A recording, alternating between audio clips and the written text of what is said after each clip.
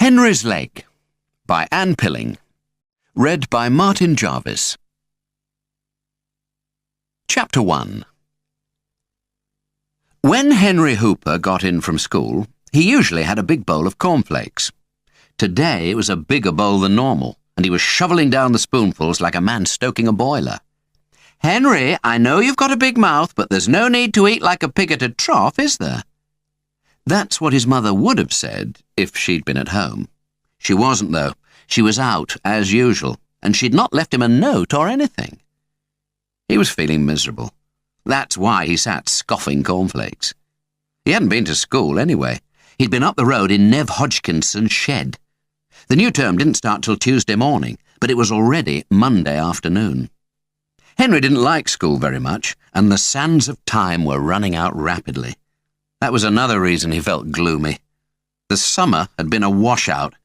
His mother had been cheerful enough because there'd been plenty of work to do.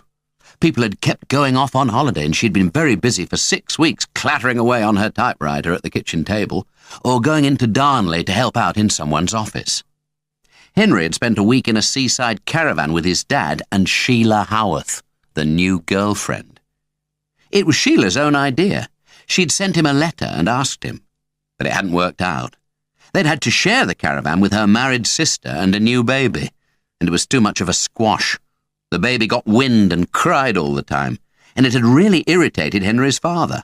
He'd shouted at Sheila, and she'd shouted at Henry for treading sand all over the caravan floor. She hadn't much liked the interesting pieces of rubbish he'd brought home from the beach either, or the crabs he'd left in the sink. They were perfectly safe in a red bucket, but she still went on about it. She was supposed to be marrying Dad, too, eventually. Wicked stepmother wouldn't be in it then. Henry'd stay at home with his mum. He couldn't understand why his dad liked Sheila. She'd been all right to begin with, but now she'd become obsessed with clean floors and personal hygiene. In a few years, she'd be just like Eunice Snell. The Snell family lived next door to the Hoopers in the last house on the Springfield Executive Development. Mr. Snell was a house agent, and when they'd built the split-level bungalows, his firm had sold them off one by one.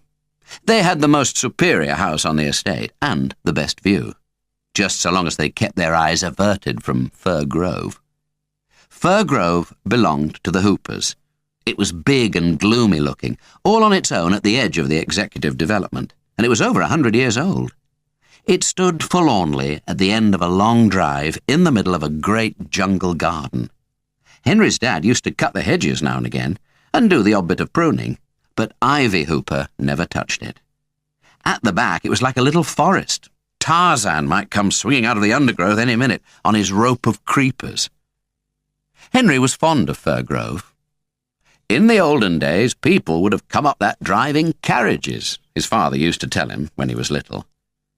The drive was full of potholes now, and all the flower beds produced was broken bricks and chip papers. It had got even more run down since Dad had walked out. Henry's mother just didn't seem to care anymore, not without his dad there. But Henry still didn't want to live anywhere else, though Mr. Snell was always advising his mother to sell up. Dad had moved out last year. He'd got Sheila, and Mum had got Fir Grove. It had become very decrepit very quickly after that because she'd had to go out to work. There was no money to see to things like leaking gutters and peeling paint, and no time either. Eunice Snell always had plenty of time. She kept dropping hints about the thistles and dandelion seeds that floated over from the Hoopers' garden and ruined her lawn, and she was always hacking at their dangling climbers with big secateurs. Now she'd got Frankie to look after, Henry thought she might cool off a bit and stop nagging, but she still spied on them. The Snells must be the most organised family in Darnley, and their Frankie the most organised baby. The cornflakes packet was empty, but Henry was still famished. Why was there never anything to eat in this house? He found bread and margarine and began to make himself a tomato sauce sandwich. Dinner had been a sandwich too. A very small one. No wonder his insides were meeting in the middle. Mum had promised him something good for tea tonight, but so far there were no interesting cooking smells drifting from the oven. It'd be bacon and eggs again, or they'd go and have chips in Jubilee Road, He was starting to look like a chip. Suddenly, Henry remembered where his mother was. She'd gone over to Bell Street Junior's for some school uniform, at the last minute, as usual. All the other parents had bought it in July, when they'd been told. This special sale was only for people who'd been unavoidably absent first time around, and for new parents. "Well, I forgot," she'd said, rather sheepishly, when Henry complained he'd be walking round school in his vest and underpants. "I don't approve of this uniform lark anyway, not when you're going to the comprehensive next year. That's why I forgot, Henry. It was psychological." He could see her point. Making the older ones have uniform was silly, really, and it would never have happened if Bell Street Juniors hadn't been merged with Oakdean Primary because of falling roles. That's when the rot had set in. Henry had quite liked school before the bossy brigade arrived. They'd kept Bell Street open because it was bigger. The Oakdean mothers didn't like it at all, but there was nothing they could do. So they'd got up a parents' committee, and now they were busy trying to change everything inside. Uniform, for example. They'd always had a uniform at Oakdean. "It does raise the tone of the school," Mrs. Lillian Pargeter had confided to Mrs. Snell. "And there's no need to buy anything new, of course. We'll fix up a sale of second-hand stuff for the poorer ones." Her son Jonathan was a real drip. He came from Beeswood, a leafy suburb with moorland views in the poshest part of Darnley. He was learning the flute, and his school shorts came down to his ankles. Who wanted to be like Jonathan Pargeter? As Henry sat glumly chewing his sandwich, something was pushed through the letterbox. He wandered down the hall and picked a newspaper off the doormat. It was the Darnley Star, the local free paper, out every Monday and full of terrific bargains. Not that Henry could buy any at the moment. He was skint. He'd worked out that his pocket money, when his mother remembered, must be 2/3 below the national average, and he'd just invested it in a pair of gerbills from Nev Hodgkinson. "When they produce," Nev had explained, "which will be any time now, you can go down to the pet shop with them, and they'll give you 50p for the babies." 50p each? Yes, I think so. It'll soon tot up anyway, then you'll be rolling. Nev had been dead keen to sell Henry those gerbills. Well, there were no signs yet. The male was enormous and spent all its time guzzling in a corner and going to sleep. The female was thin and anxious-looking and ran up and down the cage 10 times a minute, shivering and twitching. Nev didn't give his animals names. He was always on the make, and he had a very quick turnover. He got rabbits now, anyway. But Henry felt that pets weren't human unless you called them something. After some thought, he christened the fat one Big Daddy, and the thin one Eunice Snell. Rolled up inside the Darnley Star was a sheaf of advertisements. One was from the Bingo Palace in Rochdale Road. "This way to fun and fortune," it said. "It's not your money we want, it's your friendship." Pull the other one, thought Henry, screwing it up. Another came from a local building society. It featured a fat boy in a dunce's cap sitting on a great pile of money bags. "Be a financial wizard at 16, it urged him. Some hopes. Henry made a ball of it and chucked it into the bin after Fun and Fortune. A big glossy leaflet from Kelly's Kitchen Showrooms looked rather more promising. "Write a 2-line slogan about Kelly products," it suggested, "and win the kitchen of your dreams."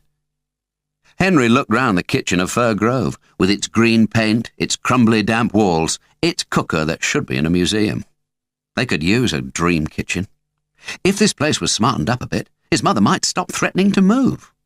Every time rain came through the roof or another bit of the fence collapsed, she went into a mood and began talking to Mr. Snell. Dad had always been promising to do the kitchen up, but he'd never got round to it. That was the kind of thing they were always arguing about. Henry stuffed the brochure in his pocket and started to read the free paper. The back page was the best, with its "nothing more than a pound" column. He was a great collector of junk, and he'd found some cracking bargains in the Star. Not lately, though. Now all the typists were back from their holidays, his mother was between jobs again. A little notice, all on its own in a black frame, suddenly caught his eye. "Hedgehogs required. Dead hedgehogs are needed by research zoologist Keith Barraclough, who would like them put into polythene bags and deep frozen before contacting him at the Borough Road Polytechnic, Darnley 56711. Good prices paid. Henry read it twice, then went down the hall and picked the phone up. What would a good price be for a really big hedgehog? It had to be better than 50p for one of Eunice Snell's gerbil babies. Research scientists were paid quite a lot these days. He dialed the first two numbers, then put the receiver down again. What if the man asked him how old he was, and where he'd be getting the hedgehogs from? There might be a few snags if he had to go into details. He ought to get a few first and take them to the Polly in person. The hedgehogs themselves were no problem. Henry could get hedgehogs any day. But freezing them might be more difficult. This scientist wanted them deep frozen. It was no good using their fridge. It was on its last legs. The door wouldn't stay shut, and the tiny freezing compartment had no door at all. When his mother wanted to get something really cold, she always put it under the window in the front room. Henry was stumped. He rolled up the star and went back into the kitchen to throw it away. Then he thought of something. The Snells were freezer people. Next door it was frozen pizza for dinner and frozen cod in a bag for tea. Mrs. Snell had a craze for freezing things, and she didn't always defrost in time. She'd once invited Henry to tea, and they'd had crunchy ham sandwiches with ice in the middle. They'd got two freezers, a big one in their kitchen and an even bigger one in the garage. That was the one to go for.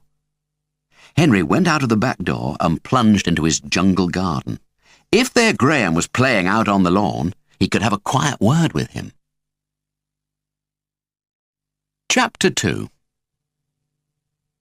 He went halfway down the garden and scrambled up into an old lilac tree. It leaned right over the fence and gave him a perfect view of Snell's. The neat square lawn on the other side was bright green and curiously flat, as though someone had been over it with a vacuum cleaner. Mrs. Snell hoovered everything inside. Every single morning she went charging round the house the minute their Frankie had gone to sleep in his pram. This lawn looked as if it had been manicured with scissors. There wasn't a grass blade out of place, and in the brown weedless borders everything was planted in tidy rows, with the flowers all standing up to attention. It was a really boring garden in Henry's opinion, not a patch on theirs. "Psst," he whispered through the leaves. "Hey, Graham, are you doing anything? Do you want to come over?" Graham Snell was startled and spun round. He'd been standing in the middle of the lawn, peacefully playing swing ball and missing every time. He was no good at games, and his arms were all stringy and thin like his mother's. He had funny ears, too, very pink and a bit crumpled at the edges, like one of Nev Hodgkinson's rabbits. He looked very professional, though, in his crisp blue shorts and his dazzling white T-shirt. He was obviously all set for the Olympics. No second-hand uniform for him. "All new for our Graham," Mrs. Snell had told Henry's mother over the fence. "We can sell it back next summer if he looks after it." There was a chair in his bedroom covered with sickly pink roses. "I've promised him that when he's married," she informed visitors, "provided he's careful with it." All the Snells had one eye on the future, and that chair still looked brand new. It was hideous, and Henry wouldn't have touched it with a barge pole. He had a red sagbag to sit on, up in his attic. "Come over," he urged through the lilac branches. Graham Snell was in his class at school. They weren't exactly bosom friends. Most of the time they merely tolerated one another through the creepers. But it'd be fatal to fall out with him just at the moment. Snell cooperation was vital in the hedgehog project. Graham had dropped his bat, and yards of elastic with a pink ball on the end were steadily wrapping themselves round his neck. Henry peered in fascination through the branches as the boy tried to untangle himself. He wasn't making a very good job of it. He'd be strangled in a minute. "Well, are you coming?" he repeated, when the ball and elastic lay tidily on the lawn again, with the bat placed neatly beside them. Henry was single-minded when he'd got plans. Graham Snell hesitated. His mother didn't like him playing at Hooper's in case he got dirty. But that enormous attic bedroom with its great collection of junk really fascinated him, and he'd only been up there twice. "All right," he said slowly. "But I won't be able to stay very long. Mum's down at the baby clinic with Frankie." He had a thin, wobbly sort of voice, just like his mother's. He was a boy Eunice, really, Henry decided. The baby, on the other hand, looked more like its dad, fleshy and fat, with a smooth round head like a pink balloon and a huge letterbox mouth. Sometimes, when he had a tantrum, the great red slit opened in a roar. Mrs. Snell suffered from nerves. When Frankie screamed, she put his pram at the bottom of the garden and shut all the windows. "Hey, I thought you were coming over," Henry shouted. "I am, but I'll come down the drive. Let me in at the front, will you?" "Honestly." He did a quick Tarzan leap out of the lilac tree and pushed his way through the tangled shrubbery towards Fir Grove. Any self-respecting boy would have squeezed through the fence. There were enough holes in it. A notice on the bedroom door said, "Darnley Tip." Henry tried to push past into the attic, but Graham had spotted it and stood there staring, with a silly grin on his face. "Who did that then, Henry?" "My mum. She thinks this room's a bit of a mess." Mess wasn't the word. There was twice as much junk as last time, and Henry was obviously running out of space.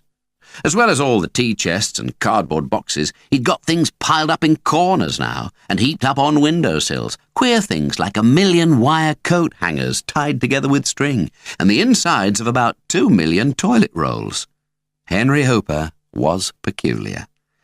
"Where do you sleep?" said Graham. There was no sign of a bed.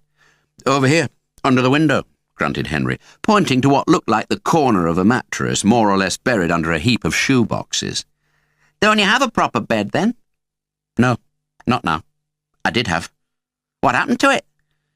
"Oh, it collapsed," Henry explained, feeling vaguely foolish. Then he added enthusiastically, "It's good sleeping on a floor. It's good for your back." But Graham Snell didn't look at all convinced. What if mice crawled over you in the middle of the night? Or spiders? There'd be both in a place like this. It was a tip. Henry was starting to feel rather uncomfortable. He shouldn't have invited Graham Snell up here. He just stood there, gawping in his flashy Olympic shorts, asking a lot of silly questions. It was quite obvious that he thought Henry was a nutcase. He was no doubt thinking about his own neat room at home with its Superman wallpaper and its posters of common British birds, not forgetting the chair. The attic might look a mess to an outsider, but in its own weird way, it was quite organised. Henry Hooper was an organised boy. All his boxes were carefully labelled in felt tip. "Copper and brass," Graham Snell spelled out, his watery blue eyes roving round, "miscellaneous, electrical, and Second World War." Most of the stuff in that one had come from the army surplus store in town. They'd got some real bargains in that shop. His mum had bought him his gas mask from there on his last birthday. "What do you want all this stuff for, Henry?" she'd said on the birthday morning, handing over the gas mask, all done up in Snoopy paper. And that's what Graham Snell was saying now. "What do you keep it all for? It can't be worth much." "Oh, it'll come in," said Henry. That was all he ever said. He didn't always know why he wanted things. He just wanted them. So he picked stuff off rubbish tips and out of dustbins before the refuse lorries came round. People threw the most amazing things away sometimes. Really good tins with lids on and pieces of copper tubing and old irons that still worked. Henry brought stuff like that home quite often and carried it upstairs to his attic. One thing he'd always fancied was the biggest organ pipe in Nelson Street Chapel, where his gran went. Wanting that great silver pipe was Henry's earliest memory. But how could you explain something like that to Graham Snell? He'd think you were balmy. He was already looking anxiously through the window, Henry noticed, pink ears pricked for sounds of Mother's return. Mr. Snell was picking them up from the clinic, so he'd hear the car first. At the least noise from outside, Graham quaked slightly and waited for Frankie to start yelling down in the garden. If his mum discovered where he was, she'd wipe the floor with him. She disapproved of him playing at Henry Hooper's. She thought he'd get germs. "Fabulous view, isn't it?" said Henry. You could see everything from up here. The wreck with its battered goalposts, the Darnley Canal, and the ruin of Spring Mill with its 2 great chimneys. Behind were the grey-green moors, slashed in two by the new motorway extension as it ribboned its way across the hills to Leeds. Henry loved that view. His dad used to take him up on those moors at weekends, looking for buried mine shafts and the old forgotten Roman road. Sheila Howarth's arrival had ended all that. Henry missed those walks a lot. All Graham could see was rotting window frames and cracked glass. The house was a wreck. If only his father could persuade Henry's mother to sell up, Clutterbuck and Sadler could pull it down and develop the land. The firm might become Clutterbuck, Sadler and Snell then. But Ivy Hooper was a funny woman. One minute she was all for getting rid of Fir Grove. The next minute she loved it. Plotting the Hoopers' next move drove Mrs. Snell berserk. She said she didn't like living next door to an overgrown scrapyard. If the Hoopers were still there in 6 months, she said, she was moving. You didn't get people like Ivy Hooper in Beeswood. Mr. Snell, who was a quiet, reasonable sort of man, though rather obsessed with becoming a partner in his estate agent's business, was always trying to make his wife see sense about the Hoopers, but she just wouldn't listen. They've always lived in a tip, she said. Always. Long before the break-up. You know they have, George. But Henry's all right, love, Mr. Snell pleaded mildly. He's a kind-hearted sort of boy. Do anything for anyone, that sort would. And, well, just think what he's been through. Eunice sniffed. She wasn't at all sure whether a boy like that was a good influence on their Graham, a boy who filled his room with smelly rubbish, just picked up off the street. All right, she did feel sorry for him, the dad running off with a young woman and abandoning him to that scatty mother, all his patched-up, worn-through clothes and his unwashed hair. But there were standards. "Make me a cup of tea, love," she said suddenly, in rather a different tone. She'd seen a nice semi for sale in Linden Avenue, Beeswood, and she wanted to talk to George about it. Meanwhile, in next door's attic, Henry was conducting some delicate negotiations. When the freezer was brought into conversation, Graham was definitely suspicious, and Henry had to use bribes to get what he wanted. He was like his father. He never did anything for nothing. That was how you got on. "What do you want it for?" he kept saying. You'd have thought Henry was planning to steal it, TV dinners and all, and hide it in his attic. All he wanted was a couple of cubic feet for a few hedgehogs. But he couldn't tell Graham that. "Oh, it's just something I'm working on," he said vaguely. "I've got to freeze something hard. Look, it's not very big, and I'll wrap it up properly. It won't be for long anyway. Come on, Graham." After a bit of wheedling, the puzzled Olympic champ agreed to hide Henry's mystery item under the sprouts. His mother had done a bulk buy on them last winter, and it was still sprouts with everything. There were bags and bags of them in the garage freezer, and no danger of reaching the bottom yet. If Henry stuffed his package out of sight under Mr. Snell's workbench in the garage, Graham promised to deal with it when his mother was out of the way. In return, he got some stuff for his model railway, 12 polystyrene tiles to cut up into houses, and a big lump of green foam rubber to make trackside woodland. Graham Snell's idea of fun was to watch his little trains whiz round and round a track.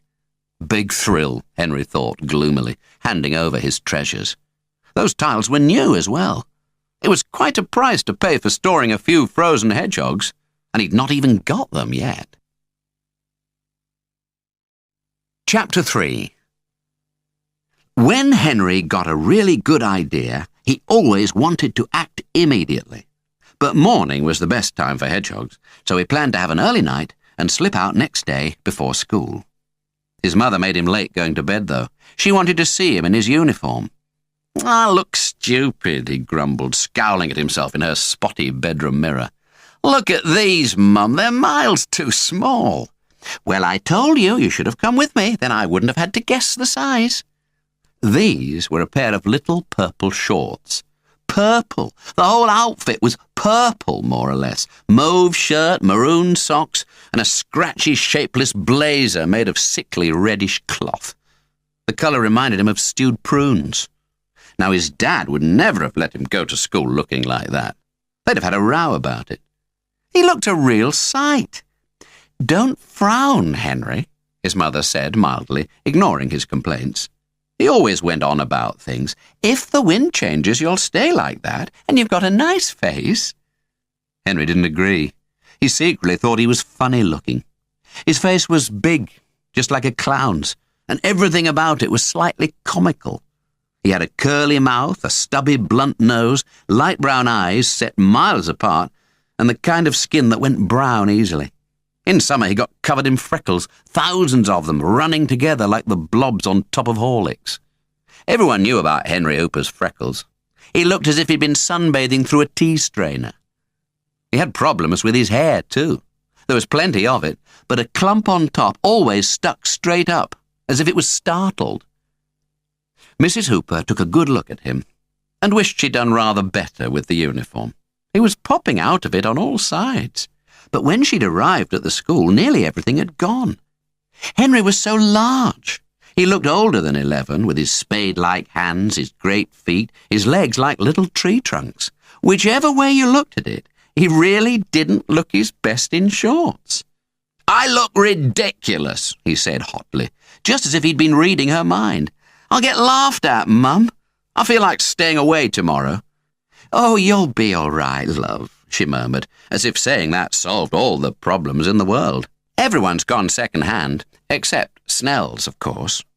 She was more interested in putting rollers in her hair. "I'm going after a new job tomorrow afternoon anyway. If I get it, we could go out on the town." But Henry had stopped listening. Good jobs were hard to come by, and he'd heard it all before. They were in for a lean time. He was already climbing up his attic stairs, unbuttoning the sickly pink shirt as he went. "Good night, love," his mother called after him. But he didn't answer her. He was trying to remember where he'd put that alarm clock that he'd found in a dustbin in Jubilee Road.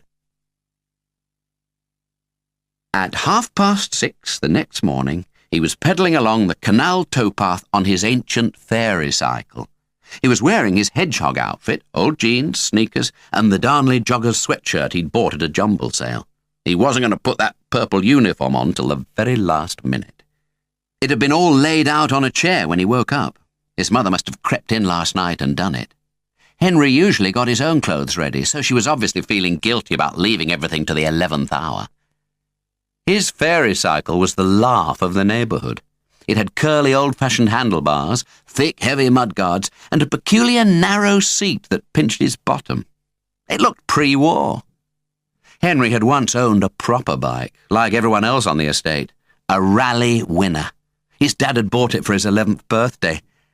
But it had only lasted a week. On the first Saturday morning, he'd rushed back from Nev's to watch Multicoloured Swap Shop and left it outside the gate. And it had been pinched. People were always nicking things in Darnley. His mother had wiped the floor with him. There'd been a padlock and chain to lock it up with, but Henry had forgotten. For weeks he'd walked everywhere. Then Nev Hodgkinson's dad turned up with this fairy cycle. He was a bit of a mystery, Nev's dad was. He was always finding things that had accidentally dropped off lorries. He liked Henry Hooper, though, and he knew how much the boy missed his dad. He could see it in his eyes when they all sat round the Hodgkinsons' tea table, with the twins throwing bread and jam at each other. Henry didn't mind about the fairy cycle being old-fashioned, but he did mind being laughed at, so he only rode round on it when no one was looking. He should try and win a bike as well as a dream kitchen, he decided, as he trundled past Spring Mill. It was the only way he'd ever get a new one. The new dual carriageway that led to the M62 was the best place for hedgehogs. He'd been along it very early with his dad and Sheila Howarth on the way to the caravan, and he'd noticed then how many things had been squashed during the night. The hedgehogs obviously couldn't be too squashed, not if the man at the Polly was going to dissect them, but this was definitely the place. What he needed to look out for were things that had been given a little knock on the head, then crept off to die. There was a footbridge over the dual carriageway. Henry stood in the middle and looked down. Quite a few cars were whopping past already, but he could see promising dark patches here and there. He unhooked his plastic carrier bag from the handle of the fairy cycle and began to walk along the side of the road with one eye open for hedgehogs and the other for police cars. He didn't want to get stopped. The first thing he saw was a dead cat. He felt quite sick for a minute. He liked cats. He approached it cautiously, hoping it wasn't anybody he knew. Hodgkinsons had 2 cats, and they kept having kittens.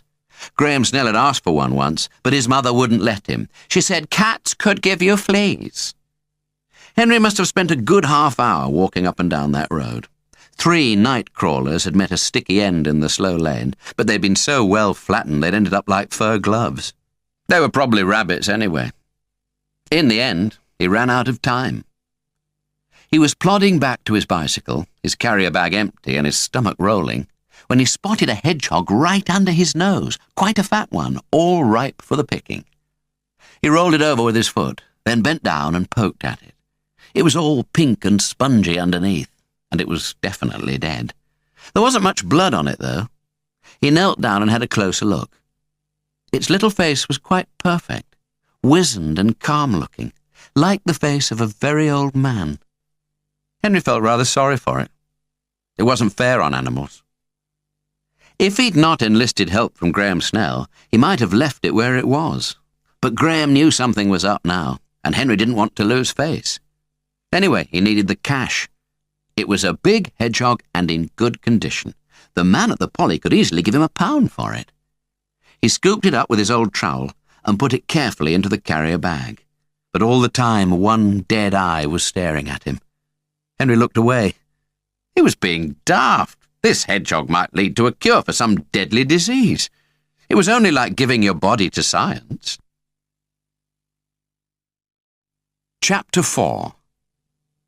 Henry and Graham usually went to school together, collecting the Hodgkinsons on the way. It wasn't ideal, but Mrs. Snell thought there was safety in numbers, and she didn't like their Graham crossing main roads on his own. The Snells had the smartest house on the estate, and the Hodgkinsons had the shabbiest. Nev's parents were rather easygoing. They had 5 children and a front garden full of dismembered cars. They were another reason for moving to Beeswood. At 8:10, the hedgehog was safely hidden under the sprouts, and the 2 boys stood outside Nev's front door. Graham's uniform was brand new, and he was looking unbelievably pink and clean, shiny almost, as if he'd been put through a car wash. He was clutching a string bag that contained a new football. Nobody was allowed to play with it yet, though, in case it got marks on it. Henry was bulging out of his clothes. "You'll have to get me a bigger shirt, Mum," he'd told his mother at breakfast. "This collar's killing me." But Mrs. Hooper believed in making do. She could always move the buttons.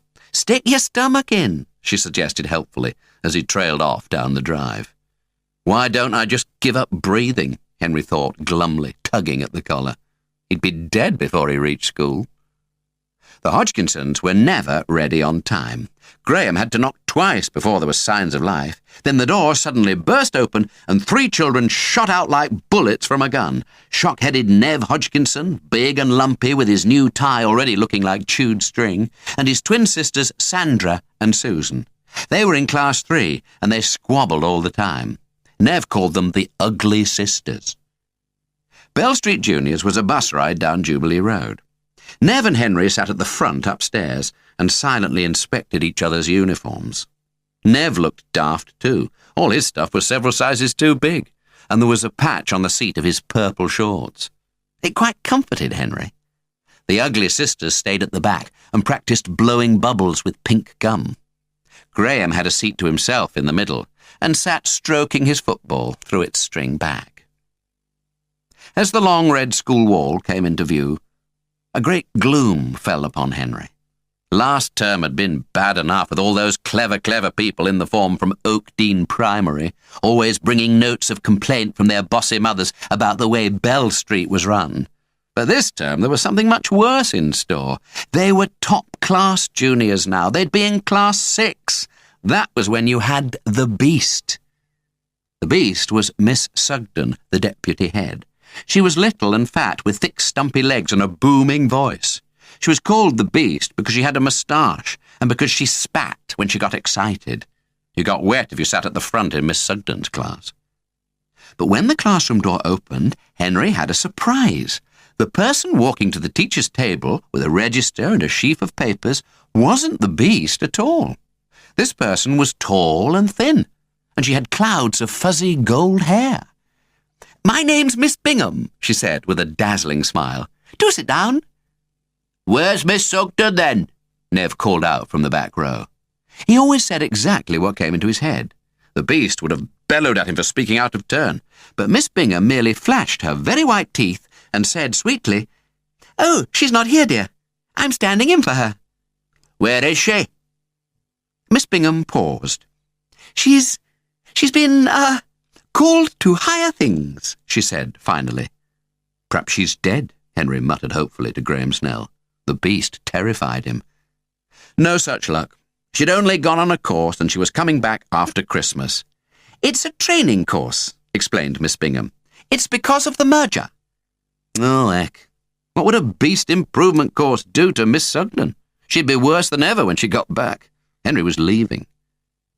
On the first day, the class teachers always kept their children till break. This gave them an hour and a half for form business, and Miss Bingham was obviously going to need every second of it. After about 5 minutes, it became obvious that she couldn't keep order. People started to whisper, then to chat. The hum gradually grew into a roar. Nev Hodgkinson began to flick ink pellets at the girls by the radiator, and the 2 back rows organised a golf tournament with rubbers and rulers and an old wastepaper basket. Up at the front, the goody-goodies from Oakdean were trying to shush everyone into silence. Miss Bingham didn't raise her voice. She simply clapped her hands together and said brightly, "My time, children, my time now. I want to go through the register and learn all your names." My time. Henry exchanged looks with Nev. It was like play school, with Goldilocks up at the front clapping and smiling. She'd produce Big Ted in a minute. Doing the register took a long time. It was a large form now, with all the extra people from Oakdean, and nobody stopped talking. When she wasn't clapping her hands and asking for silence, Miss Bingham was having friendly little chats as she crawled down the list. Henry was bored. If she didn't hurry up, they'd miss break. Outside it was a mild September morning, windless and warm, with a deep blue sky stretched over Darnley. What a day to be stuck in a stuffy classroom. When she called your name out, you had to stand up and be talked to. "Henry Hooper!" the high voice trilled at last. When he got to his feet, a button popped off his shirt, whizzed across the room and landed in Mavis Bramley's inkwell. That was 3 gone, and a yawning gap behind Henry's tie revealed acres of pink stomach. People were laughing. "Henry Hooper," Miss Bingham repeated, rolling the name round her mouth. "Now that's a name to remember. It's a royal name too now." The front row goody-goodies sniggered and smirked. Everyone knew about Henry and his daft mother, how his dad had walked out one day and gone to live with someone in the town flats, and about Fir Grove and the way he went scavenging in dustbins. He blushed and stared at his feet. Henry was an old-fashioned name. Mrs. Snell had once told him that. She couldn't really be a lady because ladies didn't make personal remarks. Anyway, he'd been called Henry after his granddad Clegg, not after Henry VIII. "Henry's quite a trendy name these days," Miss Bingham twittered faintly, his red face telling her that she'd said the wrong thing. "I think it's absolutely fabulous anyway. Sit down, dear." He didn't feel at all trendy, with his gaping shirt front and his tight little shorts. And that drip Jonathan Pargeter had turned right round and was looking at him.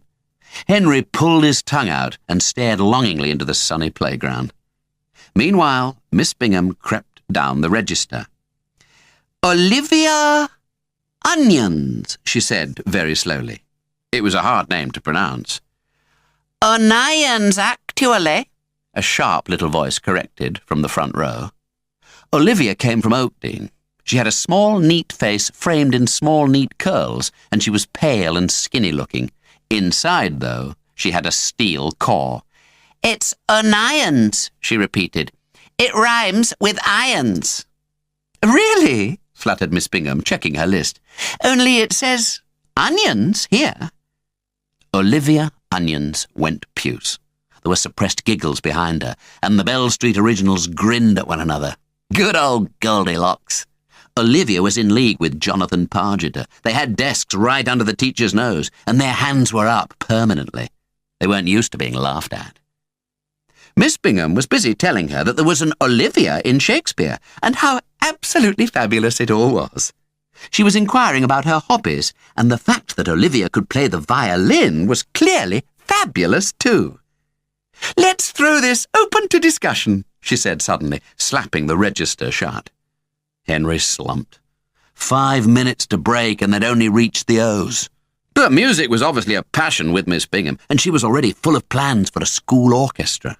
It must be the effect of all those letters from the Oakdean mothers. Of sorts, she repeated anxiously when she heard Bell Street murmurings of "can't play anything" and "oh, it's all right if you come from Oakdean. It'll be a band rather than an orchestra. Great fun. A bit of everything. Now then, what have we got so far? It could be absolutely fabulous." The stars of the band were obvious from the start. Olivia would play her violin, and Jonathan Pargeter his flute. Mavis Bramley was learning the recorder, but she'd only done 3 pages of book 1. "Never mind, dear," Miss Absolutely Fabulous said cheerfully, scribbling it down. "You can always tootle away in the background." Nev Hodgkinson said there was an old drum in their garage. "It was our arts," he explained. "It's broken, but you can still get a good noise out of it." And Graham Snell said he might be able to bring his grandfather's trombone. It was on top of his wardrobe, in a case. "It'll be mine when I'm grown up," he explained proudly. Together with that chair, Henry was thinking. Trombones were enormous. Graham Snell'd never get a note out of a thing like that. One good blow and he'd probably fall over.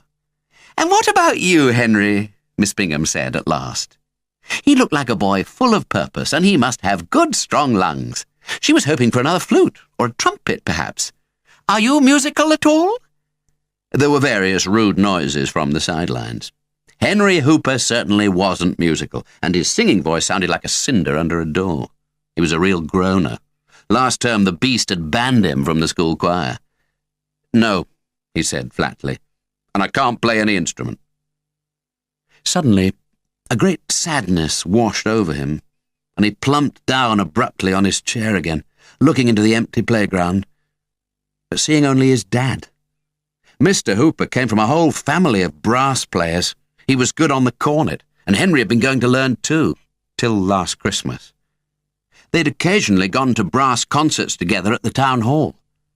And though he loved it, the music seemed to upset Dad somehow. Perhaps it was all to do with the past, and his favourite Uncle Eddie, who'd been killed in an awful accident at work. He'd been a crack horn player, Uncle Eddie had. "Well, isn't there anything you could bring, dear?" The large, tow-headed Henry, bulging on all sides out of his skimpy purple uniform, looked sad and far away. He clearly wasn't listening. The break bell was ringing now anyway, and Miss Bingham was consulting her list. She vaguely remembered talk in the staff room about this boy, some family break-up last Christmas, and a rather eccentric mother. She wished now she'd not pressed him. It had only made the other kids laugh, and he'd looked more like crying. Anyway, he quite obviously wasn't interested. But she decided to have one last go. "Nearly everyone's doing something. If we could include the whole form, it really would be fabulous." Henry's mind ran over the contents of his attic. He brightened suddenly. "I've got an old washboard," he said. "I could play that." "How?" Olivia Onions asked suspiciously. If she was going to be first violin, she didn't want competition, least of all from Henry Hooper on a washboard. "I think you use thimbles," he said slowly. "I've seen it on the telly. Groups used to do it, didn't they?" "That's right, Henry," said Miss Bingham, her big teeth flashing encouragement. "Skiffle groups had them. It's a bit dated, perhaps, but why not? It'll give us an old-time flavour. Now, bring your instruments next Monday," she said, whizzing from O to Z in about 10 seconds flat. "The area music director's coming then, and he'll advise us." In the playground, the Oakdean Brigade had gone into a huddle to talk about the new band. "Not a real orchestra," Olivia was saying sniffily, "and I'm not sure my teacher will let me, not with all my exam work and everything." Henry couldn't really see it getting off the ground anyway. For a start, Mavis Bramley could only play Jingle Bells. He could just imagine it, Olivia scraping away on her violin, the golden flute of Jonathan Pargeter, and Graham Snell busting a gut as he tried to get a note out of his granddad's trombone. It could be murder. He wasn't at all sure that he'd bring his washboard and thimbles next week. They were worth money anyway. It'd be a waste. Chapter 5. His mother was out again when he got home that afternoon. There was no message, no food, no anything, and Henry felt like crying. There were always things to talk about on the first day of term. Today there was the beast's disappearance and the arrival of Miss Bingham. There was the school band as well, and the sponsored cycle ride for charity. They'd all been given leaflets about it at 3:30. It was to raise money for the Darnley Miners' Home. Grandad Clegg had been a miner, and Henry had decided that this might persuade his mother to get him a new bike. He couldn't very well raise money for charity on a pre-war fairy cycle. There was nothing in for tea. Henry was rooting about among some old biscuit tins in the pantry when the phone rang in the hall. It had been Mum, with some tale of disaster. The caller was obviously in a coin box, and he waited patiently for the pips to finish. Last time she'd done this, it was to tell him that the floor had dropped out of the car and that she was stranded. She had a scooter now, and that was falling apart too. Perhaps it had given up the ghost in Darnley town centre. Dad had always looked after the car.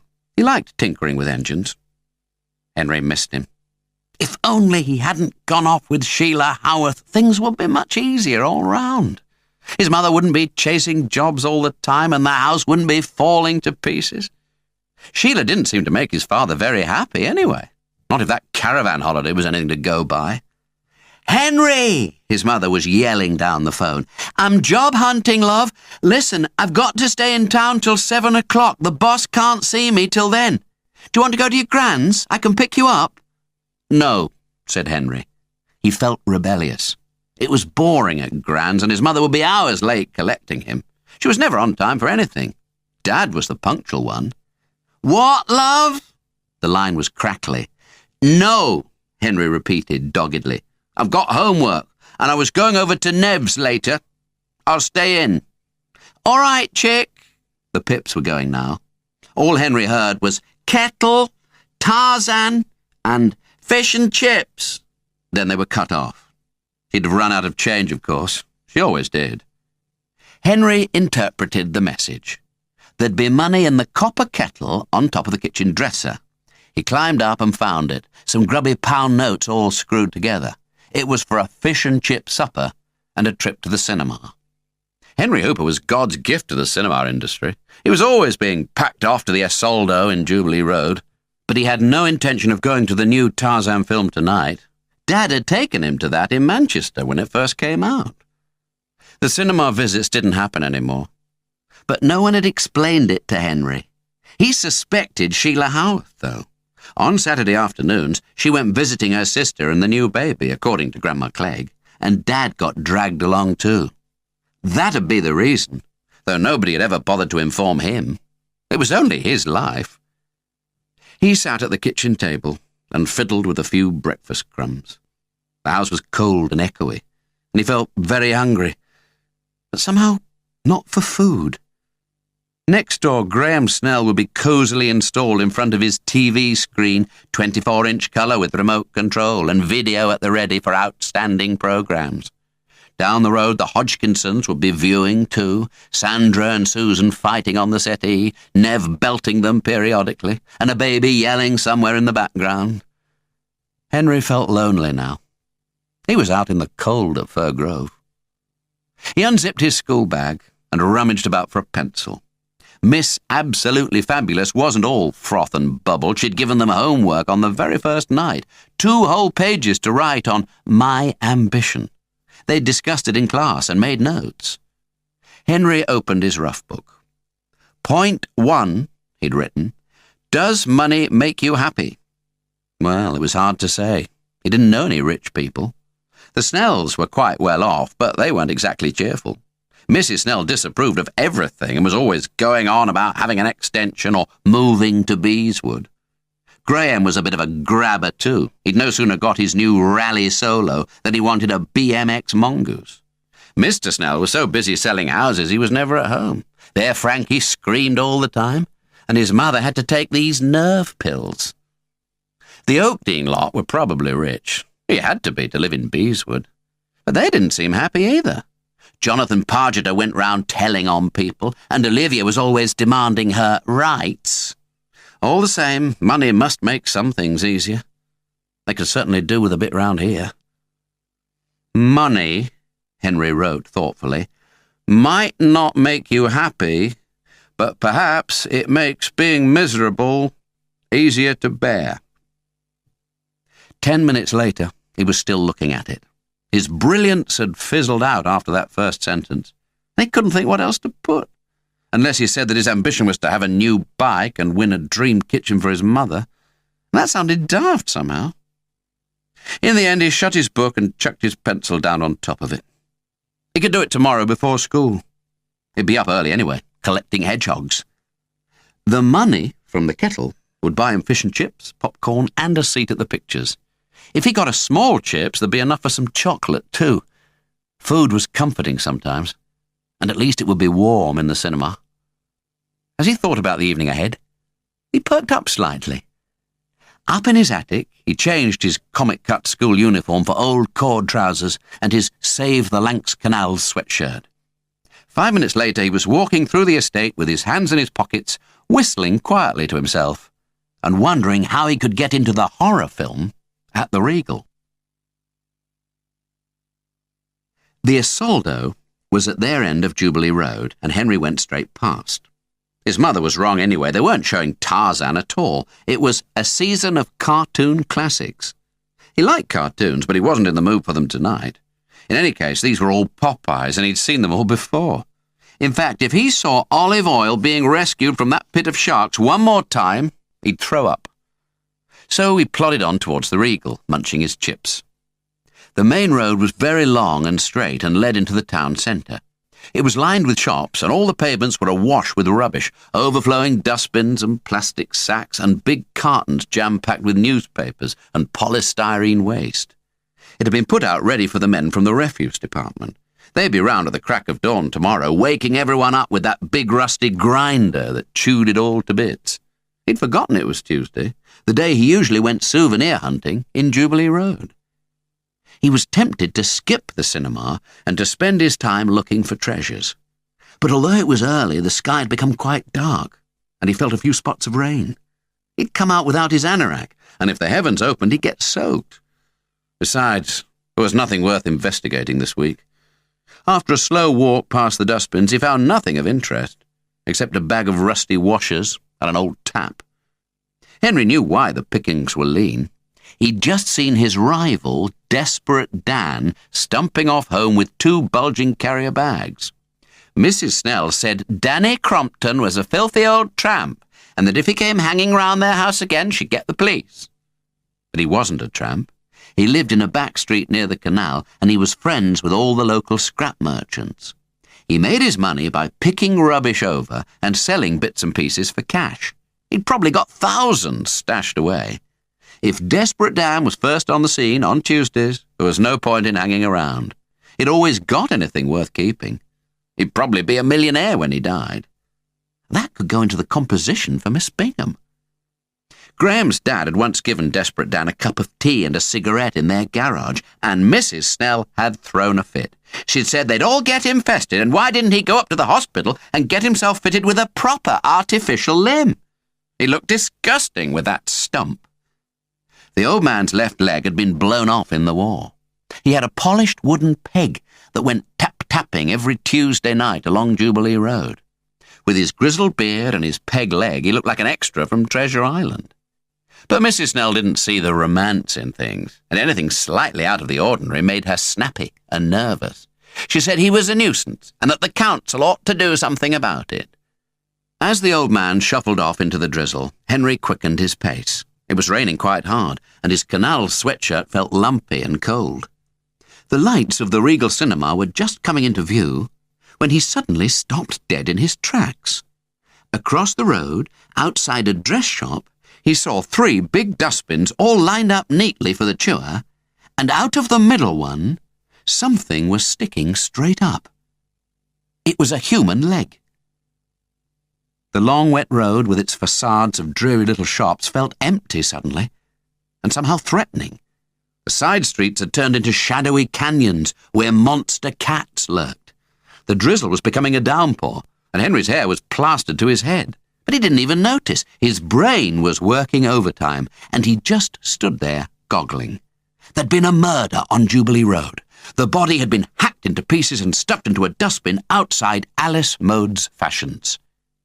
It was an old-style dress shop, expensive but good. Mrs. Snell bought clothes there, and she always looked terrible.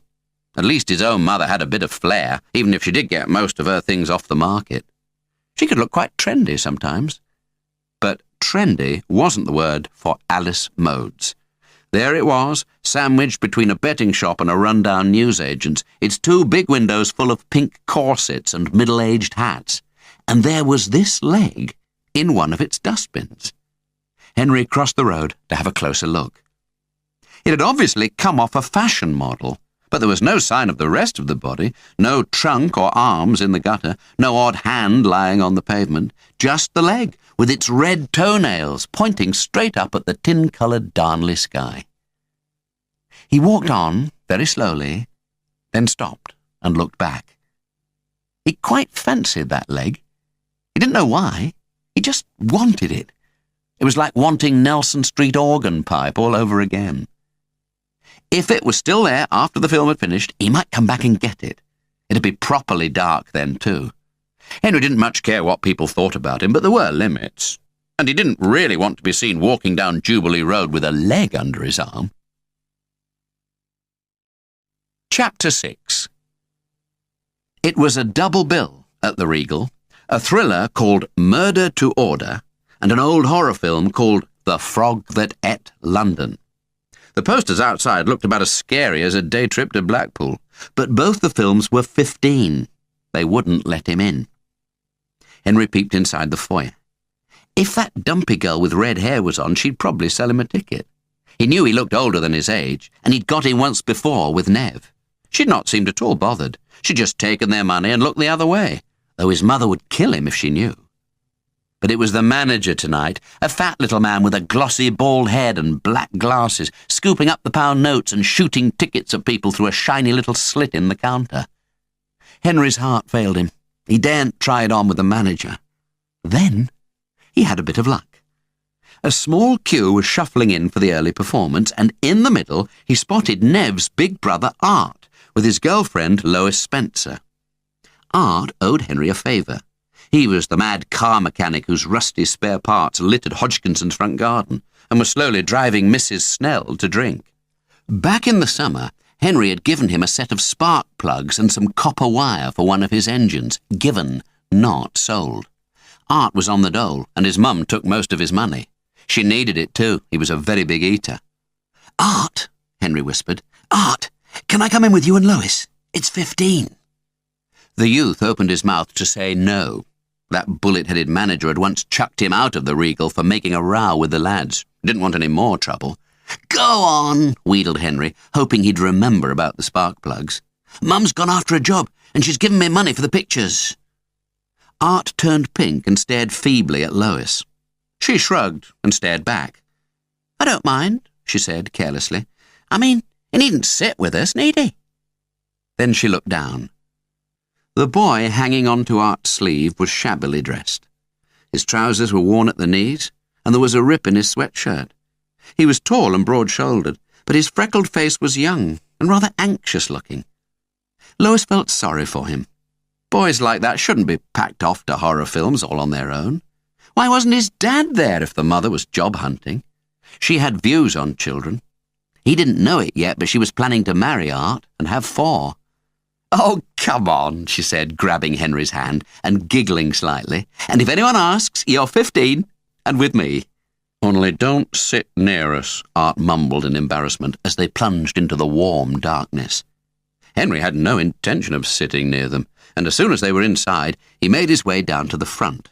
It was Lovers' Row at the back of the Regal anyway. The serious film-goers always sat in the middle. The Frog That Ate London was pathetic, and the audience laughed its head off all the way through. The monster frog was obviously made of green foam rubber, and London looked like one of Graham Snell's Airfix models. Henry could have done a better job himself. There was one spectacular moment when the frog got into Westminster Abbey for the Queen's coronation. They'd used some old newsreel film, and it got quite interesting, especially when the Archbishop of Canterbury had his head bitten off. It went over the top after that, though. There were just too many dukes and duchesses being torn limb from limb by the frog, and Henry grew bored. He couldn't concentrate anyway. He was thinking about his leg and wondered whether someone had nicked it. He was also worried in case that fat little manager came round to check up on him. It was rather nerve-wracking sitting there all on his own. The horror film was accompanied by the usual loud music, but for about 5 minutes in the middle, there was a sudden, complete hush. The frog had got into the underground and was gobbling up the guards on the Bakerloo line, but all in a deadly silence. Henry couldn't work out whether it was deliberate to add to the suspense, or whether the Regal was having trouble with its projector again. The couples on Lovers' Row started to jeer and throw sweet papers, but Henry's ears were listening to something quite different. There were odd noises outside. First there was a bang. Then it sounded as if all the dustbins in Darnley were being rolled round and round inside a huge tin can. He was puzzled. The refuse department didn't come round with the grinder till Wednesday morning, and this was their noise.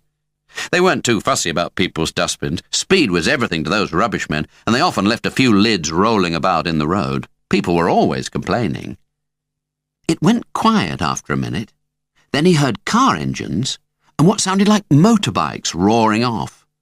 The frog music was starting up again, but feebly, as though only half the electricity was coming through. "Give us our money back!" someone shouted as the screen grew darker and darker, turning the monster to a little green blob on Paddington Station. People started to laugh and stamp, but Henry was still listening to what was going on outside. The dustbin lids had stopped clanging, and the various engine noises had stopped too. Just as the projector packed in completely, he heard a siren, starting far away and coming nearer. He decided to go and have a look. Perhaps there'd been an accident on Jubilee Road.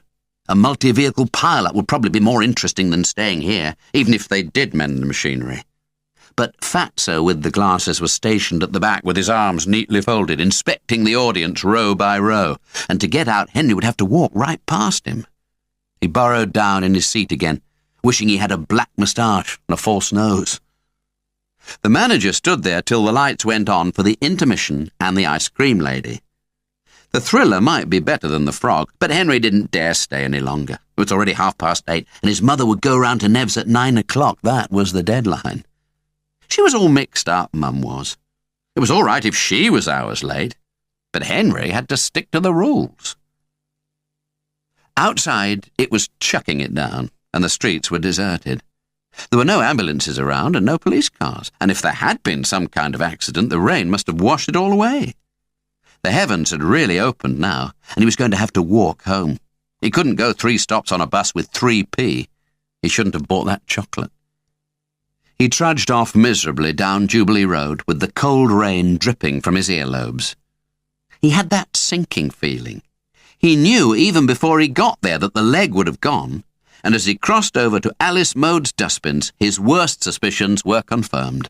Nothing was as he'd left it.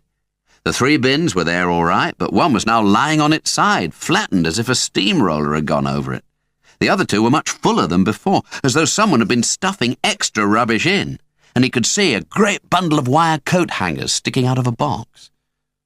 Henry wasn't bothering tonight. He got coat hangers anyway. It was the leg he wanted. He could have kicked himself. He'd exchanged that leg for 2 hours' boredom in which a giant frog had pulverised the entire royal family. He should have taken it while he had the chance. Then he saw a pink foot sticking out from under a parked car. After the recent bloodbath in Westminster Abbey, his heart flipped over and his head swam about. He definitely heard sirens while he was in the Regal. They could well have been ambulances, and this foot might belong to... "Oh, don't be ridiculous," he told himself sternly, and marching straight across the road, he bent down and grabbed. The foot was cold, plastic, and hard. It had never been alive. He pulled the whole leg out and hugged it. Some maniac must have come roaring down here in the wet and skidded into Alice Mode's dustbins, scattering rubbish all over the road. Someone else must have helpfully stuffed it all back again, all except the leg. Lucky old Henry. He wanted to examine it at once under the streetlight. Then he thought of his mother anxiously hammering on Nev's front door. If Mrs. Hodgkinson reported that she'd not seen Henry all night, Mrs. Hooper might panic, and he didn't want that. Not now that he'd got the leg, and the evening had turned out better than he'd expected. Happiness was a funny thing.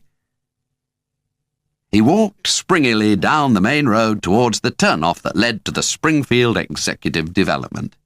It was such a wet night that there was no one left in town to look at him anyway. No one to snigger at the shapely pink foot with its red toenails sticking out jauntily from under one arm. But somebody else had spotted that leg. As he went past the entrance to Egypt Street, a little side road that led to the canal, he collided with a silent, hairy figure, all muffled up in a trailing plastic mac. It was Desperate Dan, minus carrier bags. What on earth was he doing here? Why wasn't he at home, going through his pickings? The old man lurched up to Henry and made a peculiar hissing noise. That was another of Eunice Snell's theories, that he was a bit weak in the head and probably stone deaf too. Otherwise, why didn't he talk in proper sentences like normal human beings? There was nothing much wrong with Danny Crumpton's head. People with addled brains didn't make a small fortune from scrap metal, and he could certainly talk when he had to. He could say, "Cup of tea," and "Give us a quid for a packet of fags." Anyway, it was that which had got Father Snell into trouble with the hawk-eyed Eunice. Danny simply talked when he had to, and not otherwise. It seemed reasonable enough to Henry. But the way the man kept poking and prodding at the leg unnerved him. There were no streetlights in Egypt Street, and the rain was still bucketing down and sending cold trickles down his neck. He wanted to get home now, and he wasn't going to give up his find. He was half a head taller than Desperate Dan, and a lot heavier. "Get off, Danny," he said, giving him a push. But the old man wouldn't go away. He was feverishly trying to yank the leg out from under Henry's arm. He'd been drinking. The boy could smell it now. That was it. He'd been in the Bay Horse and had one too many. "I said, get off," Henry repeated, still rather frightened, but bolder now he'd realized Danny was simply tipsy. Eventually, he gave him a great big shove, tightened his grip on the leg, and pelted off down Willow Way. He knew a short cut through there, along an alley, and it would get him onto the estate quicker than going along the main road. He collided with his mother on the front step of Fir Grove. She was opening an old red umbrella and pulling her coat on. "Hello, love," she said. "I was just going to Nev's. You're late. I was starting to worry." It was dark in the porch because the light socket was broken.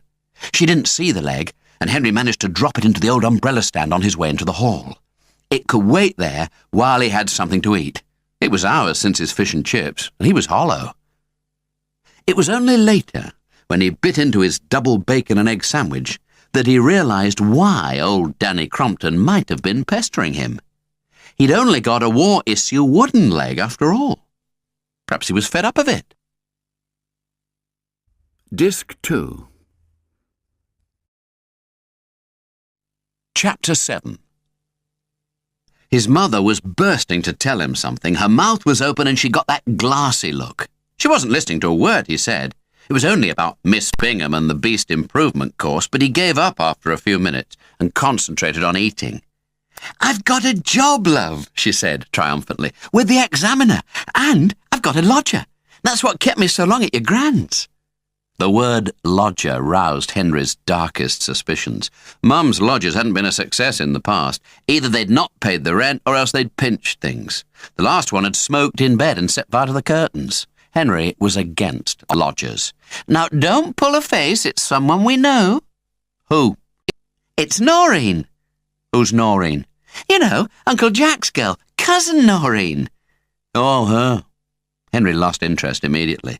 It was years since he'd seen Cousin Noreen. She was a fat little girl with ginger plaits who was always going to the toilet at parties. "Why's she coming here?" he said moodily. "Well, your uncle's retiring, and they've bought a house near Harrogate, but Noreen's just started an art course at the Poly, and she wants to go on with it." "Well, which room's she having?" He might as well know. It was obviously all settled. Mrs. Hooper paused. He wasn't going to like this. "I'm giving her the other attic." "Oh, Mum, why?" The third floor was Henry's little kingdom. He dreamed his dreams up there, and he didn't want Cousin Noreen barging in and interfering. Well, she paints and she makes sculptures and things. She needs space. Now, don't be awkward, Henry." "Well, it'll be a mess," he grumbled. "Oh, that's funny, coming from you." "Listen, chick, we need the cash, and Noreen's perfect. Better the devil you know than the devil you don't. Come on, it's bedtime. We'll clear it all out at the weekend." He liked the "we." He'd be the person humping all the junk around. He was stronger than his mother. Anyway, she was too easily distracted. She'd end up sitting on the floor with a mug of tea and a fag, giggling over old photographs. He could just see it. Cash. Everything boiled down to cash in the end. They didn't need a lodger at Fir Grove. They needed Dad back. "Why haven't we ever got any money?" Henry said suddenly. Mrs. Hooper jumped. This was his dangerous voice. He wasn't easily fobbed off in this mood. "What do you mean, chick? We've got a roof over our heads, haven't we? And this great big house and clothes to wear." She shouldn't have mentioned the clothes. "Yes, and just look at them. I lost 3 buttons off that shirt this morning during register. I'm going to have to slim, Mum. Everyone laughed, too. I look a right nit in that uniform. We're poor. That's what we are. We're poor." She hesitated. "Well, the money side takes a long time, Henry, when people, split up and... But isn't there this money Dad's supposed to pay you, this maintenance? Isn't it like the family allowance or something? Anything'd help." He needed a replacement for his rally winner, not to mention a purple shirt with size 14 collar.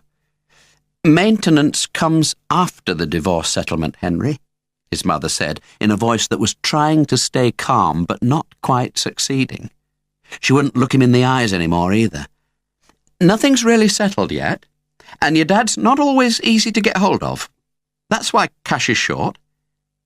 If he asked any more questions, she was going to burst into tears, and Henry wouldn't be able to stand that. He gave her a secret, sideways look. Her face was white and tight, like paper stretched over a frame. He loved his dad, but he loved Mum too, and she was the one who'd been walked out on and left. He decided to go to bed, out of the way. He tried to get upstairs inconspicuously with his leg, but his mother saw it. "What on earth do you want that for, Henry?" she said. It was the left leg of a female fashion dummy, all jagged round the top, where someone had wrenched it from its plastic socket. "Yeah, I don't really know," he muttered. He felt stupid when he saw his mother's face. She was standing in the dingy hallway, looking from him to the leg with disbelief. He was definitely getting worse. For the first time it occurred to Ivy Hooper that her son might be slightly mad. His last school report had been good, though. An excellent head for figures, the maths teacher had written. He got that from his dad, of course, together with his wandering habits.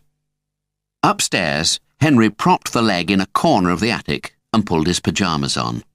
His purple horrors were neatly laid out on a chair again, all ready for the next morning, but the tight, buttonless shirt had been replaced by a brand new one. He picked it up and started to remove all the pins. His mother was infuriating, but she cared about him deep down. All the time he'd been going on about the buttons popping off, this shirt had been up here waiting for him. Henry wished now that he'd not made such a fuss about the perishing uniform. There was no money for shirts. Before getting into his mattress, he went into the front attic. They were going to have a field day at the weekend. It was piled high on all sides with bulging cardboard boxes. Nothing interesting, though. Henry had been through it all carefully years ago. From the window, he could see right down the weedy drive to the front gate. In the road there was an ugly concrete street light. It silhouetted their rotten fence against the rainy sky and shone down on the neat standard roses in Snell's front garden. 2 figures stood under it in the pouring rain. One was nothing more than a blackish blur with a pink blob for a face. But there was something rather familiar about its companion. It was short and hairy, and it wore a long plastic mac. He watched them for a minute as they stood in the ring of orange lamplight, staring up at Fir Grove. Then he saw them separate and disappear into the gloom. The big black one mounted a motorcycle and roared off, leaving the old man to hobble away through the estate on his wooden leg. It made Henry feel rather nervous, and he wondered if he ought to go down to tell his mother. But then he had second thoughts. If she knew Danny Crompton had been pestering him in Jubilee Road, she'd want to know all the details. Then she'd find out about his little trip to the Frog that ate London. He'd better keep quiet for the moment. Desperate Dan did hang about the estate anyway, and he probably had all kinds of funny drinking companions down at the Bay Horse. The alarm clock rang at 6:15 next morning. Henry sat up with a jolt and stared round. In the light of common day, the shiny pink leg looked a bit silly, and Henry felt silly. He got up, scrambled into his clothes, and chucked it in his wardrobe. It could stay there till he decided what to do with it. He might get a brainwave during school, or he might end up selling it to Desperate Dan. The old man definitely fancied it. Perhaps he didn't want a leg transplant after all. Perhaps he got the rest of the body tucked away in his house in Egypt Street. A complete fashion dummy must be worth something. The morning was grey and drizzly, and Henry skidded a couple of times as he pedalled along the towpath. This was another thing he'd have to keep from his mother. He couldn't swim, and she'd told him not to go near the canal. Getting away like this before school wasn't going to be so easy when Cousin Noreen was on the other side of the attic wall. She might spy on him. His enthusiasm for the hedgehog business was definitely waning. He didn't really trust Graham Snell to keep his mouth shut, for one thing. And besides, he ought to find out what the man was paying. He might phone this evening while his mother was watching television. The local hedgehog community must have had an all-night party, because Henry found 3 in quick succession. He could hardly believe it. There was a 4th, but it was too squashed to be much good to the mad scientist. He'd brought an old pair of rubber gloves this time, because he really didn't like touching them. When he scooped the poor things up, he closed his eyes tight. The need for money sometimes makes people do funny things. Henry spelled the sentence out to himself as he rode home. It was quite stylish for him. It'd certainly do for the essay on My Ambition. Only another 1.75 pages to go, and he'd have finished. School was depressing. It was only the second day, and he already felt like a long holiday. On the bus, Graham Snell had started hinting that he'd need some more ceiling tiles if he was going to cooperate about the freezer. It was blackmail. "Look," Henry said fiercely, "we've made an agreement and you've got to stick to it. Shove off anyway, I'm trying to finish my homework." It wasn't so easy either. The bus jogged and jolted, and he was using Nev Hodgkinson's back to lean on. There hadn't been time before, not with breakfast and Mum's plans for the attic and squeezing into his shorts. So My Ambition came to an abrupt end as the bus stopped at the end of Bell Street. It was like a rocket, brilliant to start with, then fizzling out to nothing. Henry was a whiz-kid at sums, but his English was definitely patchy. In the form room, all anyone could talk about was the sponsored cycle ride and the new band. In fact, Olivia was already scraping away on her violin when Graham, Nev and Henry walked in. It was a piece called Fairy Dance, and it sounded terrible, as if thousands of fairies were being slowly crushed to death. The minute Miss Bingham appeared, she told Olivia to put it away. "We don't need your instruments till next Monday, dear," she murmured, honey sweet, "and it's Wednesday today, unless I've got the date wrong." "Yeah, but Miss Bingham, I only—" "Put it away, dear," the teacher cooed, but in rather a different voice. Olivia was furious. She'd planned to treat everyone to goblin revels, too. Now that was really difficult. Henry watched the scene with satisfaction. Good old Goldilocks. That was the way to deal with show-offs like Olivia Onions. Though when he thought of his scrappy essay, he quaked rather. What might she say about that? There was a sharp little tongue under all that glamour. At break, everyone got their pink sponsor forms out and compared notes. The Oakdean people had obviously walked all round Beeswood yesterday afternoon, getting people they knew to sign on, and now they were totting all the figures up and bragging. It didn't seem to matter what they were raising money for. They'd just got to raise more of it than anyone else. Grandad Clegg's job down Darnley Pit had ruined his lungs, and he'd died. Henry could just remember all the flowers after the funeral. Gran had wept. Jonathan Pargeter and Mavis Bramley were having an argument now about who'd got most sponsors. They'd be fighting in a minute. It might embarrass them if Henry told them about his grandad. Perhaps it would stop them. But he said nothing in the end, and just went away on his own to have a long private think. If anybody in Class 6 deserved to go on that sponsored cycle ride for the miners' home, it was him. And if his mother couldn't buy him a new bike, he'd just have to get one himself. He'd been hoarding his junk for long enough anyway, and it was time to liquidize his assets. He would have to sell something. Chapter 8. When they got off the bus that afternoon, he saw Desperate Dan lolling in a doorway. He was clutching his carrier bags, and he seemed no different from usual. In fact, he wasn't even looking at them, but he still followed the three boys home, down Jubilee Road, along Willow Way, and out onto the estate. "He's after us," Graham Snell said, quickening his pace. "He stinks, too, and those clothes must be crawling. I'm telling my mother about this." "Oh, give over," Nev said gruffly. "You're neurotic, you are. Why can't you just leave him alone? It's a free country. He's not doing us any harm." "But he's following us." "No, he's not," said Henry, knowing perfectly well that he was. But he'd got to put Graham off the scent. He didn't want them to get into conversation with Danny Crompton in case he asked about the leg. He felt silly enough already. It was 24 hours since he'd rescued it from under that car, and he was beginning to wonder why he'd had such a craze for it. It could become an embarrassment. Desperate Dan followed them on Thursday night, too. "Clear off!" Graham Snell shouted, and he did, this time. He scuttled off toward Egypt Street with his carrier bags like an 80-year-old bunny rabbit. He was quite a sharp mover, considering his wooden leg. But he wasn't there on the Friday. Henry wondered whether Mrs. Snell had gone into battle and phoned the police. The answer was much nearer home.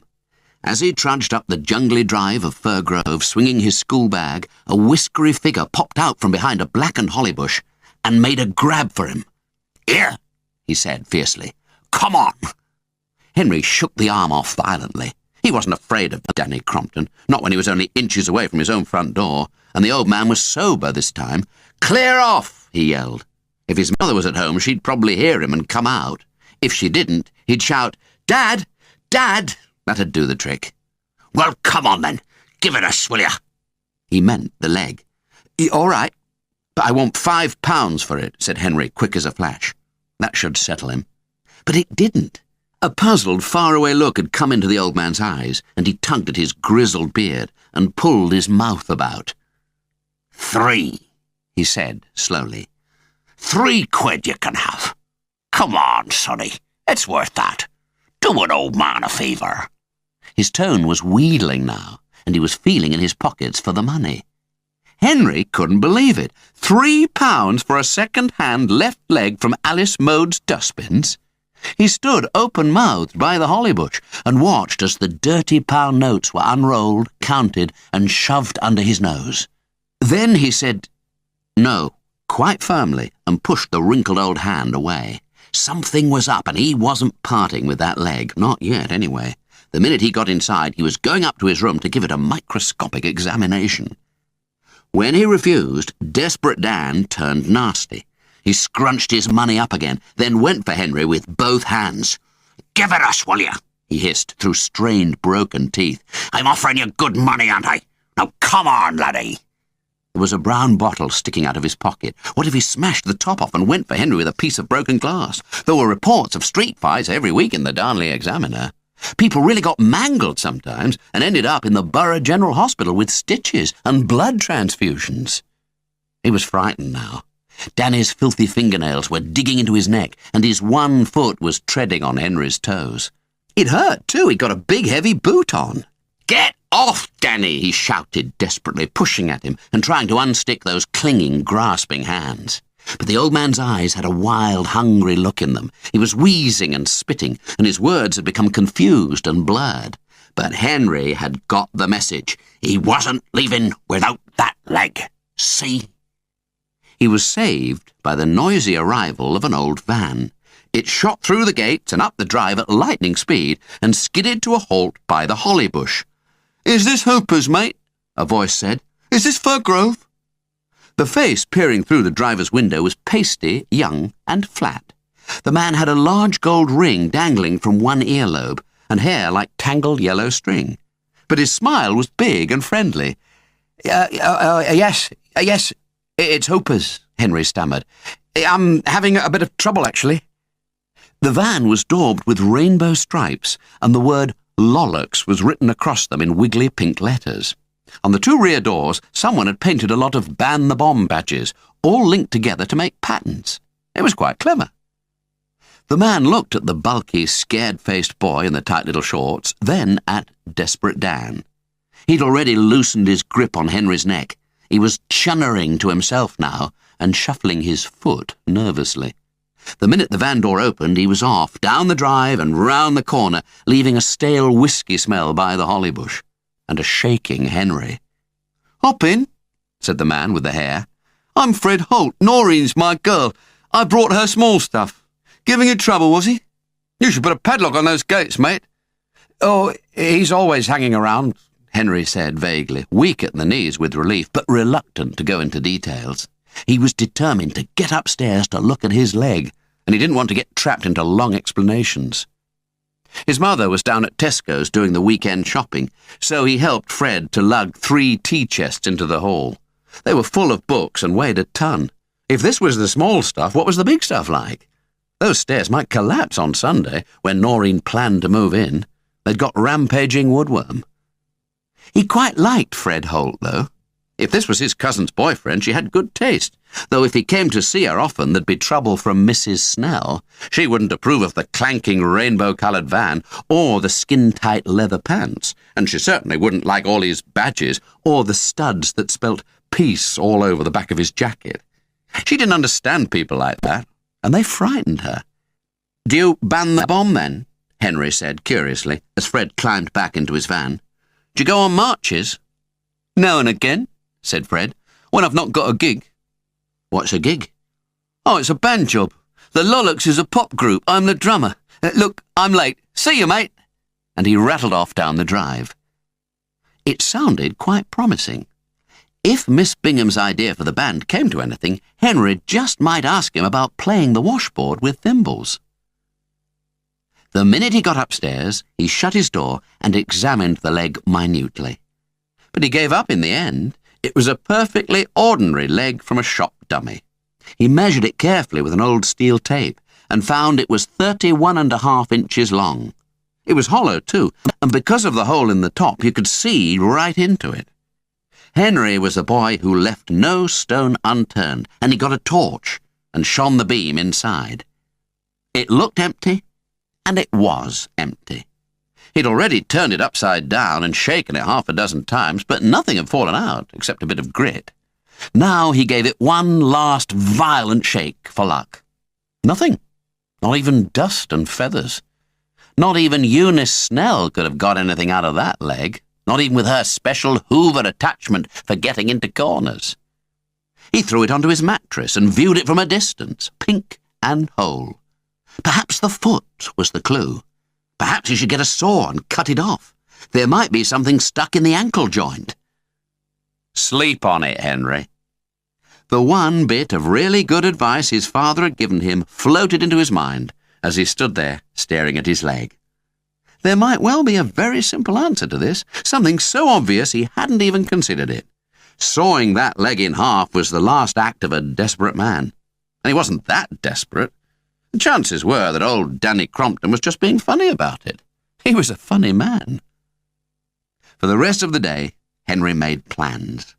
The leg was his biggest worry, with this curious hold it had over Desperate Dan. But there were other things too. Not worries so much as untied ends. Henry had a tidy mind, and he was practical. He'd got a lot of schemes in hand, but none of them had come to anything. It was time to get himself organised while he had the chance. Cousin Noreen was arriving on Sunday, and life wasn't going to be so free and easy after that. She might cramp his style. While his mother was watching Look North, he crept downstairs and phoned the Polly, but they told him Dr. Barraclough wasn't available till next week. That was blow number 1. Blow number 2 was Eunice Snell's complete failure as a mother. She was thinner than ever and completely terrorised by Big Daddy. No matter how cunning Henry was at feeding time, he always got to the grub first, and Eunice just watched him eat it, shivering away in the furthest corner of the cage. His suspicions of these two were growing by the minute, strengthened by his suspicions about Nev Hodgkinson. Nev was always full of beans, but he was distinctly slippery. Well, he'd be getting a caller tomorrow. Henry sat glumly on his mattress, watching Big Daddy stuff himself and reading the notice board that hung over his bookshelf. It was covered with scraps of paper, including a few bits of poetry he'd written in the last couple of days, since the Kelly Kitchen leaflet had arrived, wrapped up in the Star. Give your mum a treat, make her things to eat, get in the kitchen and... He'd not been able to make up an ending for that one. Perhaps the next was a bit better. Your cooking goes without a hitch in, a nice new apron and a Kelly Kitchen. Well, the rhyme was quite clever, but somehow it didn't have the prize-winning ring to it. The truth was that Henry couldn't write poetry to save his life, and his efforts to win a dream kitchen were pathetic. Anyway, Mavis Bramley was doing the competition too, and she was very good. Her father was an English teacher at the Comp, and her essay on My Ambition had been 6.5 pages long. That was another blow. After some thought, Henry climbed onto his chest of drawers and got something down from the top of his wardrobe. It was an old wooden toolbox painted black, and there was a neat gummed label on the lid, My Most Precious Possessions. He laid them all out on the mattress. There was a tobacco tin full of old coins, a broken air rifle he'd bought at a jumble sale, and a framed photo of his dad. Henry was on it too, and his mother. Someone had taken it for them 3 years ago at Grange-over-Sands. He'd put it away when Dad walked out. He didn't like looking at it anymore. That picture stood for something simple and happy, something that had ended last Christmas and would never come back.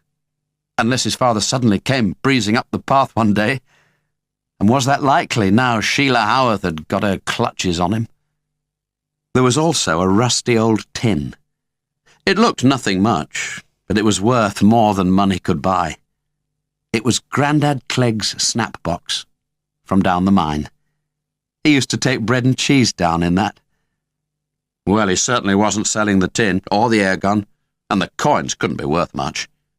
The obvious thing was the gold watch wrapped up at the bottom in a bit of cloth. It was gold. Henry had polished it up and found the special marks on it.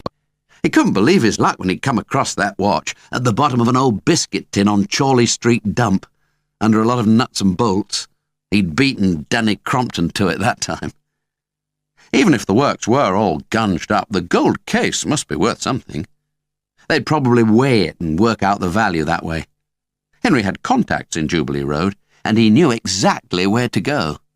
But he was going to clean it up again first. He could do that in bed.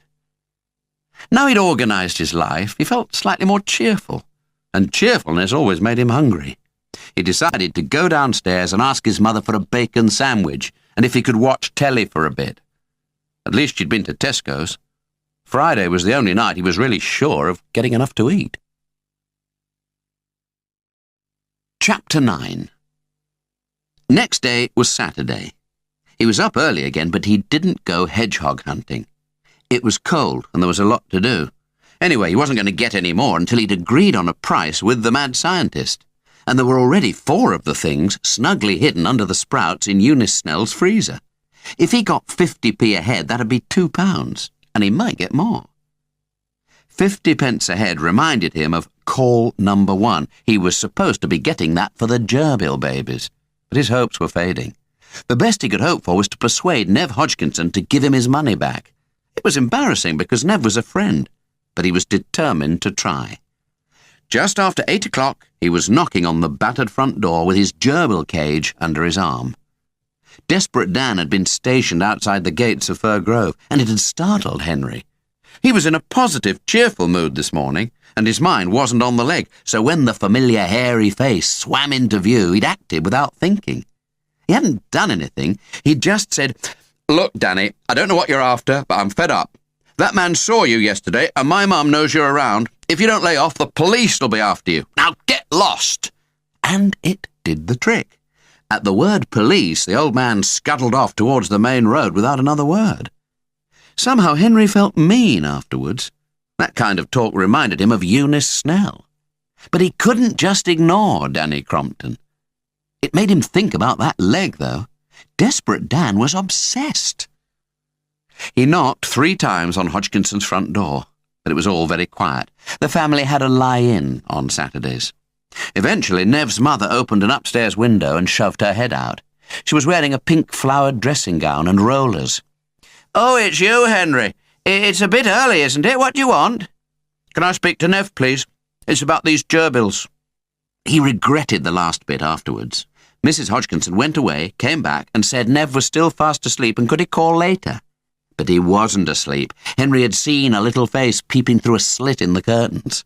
He shouldn't have said what he wanted, and he should have left the gerbil cage hidden behind the fence. "All right, I'll come back," he shouted, and he set off towards Jubilee Road. It had taken him 20 minutes to walk into town, and by then it had been 8:30, and they'd have opened up the covered market. He got there just as the parish church clock was striking. The old market was a tempting place, especially when you were an early customer like Henry. It was full of interesting smells, and men whistling and shouting, and delivery boys cycling about with baskets full of chops and sausages. There was always plenty of fascinating rubbish, too, no matter what time of day it was.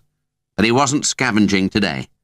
He walked straight up the central aisle into the pet store at the far end and dumped his gerbils on the counter. He was the only customer in the shop, so the jowly-looking man behind the till gave him his full attention.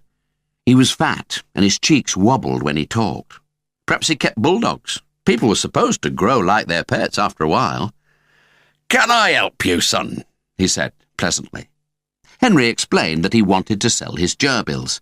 "They're supposed to be having babies," he explained, "and I was going to sell those, but, well, there's nothing doing and I've been waiting for weeks." The man thrust his great jowls right up to the cage. Big Daddy squeaked and Eunice Snell hid in the straw. "Well, she looks ready to produce," he said admiringly. "What a whopper. I'd hang on to her if I were you." "No," said Henry, "that's the male. It's the thin one that's pregnant. Well, that's what Nev said." "Mind if I look?" No," faltered Henry, watching a great red hand disappear into the wire cage. One by one, the gerbils were scooped up, turned over, inspected, and dropped back. The man snapped the little door shut and looked at Henry rather sorrowfully. "How long did you say you'd been waiting?" he said. "Weeks." "Well, don't wait any longer, son. They're both males. You've been done." "I knew it," thought Henry. "All that money, all that cleaning out, all that careful feeding for nothing. Both males. And just look at them. One needed to go on a crash diet, the other was in the middle of a nervous breakdown." He didn't want them anymore. "Will you buy them off me?" he said tentatively. "I don't want much for them, and they're a real mess at home. I only got them for the babies." The man with the jowls looked thoughtful. There was something a bit comical about the hopeful, freckled face, but something sad, too. There was a kind of longing in the boy's eyes.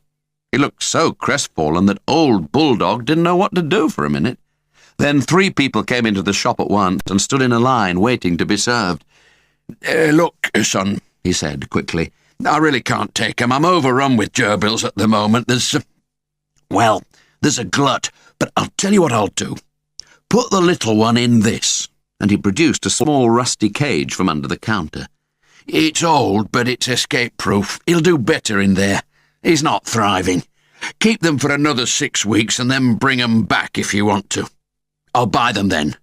I always get a lot in for Christmas." Like turkeys, Henry thought gloomily, plodding back through the covered market. Like sherry. The man had been very reasonable, but the place for those gerbils was down Nev Hodgkinson's neck. He'd do it as well, given half the chance. Meanwhile, he was rechristening them the 2 Ronnies. He had another go at Nev as he walked home through the estate.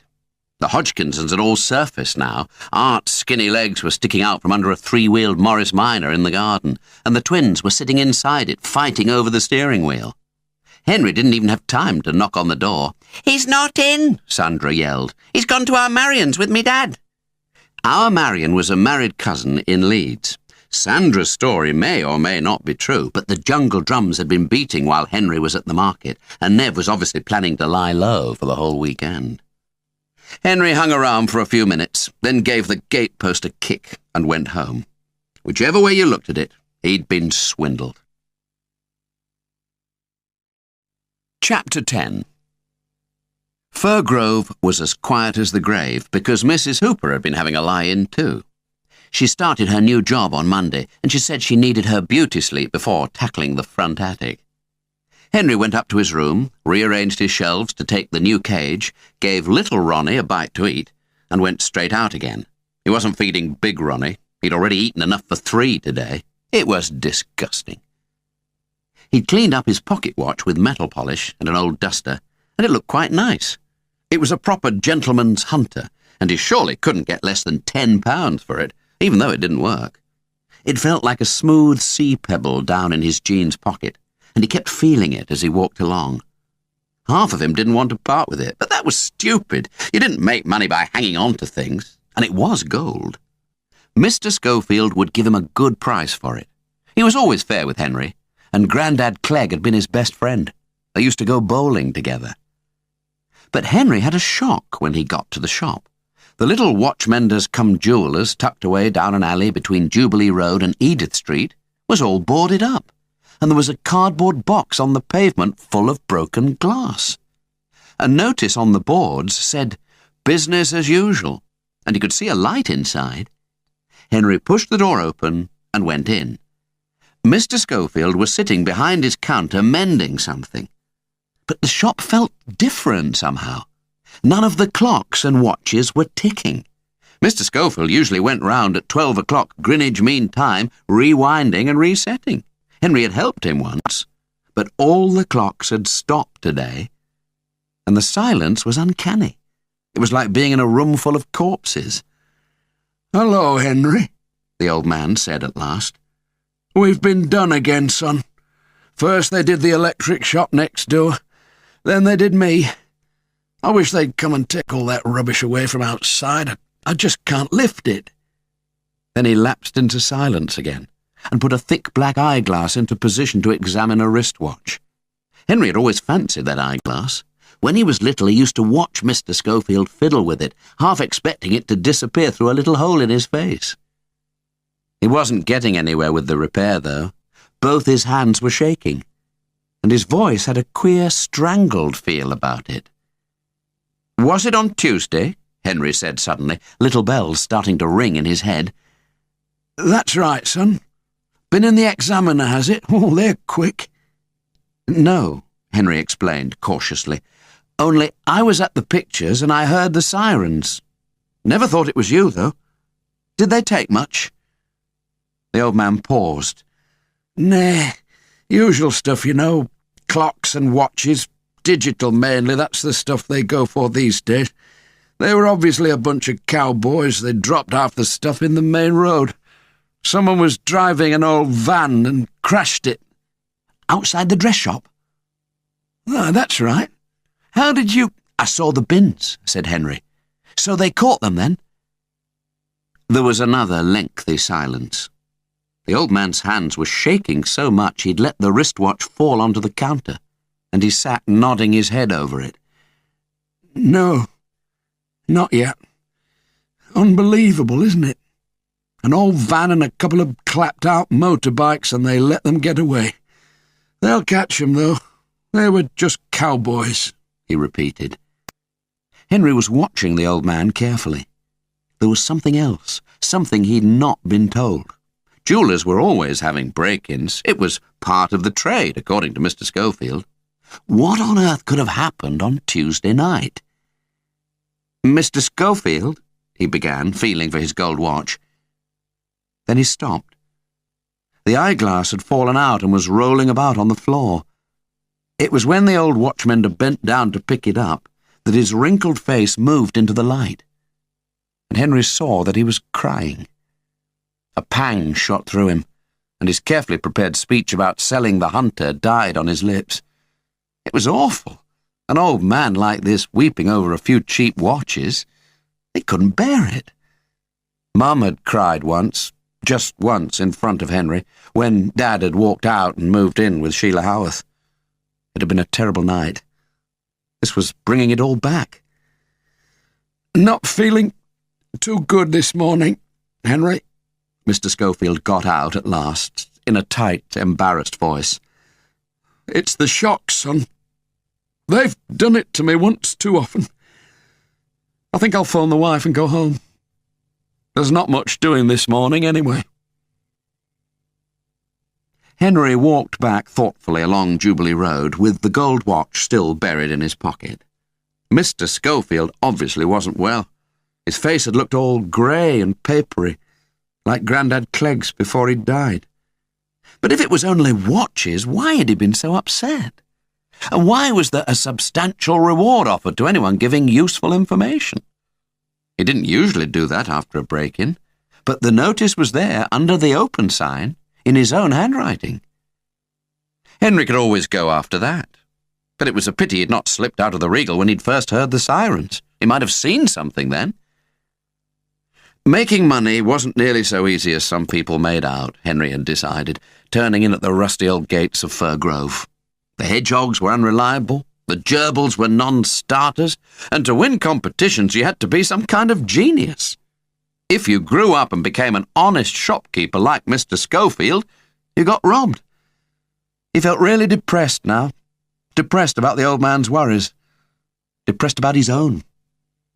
His mother was in the bath when he got home, singing tunelessly in time with the radio.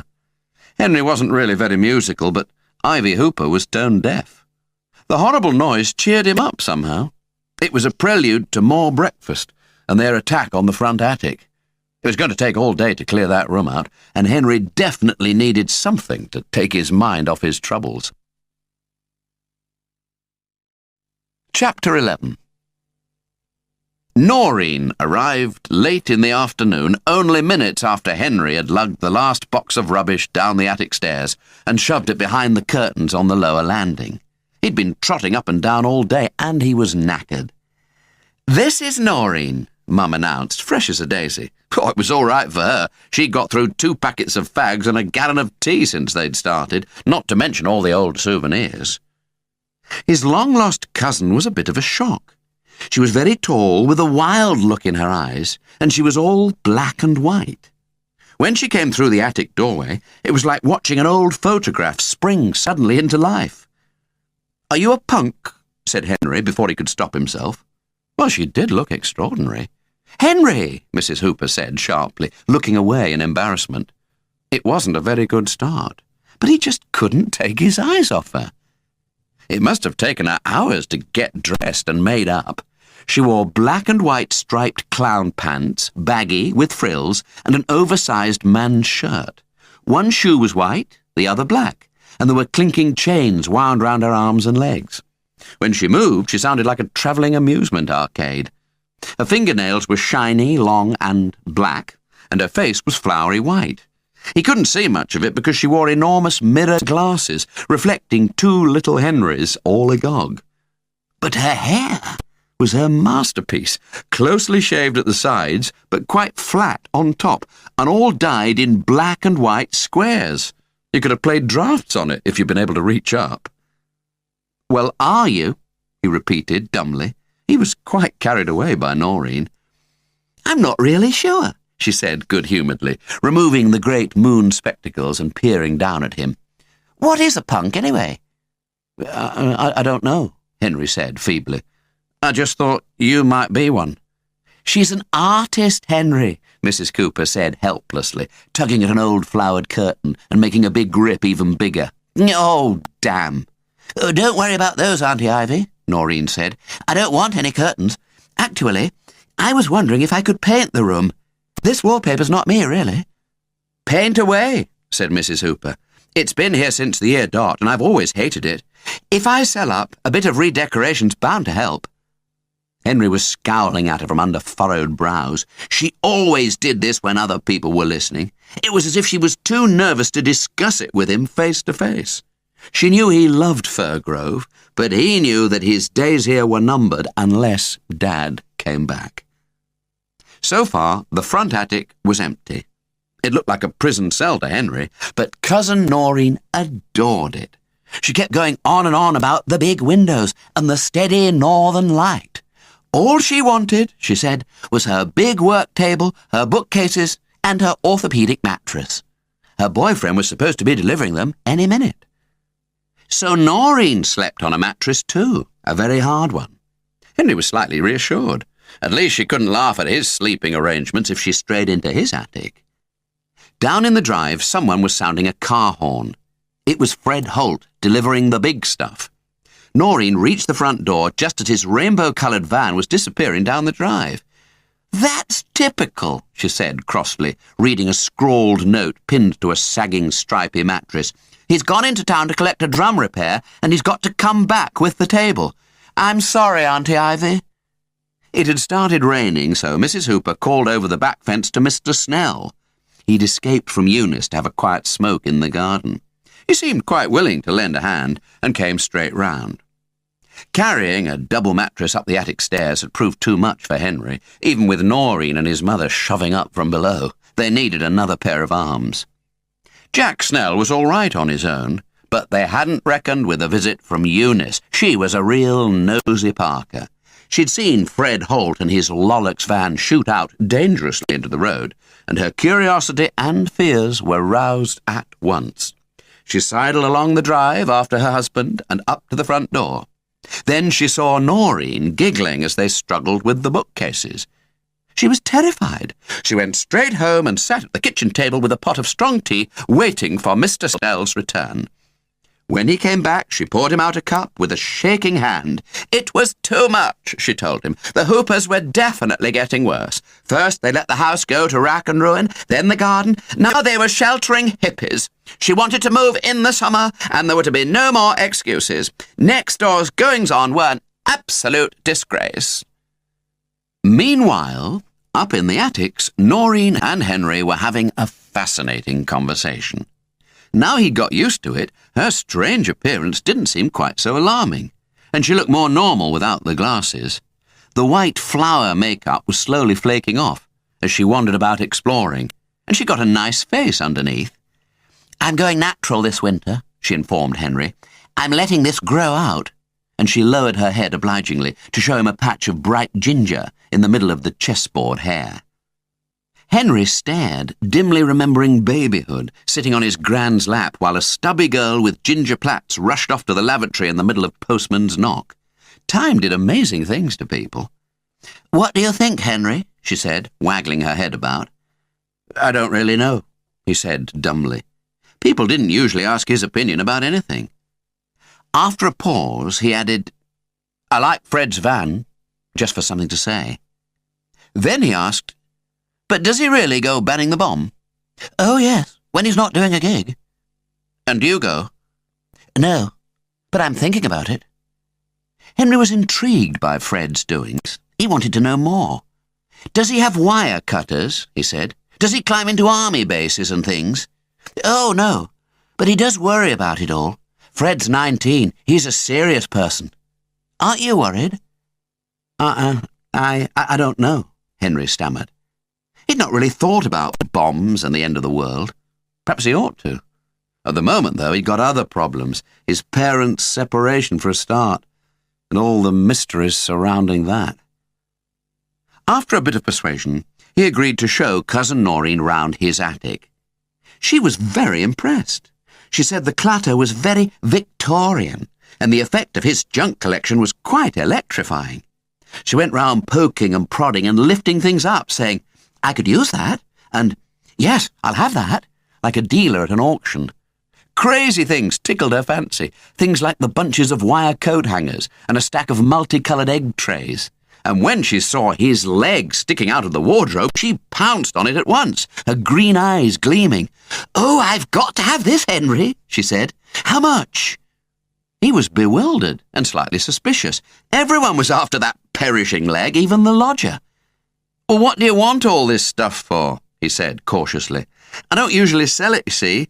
It's a kind of hobby." The truth was that nobody had ever made him an offer for it before. Who wanted a ton of wire coat hangers and 2 million egg trays? Noreen did. She was planning to enter a big local art competition, and she wanted to make a sculpt. She needed rubbish of all kinds in the early stages to get her started, and Henry's attic was a little gold mine. He was fairly easily persuaded. She made him a very good offer for the coat hangers and a big tin of nails, and he threw in some egg trays for free. They agreed that from now on, Noreen would have first refusal on anything Henry found. But the leg was excluded. "Oh, go on," she wheedled. "I could really do something with that." "No," Henry said firmly, and he wouldn't budge. All he would say was that he promised to think about it. He'd not got to the bottom of that leg yet, by any means. Before it went dark, he took Cousin Noreen on a tour of the garden. Fir Grove looked quite romantic in the dusk, creeper-covered against the blue-black sky, with bats flitting over the roof. Noreen loved everything about it, the patterns in the crumbling brick, the fancy chimneys, even the rusty iron fire escape that twisted up from the ground floor and ended just below Henry's window. "Do you ever climb in that way?" she said. "Oh, no, it's dangerous. I used to play on it, but I fell off once. Mum should get it removed, really, but she never bothers. Perhaps she thinks it's propping the house up." "It's a lovely old place, Henry," Noreen whispered in a misty kind of voice. "Don't let your mother sell it, will you?" "Well, I can't stop her. It's the money, you see. She can't cope without Dad. She can't seem to manage things." "But hasn't all that been settled? When people get divorced, the money usually—" "They're not divorced," Henry said very quietly. "Not yet. Mum's hoping he'll come back. I'm sure she is, but she just won't talk about it." It was too dark to see his face, but Noreen heard his voice trembling slightly. "I'm going to tell you something," she said, putting a black manicured hand on his shoulder. "But don't let on, will you?" "What?" "Sheila Howarth's moved out. Your dad's on his own now." This was certainly news to Henry, but he wasn't banking on it. She'd come creeping back again, complaining about Dad's crumpled collars and his scuffed shoes, sprucing him up. She was a sticker. "I thought they were getting married," he said miserably. "It's hopeless." "There's always hope, Henry," Noreen whispered. "All right, so there's always hope," Henry parroted peevishly. He often sounded rude when things were upsetting him. "But Mum just won't talk to me about it, and that's not fair." "Let's sit down for a minute," Noreen suggested, finding a rickety iron seat halfway down the garden and swishing the first autumn leaves off it. "It's nice out here." "Listen, love, it's painful for your mother, and she must feel guilty about you too. That's why she's so funny. Don't forget what it's like for her, Henry, day after day, just hoping that he'll come back again. She thinks the world of your dad, in spite of this daft episode with Sheila Howarth. How do you know? Henry wasn't sure he liked all this comment about his private affairs. After all, she'd only just moved in. He knew she was right, though, about how his mother felt. "I was at Grandma Clegg's last week," she told him, "and your mum had a sort of outburst. She said she'd just seen Sheila Howarth crossing Yorkshire Street and felt like running her down with the scooter. She really does care, Henry, and she wants him home." "No more than I do," he was thinking miserably. She couldn't want him back more than Henry did. Nobody could. When he thought of that stupid quarrel, he hated them both for a minute. It was that row that had brought everything to a head, like a horrible boil swelling and bursting and all the pus coming out. They'd said some awful things to one another that night, about Dad running after younger women and never staying at home, and about Mum keeping the house like a pigsty. And Henry had listened on the stairs with the tears running down his face. Then Dad had walked out at 2 a.m. It had been Christmas 3 days after. "Come on," Noreen said. "It's damp on this bench, and I'm getting a cold bottom. Now, don't forget what I've told you, Henry. There's always hope. There is. So try to look on the bright side. It won't help at all if you mope around now, will it?" "No," Henry said obediently, following her back up the garden and in through the kitchen door. Behind those big moon glasses, she reminded him of a young owl.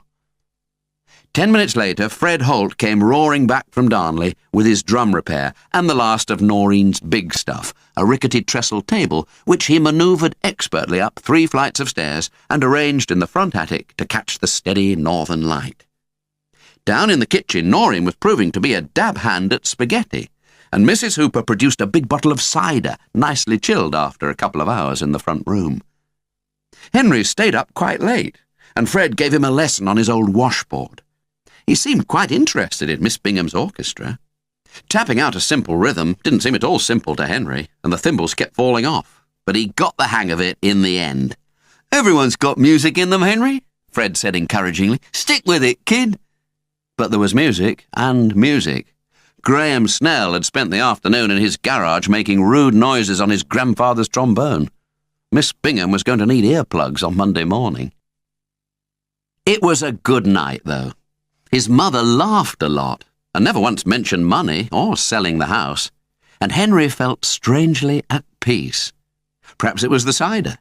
Perhaps it was the arrival of Cousin Noreen. It was still early days, but having her as a lodger might turn out to be the one Hooper project that didn't fall flat on its face. Chapter 12. In the middle of the night, a noise woke Henry. He sat up with a jerk, felt round and switched on his owl lamp. It was a blue china barn owl with a light bulb stuck to its head. He'd found it one day on Chorley Road Tip, brought it home and got it working. There were no curtains in his attic. Who needed curtains 3 floors up? Cousin Noreen liked the steady northern light, and Henry liked the sun.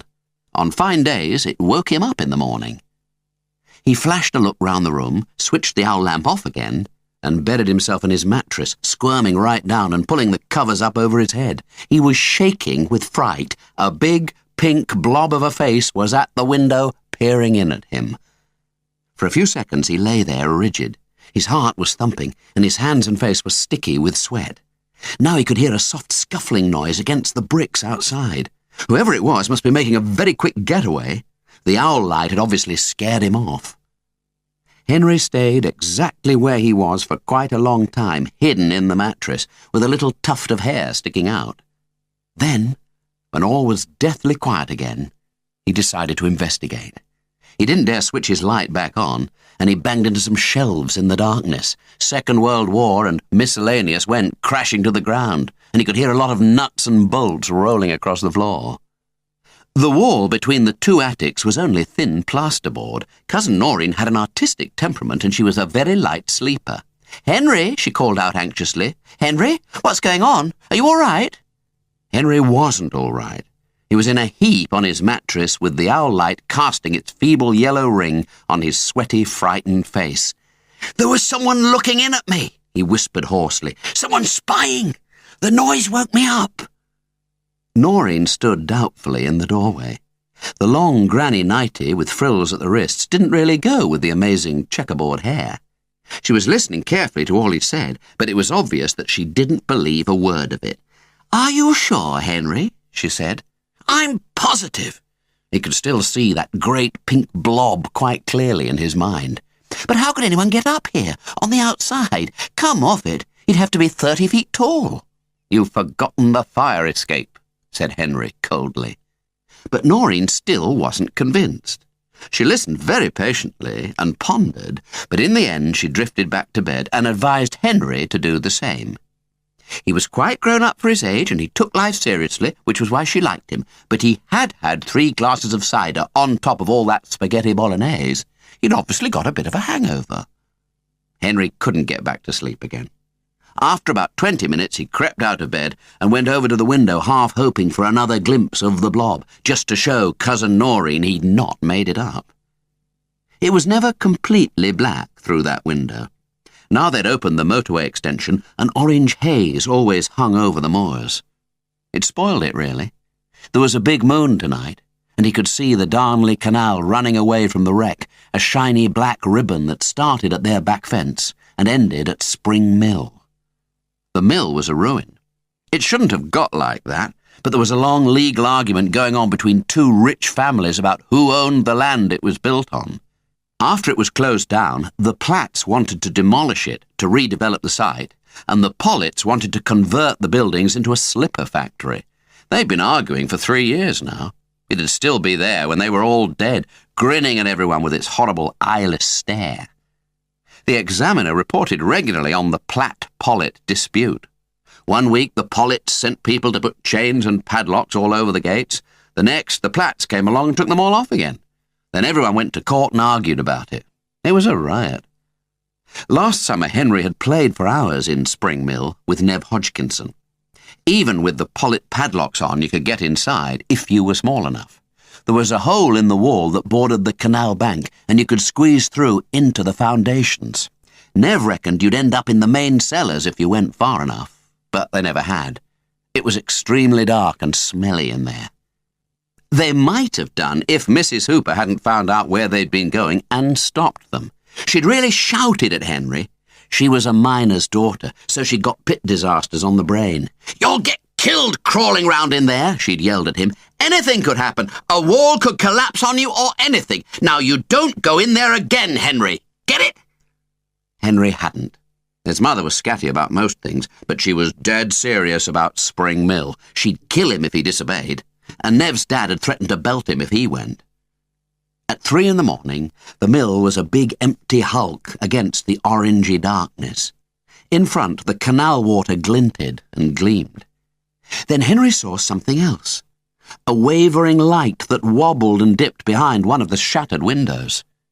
He stared hard in case it was some kind of reflection from the lamps on the motorway, but it wasn't, and a few seconds later he saw it again, flashing in and out of the crumbling walls. Somebody was in there, poking about. On the Monday morning, he woke up very early, just as it was getting light. The hedgehog caper had somehow affected his pattern of sleep, and he was wide awake at 6, with nowhere to go. He pulled his clothes on rather grumpily. He'd not had nearly enough kip, not with all those interruptions on Saturday night. And he'd been late last night, too, because they'd all been to tea and supper with Grandma Clegg, and not left till 10. Noreen hadn't said a word about the blob, either. She obviously thought he was balmy. Well, he wasn't going hedgehog spotting, not till he'd fixed up a deal with the mad scientist. Then a thought struck him. He did have a whole 3 hours before school started. What was the harm in going to have a mosey round Spring Mill? His mother surely couldn't object if he just went and looked at it. When he walked down the garden to get his fairy cycle out of the shed, he noticed that the 2 bottom rungs of the fire escape were broken. Henry bent down and inspected it carefully. It certainly hadn't been like that last week. He knew Fir Grove like the back of his hand, and he knew that fire escape. He'd not had a hangover, and the blob hadn't been Desperate Dan either. Danny was a determined old geezer, but he wasn't up to climbing a fire escape in the middle of the night. He pedalled along the canal bank quite slowly, keeping his eyes skinned for signs of defunct animal life. Well, hedgehogs weren't just confined to motorways. But there was nothing doing on the towpath, and in 5 minutes he was leaning his bike against the outer wall of Spring Mill. The Platts had obviously been last on the scene. The huge gates hung open, and a thick rusty chain was lying on the ground in 2 pieces. Just inside, he spotted an old motorcycle. Its petrol tank was dented, and there was a big oil patch underneath, but no signs of life that Henry could see. He crept around in the huge inner yard looking for clues. He couldn't see very much. The sheds were still securely padlocked, and the rubble-filled acres of dusty asphalt were bare and silent. Grandma Clegg had been a mill girl. She said the noise in the sheds was so terrific they'd used sign language to talk to one another. There was something sad about Spring Mill now, with its crazed windows and its broken bricks. Something a bit sinister. Henry really didn't like it. It had been different fooling about with Nev last summer, but he was on his own now. He'd turned back towards the gates when a noise made him whip round. Someone was crunching across the rubble towards him, a youth in jeans and an old denim jacket with greasy blonde hair and a pimply pink face.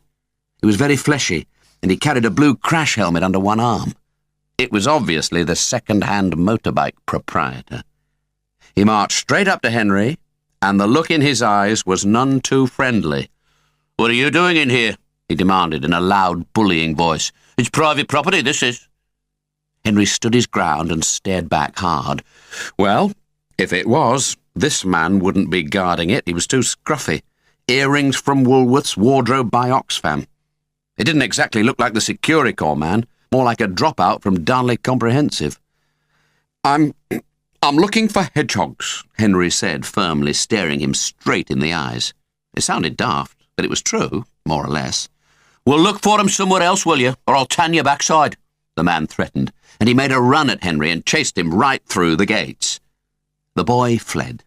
He clambered back onto his fairy cycle and made off down the towpath, wobbling so violently he nearly rode into the canal. He was too het up to go straight back to Fir Grove. Anyway, it was still only 7:15. So he went for a walk on the wreck instead, to calm himself down.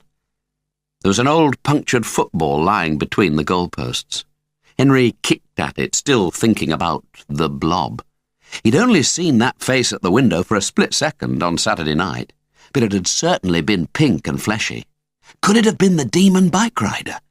If so, what was he after down at Spring Mill? He'd have to keep quiet about his early morning excursion for the moment. His mother had forbidden him to go near the place, and Cousin Noreen thought he was suffering from midnight hallucinations, so she'd be no help. He felt depressed and slightly bewildered. Things were hotting up, but he just couldn't think what to do next without getting into trouble. The only good thing about his rude awakening was the discovery of a gigantic hedgehog behind one of the goalposts. It was undeniably dead. Perhaps it had been stunned by a penalty kick from a crack centre forward. He had a plastic bag in his pocket, and he knelt down in the grass and scooped it up. He may as well have it now he was here. There didn't look much wrong with the hedgehog, but it had a sad, resigned sort of a face. It must simply have given up the struggle and died. Henry knew exactly how it felt. Chapter 13. After the discovery of the hedgehog, the day slid steadily downhill. On the bus to school, Graham Snell went on and on about his granddad's trombone and bragged about his great long list of sponsors for the bike ride, and relations with Nev were definitely strained. He tried to make the peace by offering Henry a couple of rabbits. "No, thanks," said Henry, staring stonily out of the window. Rabbits were big eaters and had families fast. Anyway, he was getting used to the two Ronnies now. He'd been quite glad to hear them nibbling away in the middle of Saturday night when the blob's face had suddenly appeared in the window. He was more and more certain it was the blob.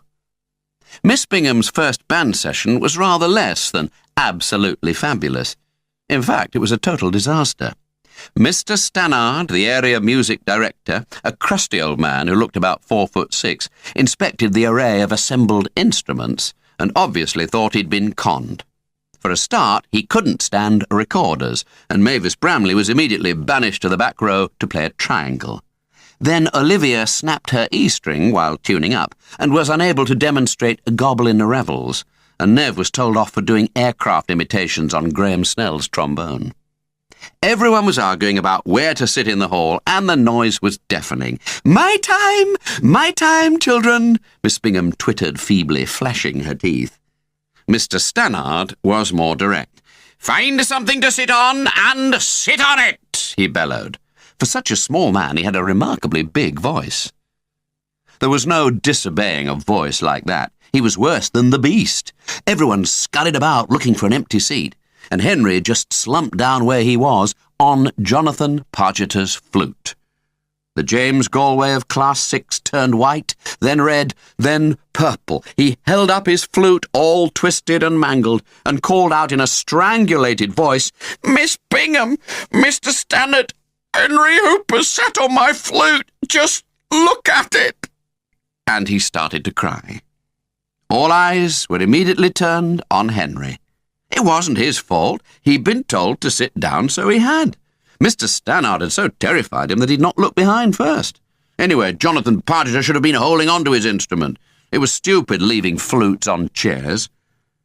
Everyone was looking at Henry's bottom. It was large because Henry was large, and it looked even larger in the skimpy purple shorts. The drums and cymbals in the row behind were having a close look at his rear view and tittering to each other. Henry felt humiliated. Mr. Stannard sorted it out in 5 seconds flat. He just ignored Miss Bingham. "The flute will be repaired and its parents will pay the bill," he said crisply. What parents? Henry secretly waved bye-bye to his new bicycle and tried to picture Cousin Noreen's face when she heard he'd sat on a flute. "You can listen for today," the old man informed Jonathan Pargeter. "You can just follow the music for this week." What music? Henry thought miserably, as they all tuned up with awful wailings. He'd left his washboard in the cloakroom anyway, under his anorak, and he certainly wasn't bothering to fetch it now. You could make yourself too cheap with people. Dad always used to tell him that. Fred Holt had taught him a really good routine on that washboard last night, but he wasn't going to waste it on this lot, even if he was asked. He wasn't. As soon as Mr. Stannard noticed that he was empty-handed, he gave him a triangle and sent him to sit with Mavis Bramley. After school, the three boys trailed home together through the Springfield estate, Graham lugging his trombone case, Nev clutching his battered drum, and Henry with the washboard stuck under one arm. Mrs. Snell must have been lying in wait behind the standard roses. The minute Graham's hand touched the gate, she shot out and grabbed him. "Thank goodness you're back," she said sharply, pouncing on him and pulling him inside like a cat with a mouse. "I was worried. That Danny Crompton's been hanging round here again today, filthy pig that he is." She didn't say a word to Henry, and he went off up his own drive. Filth. Eunice Snell was obsessed by it. How would she go on if she knew what was hidden in her garage freezer under the sprouts? Hedgehogs had a lot more fleas than old men. The sooner he could phone the mad scientist and take them to the Polly, the better. Anyway, he'd be back in his lab tomorrow. It wasn't long to wait. Meanwhile, Henry's mind was occupied with something else. That leg. He really did wonder whether he ought to get rid of it. He wasn't superstitious, but he had an uncanny feeling that it was doing him no good. Everyone was after it for no apparent reason, and somehow they'd started getting at him too. He was going to let Cousin Noreen have it for her sculpt for free. But when he got upstairs and looked in his wardrobe, the leg had gone. He just couldn't believe it. He threw everything out, clothes, shoes, old Wellingtons, burrowing underneath all the mess like an overgrown mole. But there was no doubt about it. His leg had been swiped. Noreen was out at the Polly, presumably. She'd already started redecorating, and the front attic smelt of paint. It was going to be dazzling white. The walls were white, the bookshelves were white, the bed cover was white. It looked like the TV advert for Purcell Automatic. In her white granny nightie and her white flower makeup, Noreen could easily have disappeared in that room. She'd have just merged into the background. The sculpt was already underway. There was a big piece of hardboard in the middle of the floor, with mysterious chalk marks on it, and Henry's junk was arranged in little heaps all round the edge, toilet roll tubes and rusty nails, egg boxes and wire coat hangers. He couldn't see a great work of art coming out of that lot. If he was mad, then so was Cousin Noreen. There was no sign of the leg, though, and it wasn't in his room either. He spent ages looking around for it, but it had definitely vanished. After a while, he went downstairs and inspected the front door. Now he came to think of it, he hadn't used his latch key at 4 o'clock. He just turned the knob and the door had opened. His mother was supposed to be getting an extra key cut, but she'd have forgotten, knowing her. Noreen must have gone off to the Polly and left the door unlocked for young Henry, and in the quiet of the afternoon someone had slipped in, gone up to the attics and pinched his leg. He climbed up to his room very slowly, keeping his eyes wide open. Two things struck him. One was a smell that hung around the staircase, a dirty human smell that didn't mix with Noreen's new paint and the familiar mustiness of Fir Grove. The other was a series of small dents on the landing lino. Henry felt like Sherlock Holmes. He got down on his knees and examined the dents minutely. They were little and round, and they led across from the bottom of the attic steps to the top of the main staircase. It was rotten lino, brown, cracked, and as old as Henry. But those dents hadn't been there this morning. Danny Crompton must be a lot more agile than anyone gave him credit for. They'd been made by a wooden leg.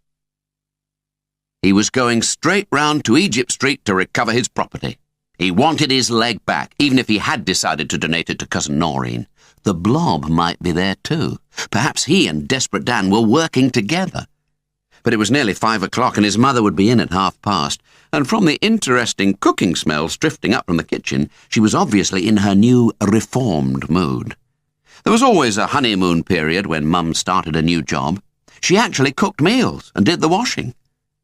He went downstairs thoughtfully.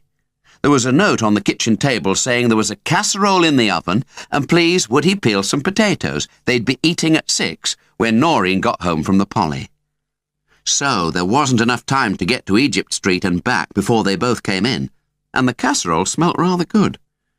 He decided to make the most of it and stick around. But if there was the least chance of getting out before bedtime, he'd got to grab it. Who could tell what that leg might lead to? Disc 3. Chapter 14. He slipped out just before 8 o'clock. His mother had her feet up in front of the telly, and Noreen had shut herself in the front attic. A notice on the door said, "Do not disturb." It didn't look very friendly, but she'd explained at tea time that she was going to work on her sculpt. "I just want to think about it, Henry," she'd said owlishly behind the big moon glasses. "I need total concentration at this stage. It's nothing personal." As he crept downstairs, he could hear weird music floating out from under the door, queer, spine-chilling music that reminded him of icebergs and great snowy wastes and polar bears lumbering round in furthest Greenland. It sent shivers down his back. There was Cousin Noreen all alone in her dazzling white attic, listening and waiting for inspiration to strike. He somehow couldn't connect music like that with a load of old toilet rolls. Egypt Street was in the slums, a row of run-down terraced houses, most of them boarded up. It looked just like the pictures of Belfast on the TV news. Danny Crompton lived in the middle, at number 9. The front window was at street level. There was nobody around, so Henry peeped in. The glass was so filthy he couldn't see anything at all. It was just a browny-orange blur. So he poked his nose through the letterbox. It was pitch black on the other side, but an awful smell wafted out through the slit, a smell of whiskey and greasy hair and sweat. It was the unmistakable Danny Crompton smell, the smell that was still hanging around the stairs at Fir Grove. And the old man was at home, too, unless the radio had been left on to scare burglars away. It was turned up deafeningly loud, and the noise was coming from somewhere at the back. 2 men were discussing a brand-new opera in which the ladies of the chorus all wore Wellington boots. It sounded very intellectual, not Danny Crompton's cup of tea at all. Henry crept round to the back through an alley. All the houses had tiny yards, but most of the gates had been pinched, and the whole place was full of rubble. Egypt Street was obviously waiting for the redevelopment squad with its council bulldozers. But Desperate Dan was an awkward sort of customer, a man who knew his rights. He'd probably stay in number 9 till they came and flattened it. Henry made his way through Danny's yard and peeped through the back window. The small room looked like Darnley Tip, piled high with broken furniture and cardboard boxes, with newspapers strewn all over the floor and across various chairs. In the middle of the mess, slumped on a sagging settee, lay Desperate Dan, fast asleep. His mouth was open, and he was snoring loudly. And on a table in front of him lay Henry's leg. But it was now in 2 pieces. The old man had obviously taken a bread knife to it and hacked the foot off. But there was nothing else on the stained tablecloth apart from an empty bottle and 2 dirty tumblers. The men on the radio were now having a lively discussion about an advanced modern symphony where the orchestra seemed to consist of 3 tape recorders and a row of synchronized vacuum cleaners. They played a few bars to the listeners at home, just to give them the flavour. It wouldn't have appealed to Danny Crompton, though it might well have interested Cousin Noreen. But the din suited Henry's next move perfectly. The old man was definitely slipping, because he'd gone to sleep without locking his back door. You could just lift the old-fashioned latch and walk in. Anyone could have wandered into Danny's smelly back room and felt up the chimney or under the floorboards, looking for that fortune he was supposed to have stashed away. Under cover of the roaring hoovers, Henry opened the door and went inside. The smell was bad enough to turn the strongest stomach, and his heart was pounding away like a road drill, but he was determined to get his leg back. He took 3 steps towards the table, grabbed the foot with one hand, the leg with the other, and made off through the backyard, not even stopping to shut the door behind him. He could still hear those men drawing away about the vacuum cleaners as he pelted down Egypt Street towards the main road. But surely no one could have seen him running away from number 9 with his leg. If there'd been anyone left in that terrace, they'd have complained about the noise by now, not to mention the smell. Noreen's door was wide open when he got back. All his junk was piled up in the middle of the hardboard, and she was sitting on the floor, staring at it glassily. The iceberg music had been switched off, and she looked rather dazed. Henry walked straight in. "There you are," he said, dumping the 2 pieces in her lap. "You can have it if you want. I don't suppose it's much use now, though. Not like that." Noreen was dismayed when she saw the leg. "What on earth did you do that for, Henry?" she said reproachfully. "You've ruined it." "I didn't do it," he said fiercely. He'd had enough for one night. "Someone else did. It was pinched from my room." All of a sudden he felt rather shaky, and he flopped down onto Noreen's snow-white mattress. It was only now that he'd realised just what he'd done, and what might have happened. Desperate Dan could have woken up suddenly and gone for him with a broken bottle, or he could have accused him of thieving and stumped off to the nearest police station. Seeing that leg cut into 2 jagged pieces was starting to give him the creeps, and he didn't like looking at it. It was almost as if Danny Crompton had wanted him to do it. It was like sticking pins into little wax models. Most people would have laughed at Henry's theories about the leg, but Cousin Noreen didn't. Encouraged by that sympathetic flower-white face behind the glasses, he calmed down and told her quite a lot. How Danny had been after his leg from the very beginning, and how he'd tried to take it twice, once in Jubilee Road, and once in their very own drive, when Fred had come to the rescue in his Lollox van. He didn't tell her about seeing the blob at Spring Mill, though. He wasn't supposed to go near there, and she might tell his mother. But he did show her the dents on the lino, and describe how he'd gone to Egypt Street, and found the leg lying on the table. "You do believe me, don't you, Noreen?" he said anxiously when he'd finished. Now he'd put all the facts together, the story sounded absolutely ridiculous. She might think he was making it up. Cousin Noreen was always very practical. "Don't tell your mother I left the door open, will you?" was her first request. "I'd got a key, but when I went out to the Polly I forgot to put the catch down. We don't want anyone else barging in." Henry promised. "But what about the leg?" he wanted to know. "That's the important thing. What on earth is he after?" Noreen looked thoughtful. "People get passions for things," she said dreamily. "Garden gnomes, for instance. Perhaps he just fancied it, Henry. He's obviously a nutcase. There's no accounting for tastes.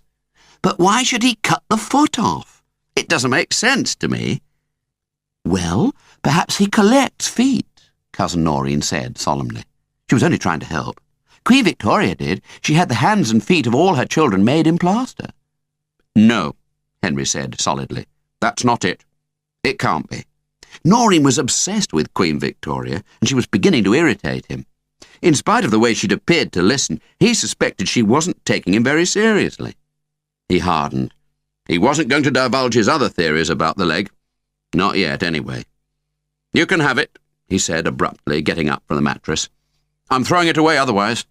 But I don't suppose you want it now, do you?" Not only did she want it, she offered to pay. "No thanks," Henry said stiffly, going through to his own room. She was just being kind now. He didn't want people's charity. Chapter 15. He was clearly offended, but Noreen was used to moods. Fred was moody too. And she'd got Clegg blood in her veins too, like Henry. The Cleggs didn't give up easily. "Here," she said, following him through the door.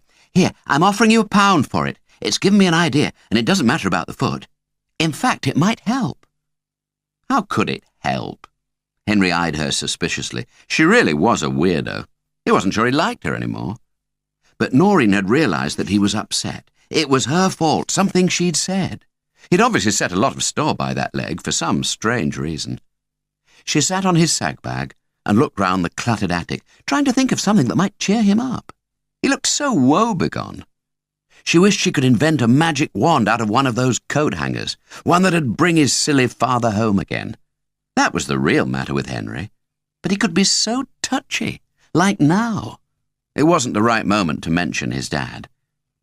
Her eyes fell upon his notice board, and she got up to look at it. "I didn't know you wrote poetry, Henry," she said. "I love poetry." "I don't," he grunted. "And it's not poetry, it's just a competition.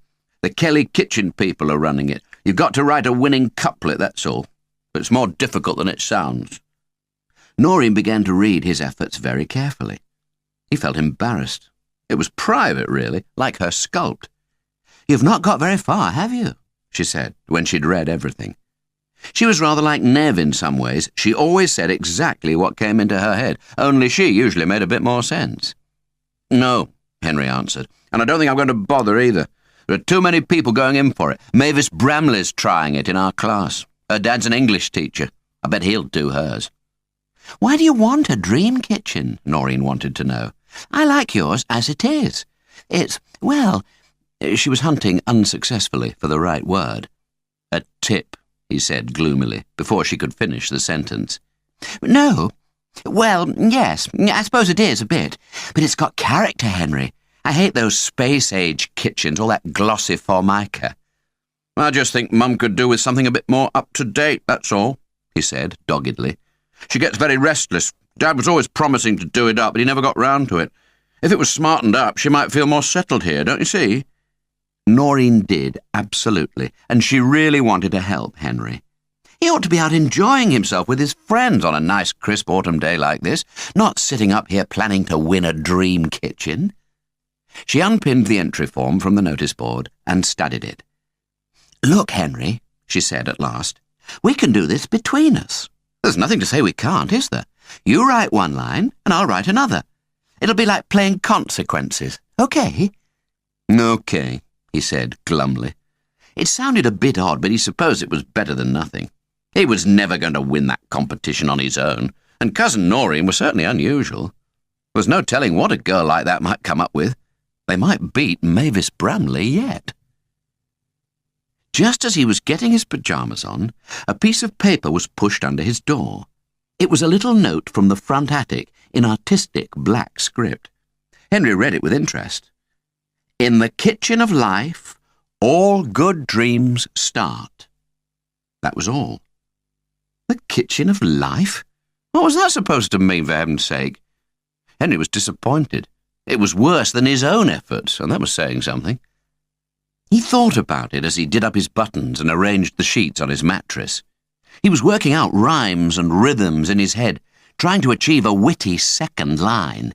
"In the kitchen of life, all good dreams start," he hummed to himself, taking a last look at the two Ronnies as they settled down for the night. Kitchen of life. Honestly, it was pathetic. 3 floors down, there was a sudden almighty hammering and banging. Henry pushed his door open a crack and pricked up his ears. After writing her scintillating first line, Noreen had gone downstairs to watch the news with his mother. Now he could hear her pattering along the hall tiles to open the front door. It was probably Fred. 2 minutes later, he heard her summoning Mrs. Hooper. 2 minutes after that, his mother was shouting up the stairs, "Henry! Henry! Come down here a minute!" "I'm asleep," he called back helplessly. He knew who it was perfectly well. He'd heard a voice coming through the open door, a thin, metallic sort of voice, the kind that carried. It was Eunice Snell. Mrs. Hooper had to shout 4 times before Henry put in an appearance, and when he finally plucked up the courage to come downstairs, it was at a snail's pace, dragging his feet. It wasn't actually necessary to cross the hall and go to the front door. Mrs. Snell was inside and had taken up her position on the bottom step of the staircase. Perhaps she had secret fears that Henry might go off his head and escape. But simply looking at her made him much too frightened. She really was mad about what she'd just found in her freezer. Her face was a deep scarlet, and her small, stringy body was rigid with rage. The hedgehogs had been put into a green Marks & Spencer's carrier bag, but there were a few spines sticking out for all his careful wrapping up, and she was swinging it at him like some kind of primitive battle axe. "Are these yours, Henry Hooper?" she said savagely as he came down the last 4 steps and drooped before her. "Yes," said Henry in a strangled voice, wondering if she was going to have a heart attack. She looked ready to go pop. Then he added, I had an arrangement with your Graham." Well, it was true. The mere mention of precious Graham seemed to enrage Eunice even more. Her speech broke down and became a mere babble of words. Filth and terrible behaviour and absolute disgrace fell on his ears like a hail of bullets, and Henry swayed under the onslaught. Noreen stood on one side of him and his mother stood on the other. He felt like a criminal in the dock. Listening to Mrs. Snell was like watching a river burst through a dam. She said so much, so fast, that mere details were lost on Henry, but he couldn't fail to grasp the essentials. She repeated them so many times. 1, the Snells wouldn't be speaking to the Hoopers anymore. Well, every cloud has a silver lining. 2, their Graham wouldn't be coming to school with Henry anymore. Who cared? He was a pain in the neck anyway. 3, if anything like this happened again, she might have to report it to the police station in Jubilee Road. Henry did realise, didn't he, that what he'd done had constituted a real health hazard? Hedgehogs were riddled with fleas, and she did have a baby in the house. Anything could have happened if this business had continued very much longer.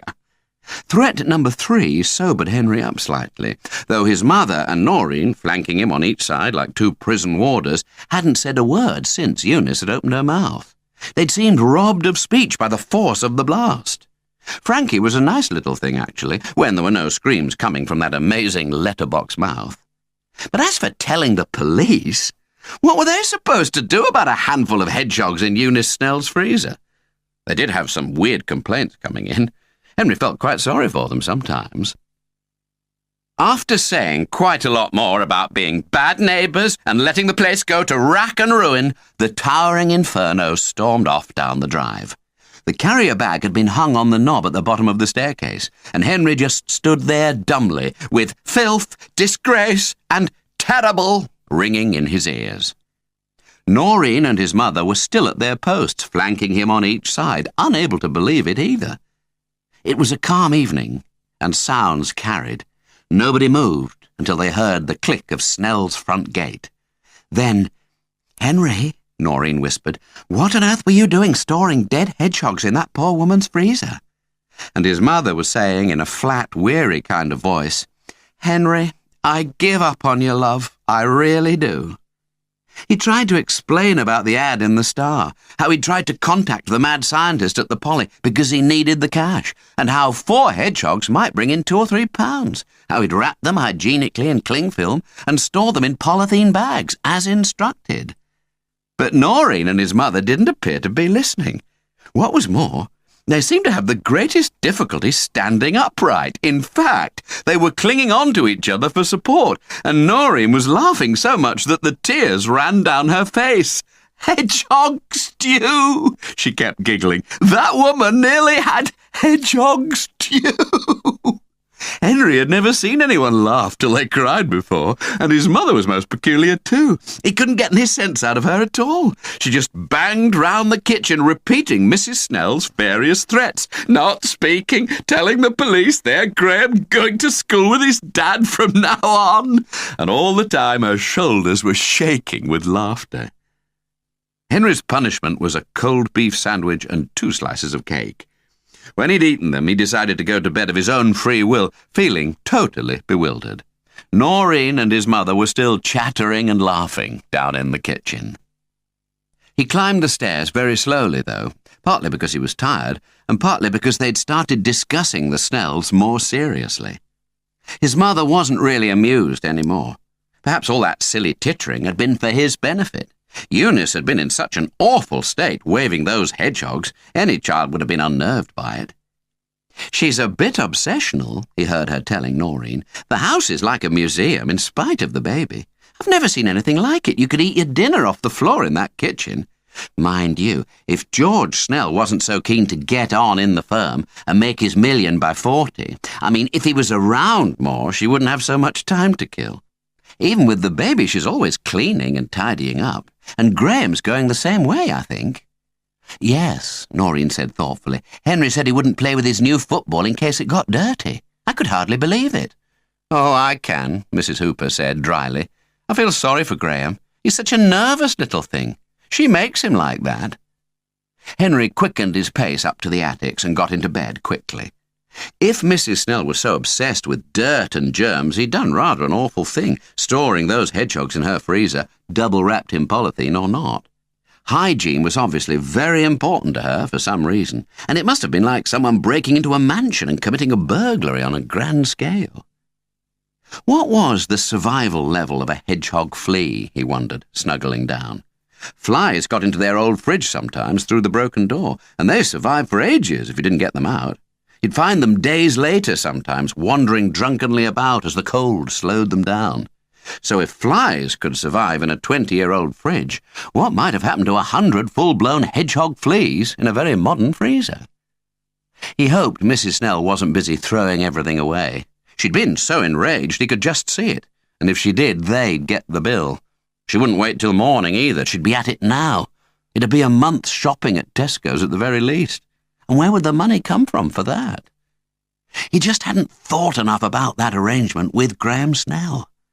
If Dad were here, he'd never have embarked on such a crazy venture.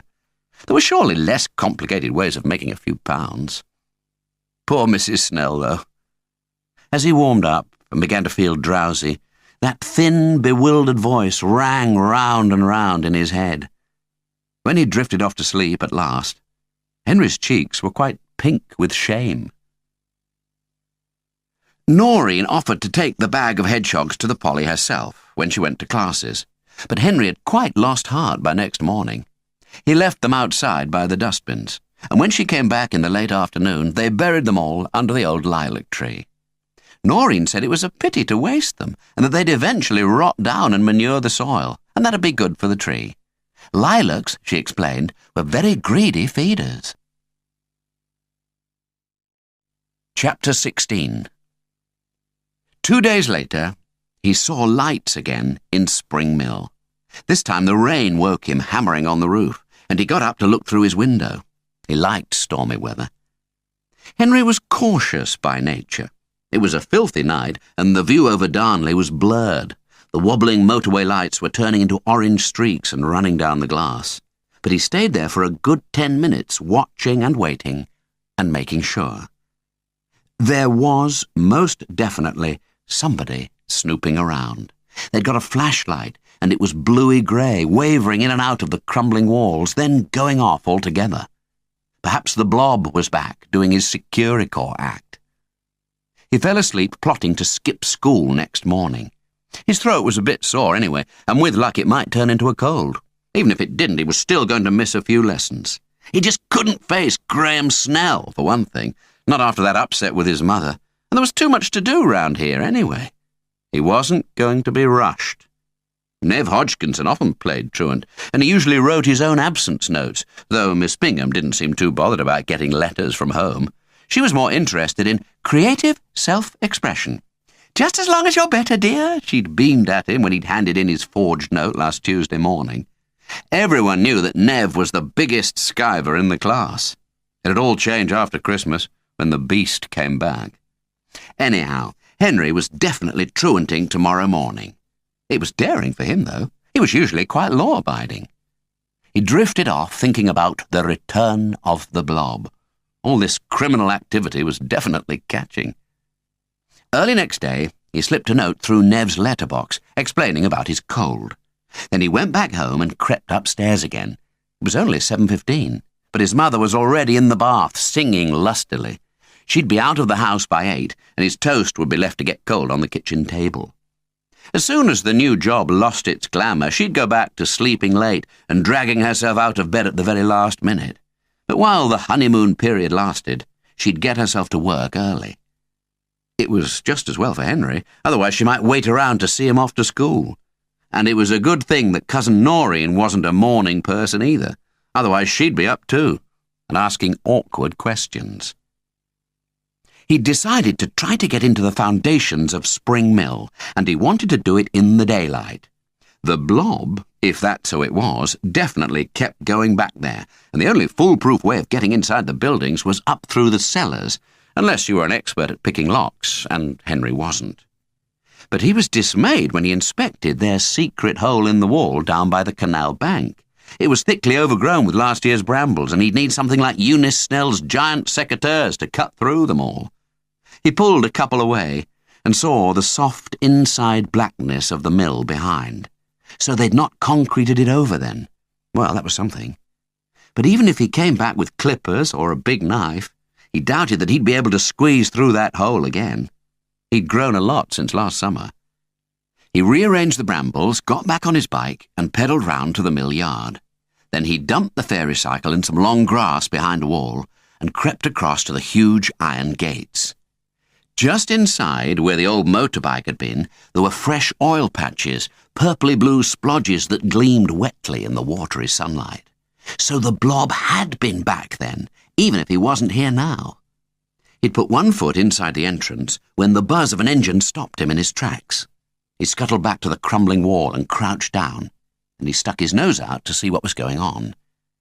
A smart green van with Pollett's Estates painted on the side in white pulled up and stopped outside the mill entrance. 3 men got out, 2 oldish ones and a youth, and began unloading tools and drills, and a huge coil of shiny new barbed wire was dumped in the wet grass. It had all the air of an official operation. Pollett's men were dressed identically in smart green boiler suits, and they'd obviously been sent here to make Spring Mill secure yet again. The young one immediately shinned up to the top of the left-hand wall and inspected it. "Chuck us a hammer, Cyril," he shouted down bossily. "The brickwork's not too bad. I'll make a start here, I think." On the ground, more hammers were clanging and great locks being screwed into position. It was hard to understand why, though. Anything worth nicking must have gone years ago. Old man Pollett was just another Eunice Snell, overcautious and neurotic about break-ins. Her first job, when they moved in next door, had been to get a great yellow burglar alarm fitted over the front porch. There it was, lurking behind the wisteria like an angry wasp, though there was nothing he'd want to steal from Snell's, not even their Graham's chintzy chair. But Mrs. Snell got so nervous about everything. The 3 Pollett henchmen whistled as they worked, and the young one on top of the wall had a radio tuned into some pop program. Vaguely encouraged, Henry crept out of hiding and walked up to the gates, whistling too. Perhaps he could ask this boy a few leading questions. He could even tell the older ones about the lights he'd seen during the night.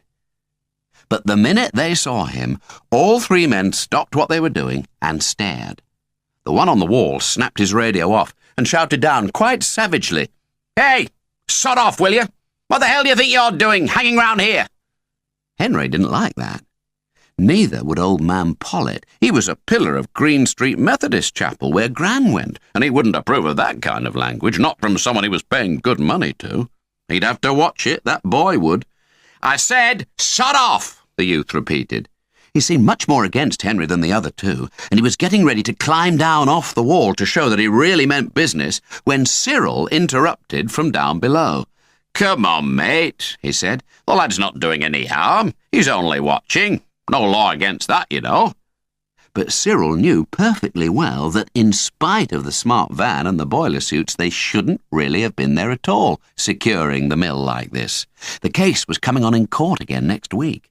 Old Pollett had clever solicitors, but they might not get away with it. If they lost, he'd be out of a job, along with his old pal Frank here. The apprentice was some distant relation of Pollett's wife. That'd be why he was throwing his weight around. He didn't want this boy hanging about watching, then running off to tell someone what he'd seen. He was right in a way. It wouldn't sound too good in court. They ought to get rid of him. No need. The apprentice was on the ground now, his face only inches away from Henry's nose. "OK, now just clear off, will you?" he muttered through clenched teeth. "Just get lost. Quick." He was a Pollett after all, sort of. They didn't want this episode in the papers, and he whispered as much to the 2 older men.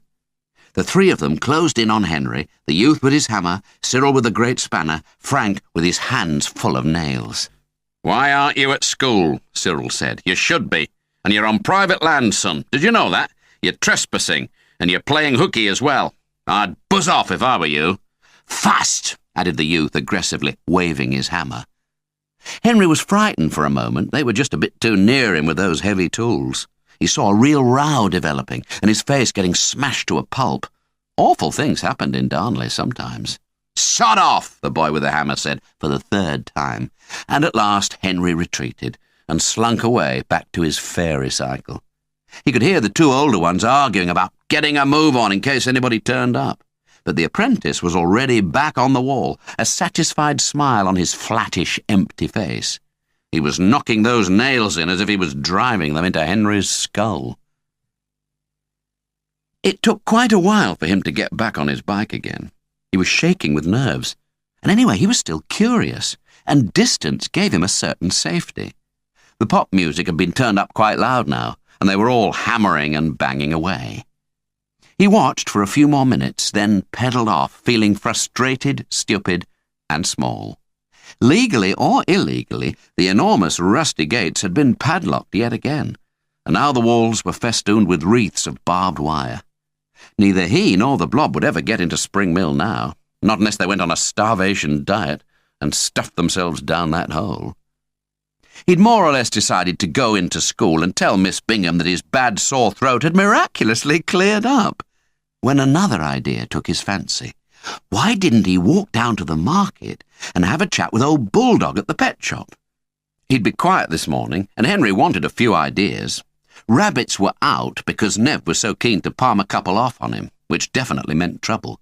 But the gerbils were getting a bit smelly up in his attic, especially when all the windows had to be shut during cold spells. Noreen had suggested a few fish, soothing, she'd said, and beautiful. Would Bulldog swap the 2 Ronnies for a little tank and a couple of angelfish? She'd promised to go halves with him if he got anywhere in his negotiations. He walked rapidly towards the town centre in his shabby patched jeans, his scruffy canal sweatshirt, and his down-at-heel shoes, not really thinking about school or whether someone important might see him. Henry was single-minded, and he wanted action, something to put the sting of those foul polyp people out of his head. Fish could do that, 2 lovely rainbow-coloured fish gliding about in a dimly lit tank. But as luck would have it, his route took him very near the town flats where Dad and Sheila lived, 12 floors up in a mini skyscraper. A bit like a fish tank itself, in a way, an upended box painted yellow. There were 3 blocks, all the same bright lemon colour, towering up over the old parish church like something made from giant Lego. A flat up there wouldn't suit Henry at all. He didn't like heights. Dad might be there now. How could he walk straight past and visit old Bulldog to catch a couple of fish and not go and see his own father? He was almost at the entrance to the covered market when he suddenly twisted away, recrossed the new town centre gardens, and walked round to the back of Dad's block. He went past the dustbins and began toiling up the stairs. He wasn't using that express lift in the front hall. It had stuck once, the day he'd come to tea with Sheila, and he didn't trust it any more. Their back door was painted a trendy sludge green, and it had a large keyhole as well as a Yale lock. It cost money to rent a town centre flat, and everyone was neurotic about burglars. There was nobody about, so Henry crouched down and peeped through. Looking through keyholes was becoming a habit. He couldn't see much at first, but when his eyes had stopped watering, he made out the shape of a pine table covered with washing, and a chair with a red and white shirt draped over the back. Mum had given Dad that shirt. He couldn't see anything else, though, however hard he screwed his eyes up. Just the washing and some dirty cups and saucers and a crumpled newspaper. Sheila Howarth wouldn't have allowed that. She was a demon scrubber and tidier, like Mrs. Snell. It really was true, then. She'd walked out. Henry knocked for ages, but nobody came except a moth-eaten ginger cat that bounded down from the 13th floor and rubbed itself ecstatically against his legs. That wouldn't be Sheila's. She didn't like animals. He really couldn't understand why his father had ever moved in with her. He was halfway down the back stairs again when he collided with someone coming up. At first, all he saw was a pair of feet. Could they be Dad's? Henry took size 9 shoes already, and his father's were like herring boxes. But these feet were small and narrow, and so was the face of the owner, crumpled and little, and about 60 years old. The man carried a mop and a bucket of soapy disinfectant, and he was looking at Henry as if he'd crawled out from under a stone. "What do you want?" he said.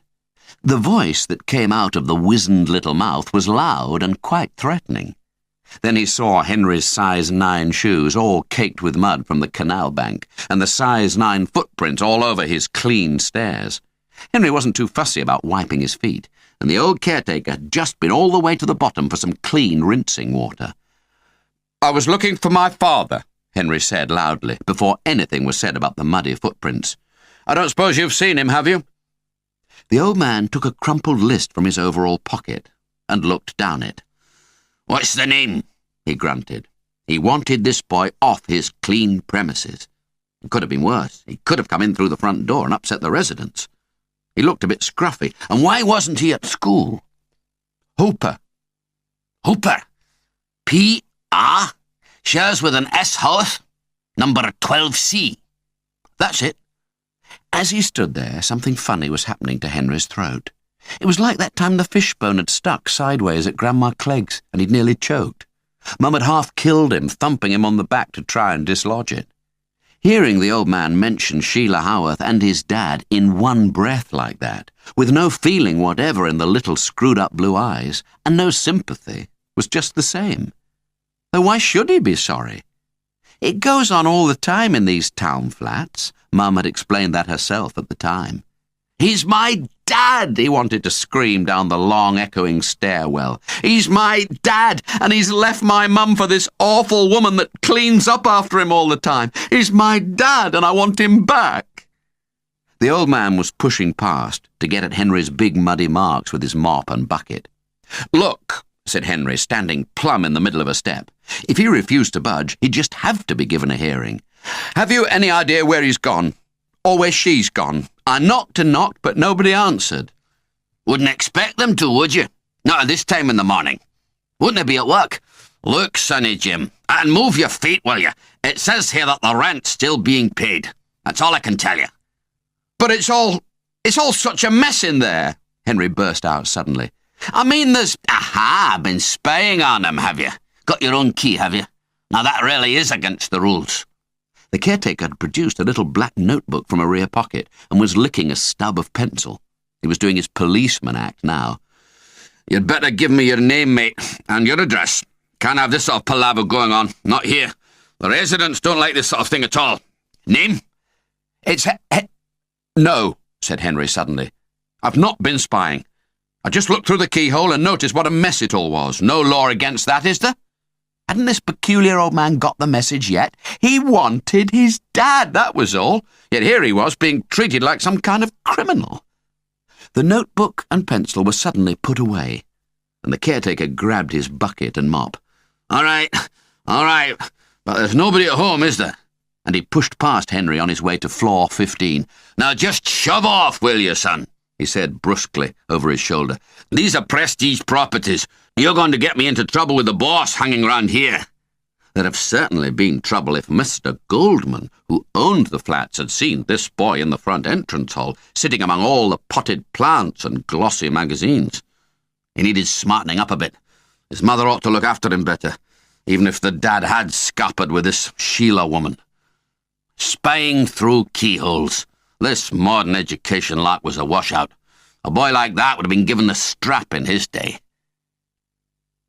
It took Henry quite a long time to negotiate all those steps. They were slippery from the soapy water, and his eyes were full of tears. He'd wanted his dad, that was all. He'd been within inches of his door, and he'd wanted him. And that horrible caretaker had treated him like something the cat had brought in. He'd been almost as nasty as the Pollet Brigade. He wouldn't go back to those flats in a hurry.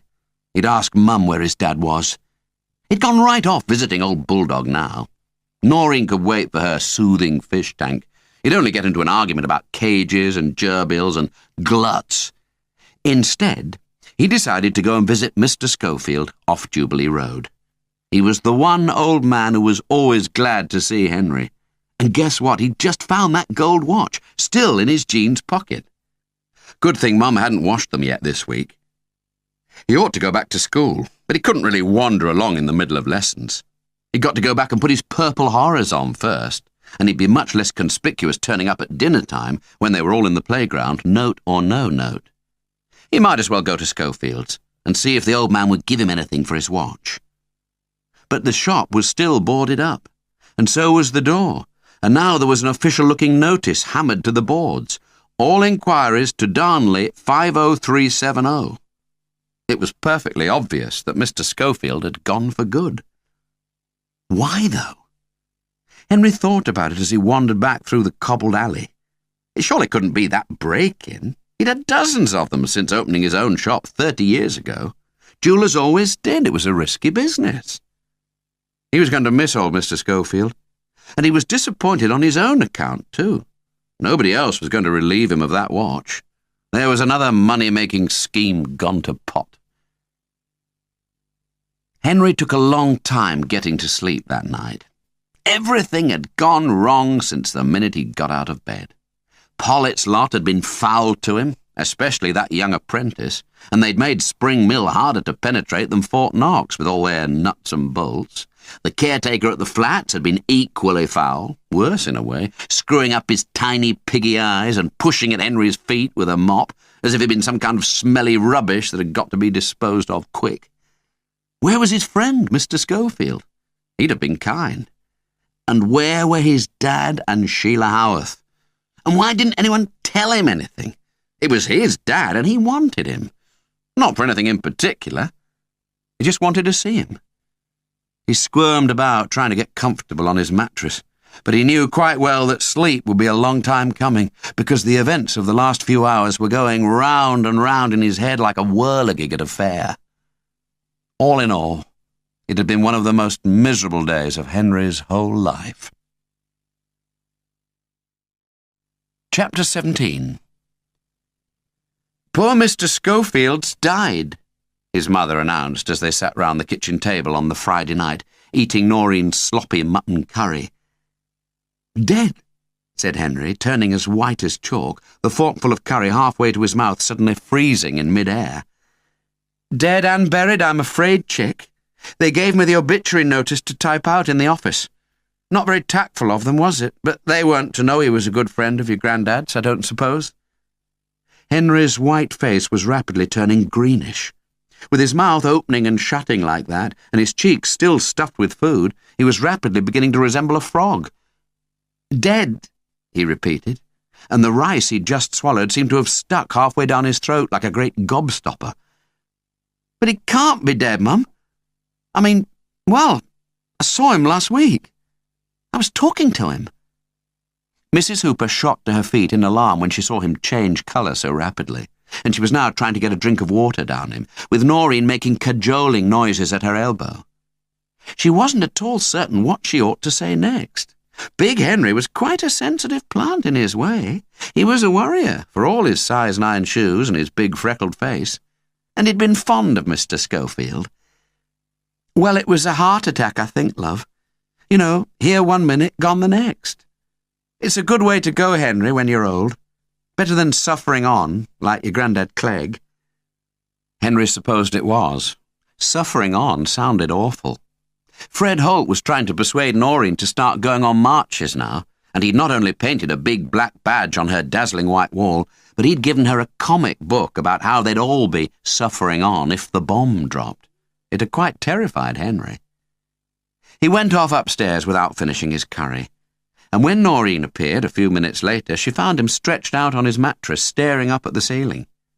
She came straight in and settled down on his sack bag for a chat. "How could he die just like that?" he blurted out suddenly. Somehow he couldn't say it to his mother, but he could to Noreen. "Well, perhaps his heart was broken," she said mysteriously. "It can happen, you know. People have shocks and they just give up the will to live when they're old. Doctors will tell you that." "What do you mean?" said Henry. It didn't sound a bit like Arthur Schofield. He'd been such a cheery old bloke. "Well, between you and me, Henry, there's more to it than meets the eye. I think so, anyway. Your mum knows quite a bit about it. I heard her telling Gran on the phone. The whole story was supposed to be going into the Examiner, and your mum saw it or something in the office. It wasn't printed in the end because he just dropped dead the day before in Rochdale Road. So they only printed the obituary." "But what story?" Henry said irritably. He got over his initial shock now, and she seemed to be talking in riddles. "Well, I don't know the details," she explained, more cautious than ever. "But he'd been given some stuff for valuation, I think. And when he had that break-in, it disappeared along with everything else. I don't know what it was, But it must have been worth a bomb, and it should have been in the safe. That's the thing. It wasn't, and the insurance won't pay up, so it's all a bit of a scandal because the owner wanted him to pay up, of course. Old Mrs. Schofield's terribly upset about it, naturally. She's been telling Gran. She's sure that's what brought on the heart attack. Henry didn't say anything else, but all this made sense. He remembered the old man crying as he bent down to pick up his eyeglass, and how that had told him there was something else wrong, something big. He'd been right for once. When Noreen had gone back next door to start work on her sculpt, he stayed on his mattress, wondering whether that reward was still on offer. It was callous of him in the circumstances, but he just couldn't help thinking about it, and how his leg might be involved, and the blob. If he could find out what had happened to that missing jewellery, or whatever it was, he'd not only be doing something for old Arthur Schofield, he'd be in the money, at last. He must get his mother on her own to find out more about what had actually happened. Then he could do his own bit of private detective work. He couldn't raise money for Darnley miners on his clapped-out fairy cycle, and he couldn't bring Arthur Schofield back from the dead, or his granddad, but he could do this, and it'd be like helping them both. Chapter 18. But Henry got nowhere fast. "Mum, what is happening about Schofield's shop?" he said the next afternoon. He came straight out with it when she was in the kitchen trying to roll some pastry out for a meat pie. "Here, can I do that? You've put too much fat in. That's why it's all crumbly." Mrs. Hooper stood back quite willingly and let Henry line the pie dish. Baking wasn't her ideal way of spending her precious half-day off from the examiner, but she was feeling guilty about Henry. His dad was a good cook, and he'd taught him a few tricks, but they'd lived on junk food since the breakup, till Cousin Noreen had arrived with her experiments, but she was eating out with Fred tonight. His mother watched him patiently roll the sticky grey lump out again and hoped he'd stop asking awkward questions about Schofields. But he didn't. He just went on and on at her like a dentist's drill. "Chick, I don't know," she said helplessly, as he took her through the 3rd degree, filling the grey pastry shell with even greyer mince and onions. "I can only tell you, and this is strictly between ourselves, that there's going to be a prosecution, and until it's all out in the open, the examiner staff are all sworn to secrecy. That obviously includes me. So your mum's got to keep mum, Chick. Get it?" She smiled at him rather nervously. There was no way of getting a grin out of Henry today, only one of his dark, suspicious looks. He couldn't really understand it even now. "But you can tell me, Mum. Surely it's only me. Who am I going to tell, for heaven's sake?" "Nobody, love, nobody in this world. But suppose the police came round and asked me point blank if I'd said anything. I'd have to tell them, wouldn't I?" Henry gave her one of his shrewd sideways glances. He didn't quite like all this caginess on his mother's part. He didn't mistrust her exactly. There was just something he couldn't get to the bottom of. It couldn't be anything to do with him, after all. She didn't know about Danny Crompton's obsession with that leg, or the blob and the face at the window, and she certainly didn't know about his visits to Spring Mill. Even if she did, she wouldn't have connected them with the raid on Schofield's shop. How could she? When Noreen dashed in at 6 to get changed for her night out with Fred, Henry managed to snatch 5 minutes' conversation with her up in the attic. He held a rapid interrogation as she stood in front of the mirror, patching up her flowery white makeup and renewing the boot-black mascara. He was feeling quite hurt by his mother's silence, and he didn't believe that bit about the police coming round either. His own mother, and she couldn't even trust him. "Look, Hen, if they've all been told to keep their mouths shut, that's it, isn't it? It can't exclude your mother." "But it's only me," Henry repeated helplessly. "Surely she can trust me." After yesterday, the day of the great brush-off, he just felt like crying, and he was only trying to get at the truth. Would nobody tell him anything? "Honestly, Hen, fasten this chain for me, will you? Honestly, Hen, I should think, knowing your mum, she's forgotten all the details already, if she ever knew them. She's got a mind like a sieve, you know that. I'm sure it's nothing personal." All right, but don't call me Hen," he said peevishly. It was bad enough when his mother called him Chick. When Noreen had roared off with Fred in his Lollocks van, and Mum had switched Emmerdale Farm off, Henry decided that the time had come. Not to continue the interrogation about the Schofield mix-up, he'd given up on that for now, but to find out where his dad was. It was 1,000 times more important anyway. But the minute he mentioned the name, Mrs. Hooper's eyes filled up with tears. It always happened, but Henry felt he couldn't be fobbed off any longer. He had his feelings too, so he just crashed on callously. "Where is he, Mum?" he kept repeating. 3 times he said it, and 3 times his mother gave him the same reply, muffled through a grubby old handkerchief. "Dunno, chick. You know him, you know how he wanders.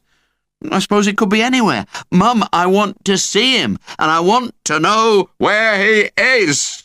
This 4th time, Henry was almost shouting. That did it. There'd been enough rows in that house to last a lifetime, and now mother and son were at it.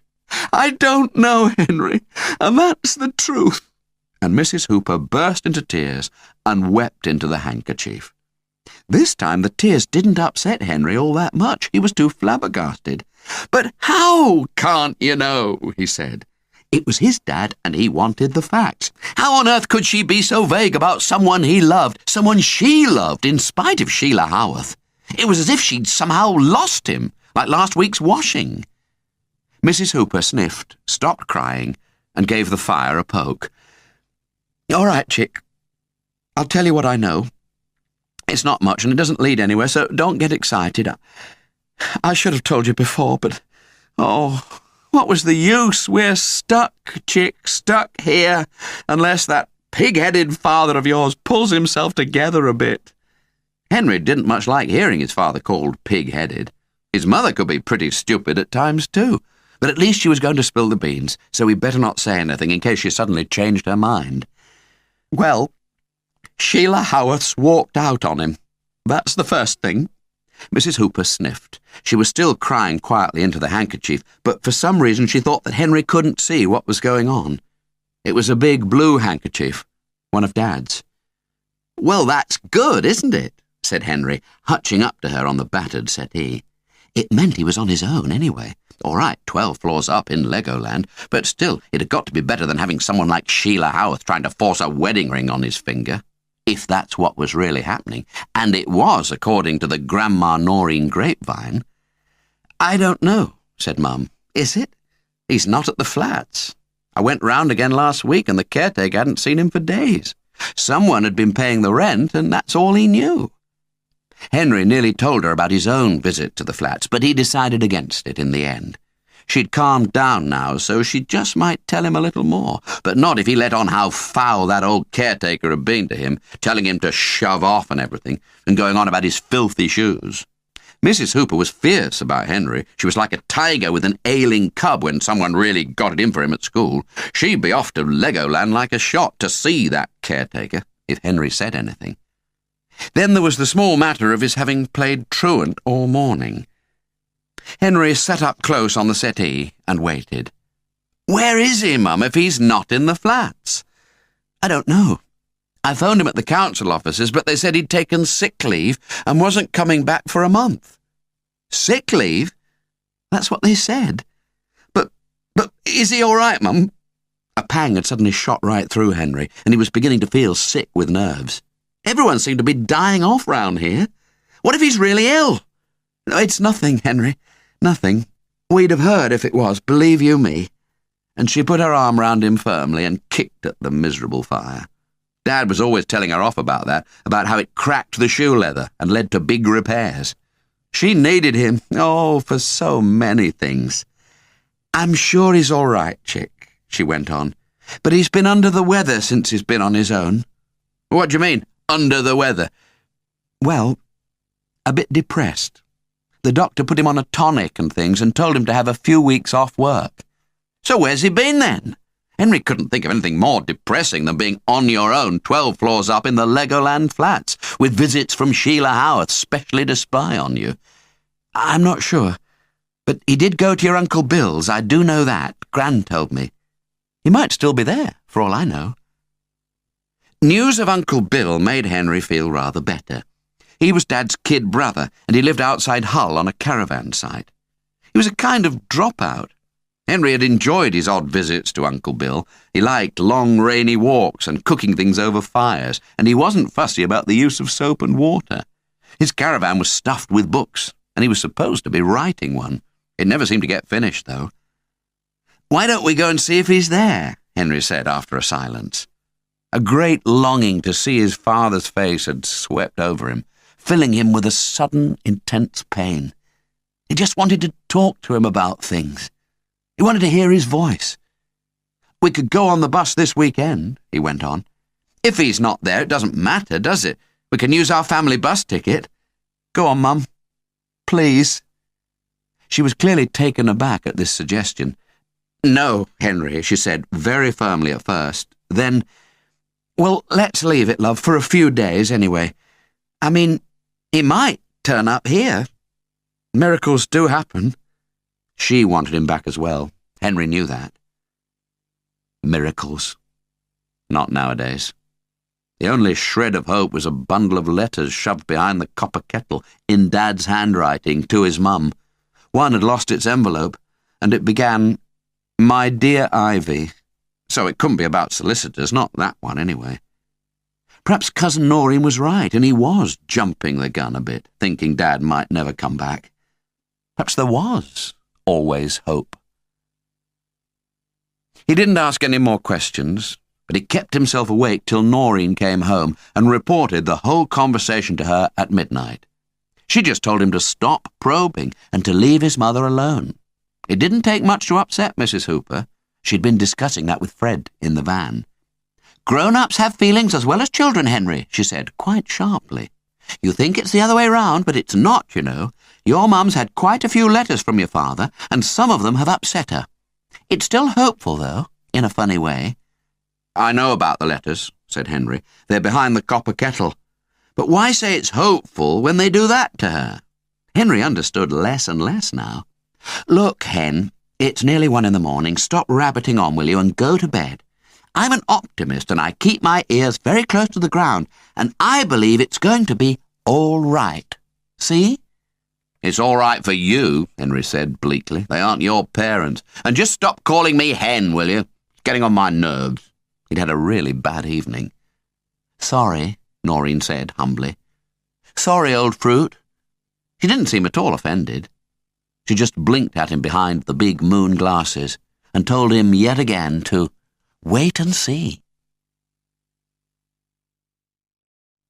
Chapter 19. For a long time, waiting was all he could do, about everything. Cousin Noreen was installed in the front attic and busy with her classes at the Poly. Life settled down into its old routine again, and everything became ordinary and flat. It was quieter, too, because the Snells weren't speaking to them on account of the hedgehogs. Every morning, Graham left for school in his dad's new Ford Granada, sweeping past Henry and the Hodgkinsons as they plodded along to the bus stop. Well, that was all right. He could have more fun with Nev and the ugly sisters without Graham Snell there, spreading disapproval. And since the gerbil episode, Nev had been rather anxious to please. His mum must have told him off for being such a cheat. He was still pressing Henry to accept 2 rabbits, but Henry wouldn't have them. So one day, a £1 was produced for the non-appearance of Eunice Snell's babies. Henry put it in his pocket before he changed his mind. It would be Mrs. Hodgkinson's £1, guilt money, but he was still having it. Added to the cash Noreen had given him for the leg and all the other rubbish, he now had £3.44. He'd been hoping his pocket money might start flowing again now his mother had a job with the Examiner, but all he ever heard about was final demands as she paid off the gas and the electricity. There was no way of getting a new bike out of her this side of Christmas, and a second-hand one would cost a lot more than £3.44. The sponsored cycle ride for Darnley miners came and went. It was depressing. Henry stood at the end of Willow Way one Saturday afternoon and watched them all pedal by en route to the moors on their new rally winners and their flashy Japanese racers. He felt so miserable he went round to Nev's and they watched a video of the killer bees to cheer themselves up. Nev hadn't been on the ride either. He'd ruined his back tyre doing skids along Springfield Avenue, and his dad had thrown a fit and said he wasn't paying for it, not even for a charity race. As he watched the bees slowly killing off everyone in the United States, rebellion stirred in Henry's heart, and he suddenly leaned forward and pushed in the pause button. It wasn't real life at all, and they'd seen it about 50 times already. Even the best videos got boring after a while. "Hey," said Nev grumpily, "this is the best bit. What are you doing, stopping it now, you great nit?" "Well, I've got to go home soon," said Henry, glancing up at the mantelpiece clock. "And there's something I want to ask you. It's important." "Go on, then," Nev said impatiently, his eyes still glued to the screen. "Get on with it." Now it was frozen, the scene where the girl's face got slowly eaten away by the bees was becoming more and more interesting. You could do some good things with videos. "Well, I want to go back to Spring Mill," said Henry. "There's someone snooping about there night after night, and since Pollitt's put all those locks and chains over it, I don't see how anyone could get in. Do you? So what's going on, and what are they after? That's what I'd like to know. Do you fancy coming?" Nev wasn't listening. He was studying the eating away of the girl's left cheek very carefully, and wondering if he could achieve the same effect with blue tack. You could paint it red afterwards. "You're not listening, are you?" Henry said huffily, getting up from the settee and pulling on his anorak. "You say you're my best friend, but you don't even listen when I speak to you. Some friend you are." Nev switched the video off completely. Henry was his best friend, the only loyal one, the only one who didn't tell tales about his absence notes or repeat funny stories about their daft family to Miss Bingham.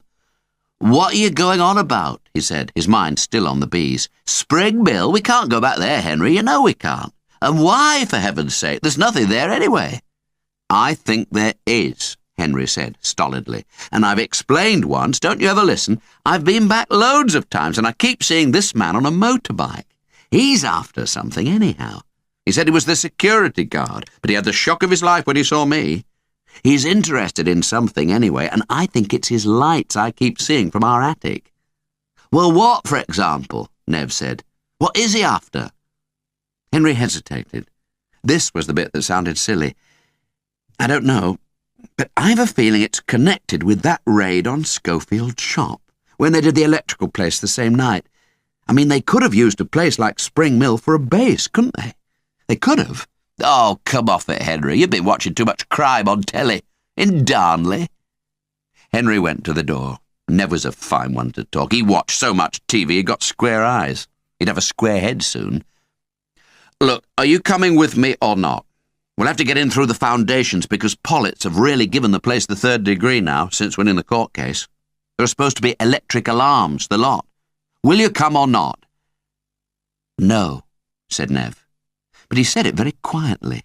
It was great poking about the foundations of Spring Mill, and it was hard letting Henry down. He'd been in a load of trouble with his dad recently, and he'd get thrashed if they were found in there again. "I'm sorry, Henry," he said, "but I just can't. You know what a foul temper my dad's got, and he'd belt me. You can't make me risk that." Henry went off home without saying another word. Nev hadn't exactly said so, but when he'd heard the theories about the blob and Schofield's break-in, the wide, half-baked expression that had crept across his face plainly said he thought his little friend was living in fairyland. Henry trudged home through a cold drizzle, feeling lonely, let down, and bitterly disappointed. If Nev was chickening out, then he really didn't have a friend in the world. Dad had simply disappeared. Where was he? In hospital? In prison? Every time he asked his mother, she went all misty-eyed, and all Cousin Noreen did was to tell him to stop rabbiting on. Life was just great. At least all those cyclists were getting wet. There wasn't a soul between Nev's front door and their gate. Then he saw desperate Dan lolloping down towards the main road. It was quite a shock seeing him again. He'd more or less gone to earth since that meeting under the holly bush when Fred had roared up in his Lollox van, and they'd only met once since by the Jubilee Road dustbins one Tuesday night. Danny had started at one end and Henry at the other. This time the old man ignored him completely. He clearly wasn't interested in Henry's doings anymore, leg or no leg. There'd been nothing in the newspapers about the Schofield case, and no more pink faces peering in at his bedroom window. In fact, if he'd not seen those lights again, Henry really would have begun to think that he'd dreamed the whole thing up. Chapter 20. Then he saw the blob again, down in the covered market. It was Saturday morning, and he'd gone down to Whiteley's cheese stall for a pound of Lancashire. It was the best place for cheese in Darnley. Noreen had sent him. She was still in bed, and so was his mother. He wouldn't normally have agreed to run errands for his cousin, but she was doing most of the cooking these days. Henry loved food, and mealtimes had become quite exciting. She needed the Lancashire cheese for a special Italian dish. It didn't sound very Italian to Henry, but he got what she'd asked for. "A pound of Lancashire, please," he said to the woman, "the mild one." After buying the cheese, he went to see the bulldog in the pet shop to get a price for his pre-Christmas gerbils. But the man had obviously forgotten all about him, and he wasn't very encouraging. "Oh, there's a glut, you see, son," he said, weakly embarrassed. "You said that last time," Henry muttered through his teeth. It was rather rude, but it was true. And anyway, where were all these gerbils? He could see rabbits and mice running round, and budgies in cages, but no gerbils. He went off without getting the man to agree to anything. Perhaps he'd keep the two Ronnies anyway. They'd improved since he'd separated them, and the little one had calmed down a bit. He quite liked the nibbling noises when he woke up in the middle of the night, especially now he felt that the rest of the world had let him down. There was the blob, at a record stall, sifting through Top of the Pops. He didn't look as if he'd washed his face or changed his clothes since chasing Henry through the gates of Spring Mill. His neck looked thicker, as if he'd put weight on, and the greasy blonde hair was a few inches longer. But it was definitely him. Henry dodged behind a vegetable stall and lurked. At the next rack, a gangling teenager in jeans was looking at brass band selections. Henry peered through his spindly legs and spied on the blob. He selected 4 records and paid for them in pound notes, and there were more where those came from. He'd peeled them off a roll that he'd pulled out of his back pocket. That was fishy enough. But what Henry saw next was even more fishy. The blob was wearing 3 watches. Not 1, not 2, but 3. 2 on the left arm and 1 on the right. The blue jeans shifted at this point, and Henry lost sight of the blob for a minute. But he saw the watches again as a sweaty pink hand leaned forward and grabbed some change from the stall holder. They were cheap and nasty watches, the kind you see on special offer in filling stations. "Digital, mainly. That's the stuff they go for." Mr. Schofield's words came back to him as the blob went off towards the car park and left Henry propping up a heap of oranges by the vegetable stall. His brain was working overtime now. Could those 3 watches be leftovers from the break-in, or was he simply going off his head? He followed the blob out of the market and into the car park. From a safe distance he saw him rev up a motorbike and ride away. It was a different machine, good second-hand, not the rusty old one he'd seen at Spring Mill. The blob was in the money now. Pity he didn't buy some new clothes. Not for the first time, Henry wished he was Superman, so he could sprout wings and follow him. In gangster films, they'd have jumped in a taxi and shouted, "Follow that motorbike!" Follow that blob, Henry thought glumly, as the bus crawled along Jubilee Road towards Fir Grove. Some hopes. He put the cheese in the fridge and jammed a stool up against the door, otherwise it would swing open and everything would go bad. Then he went upstairs to see Noreen. The iceberg music was turned up very loud, and the "Do Not Disturb" notice was in position already. Apart from a spot of cooking, she was planning to spend the whole weekend on her sculpt. Fred was banned till Sunday night. When Henry knocked, there was a scuffling noise. He waited quite patiently, but he felt rather irritated. This thing she was making for the competition was taking over her life.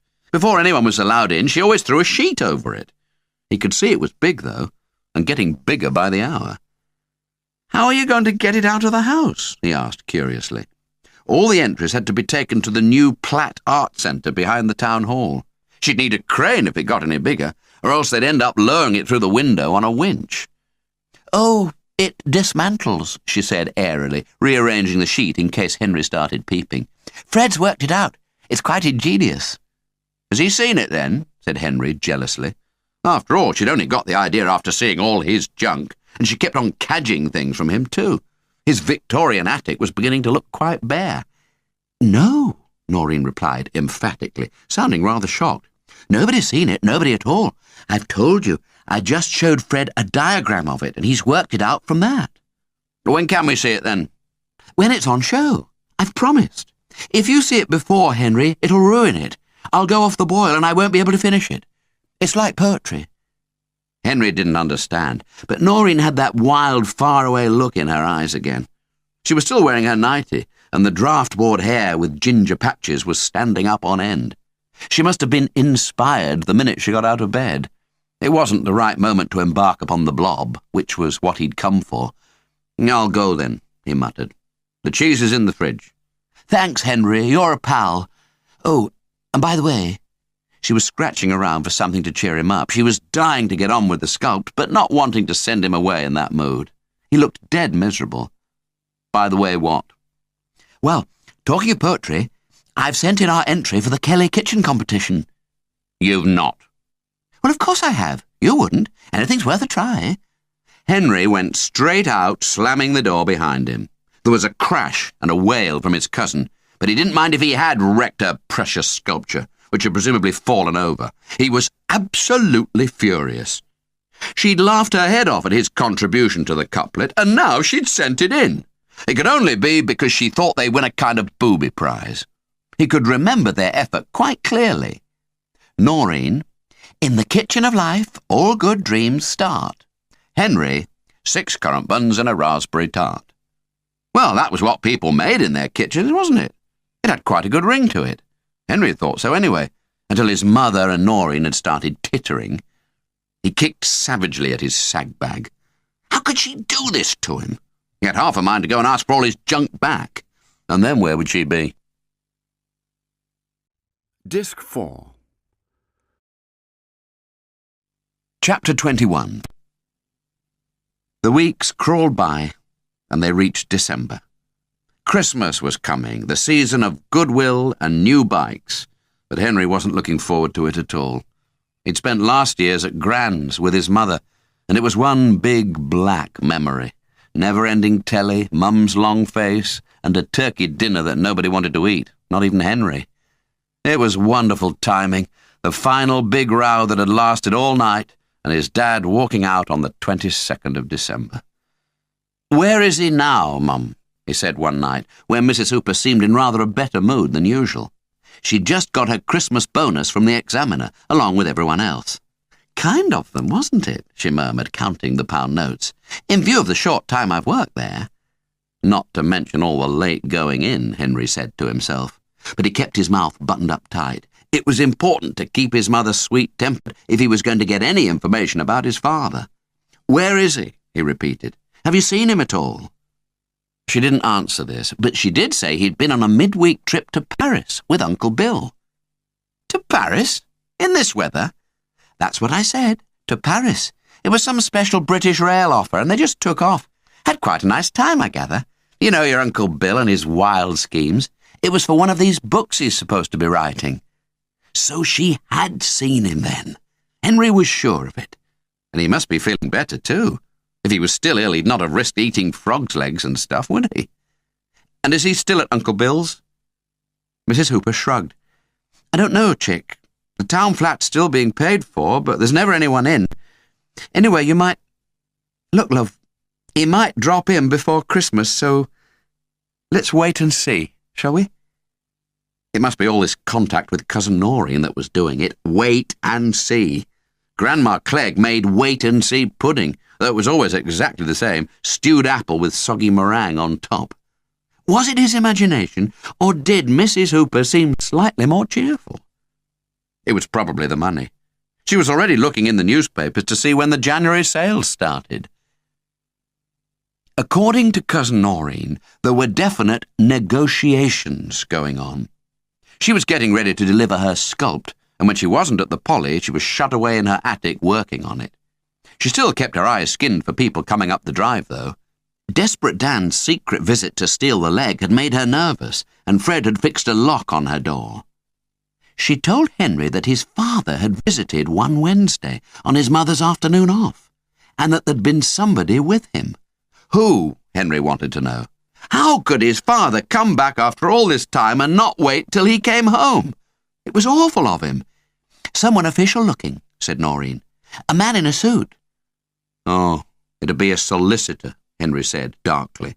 It'd be about money, and his hopes sagged again, like undercooked Yorkshire puddings.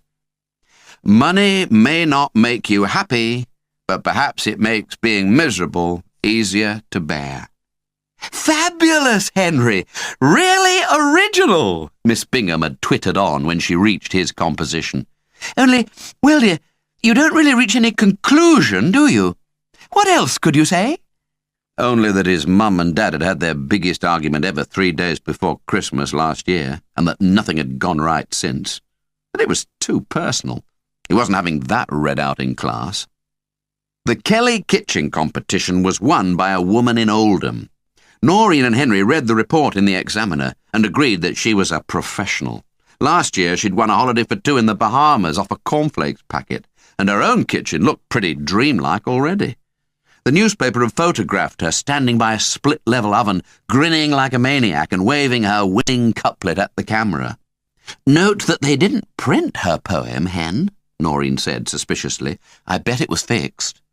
Well, I'm glad they didn't print ours, he muttered, looking fearfully at the report. It had taken him a long time to forgive her for sending it off without telling him. And don't call me Hen.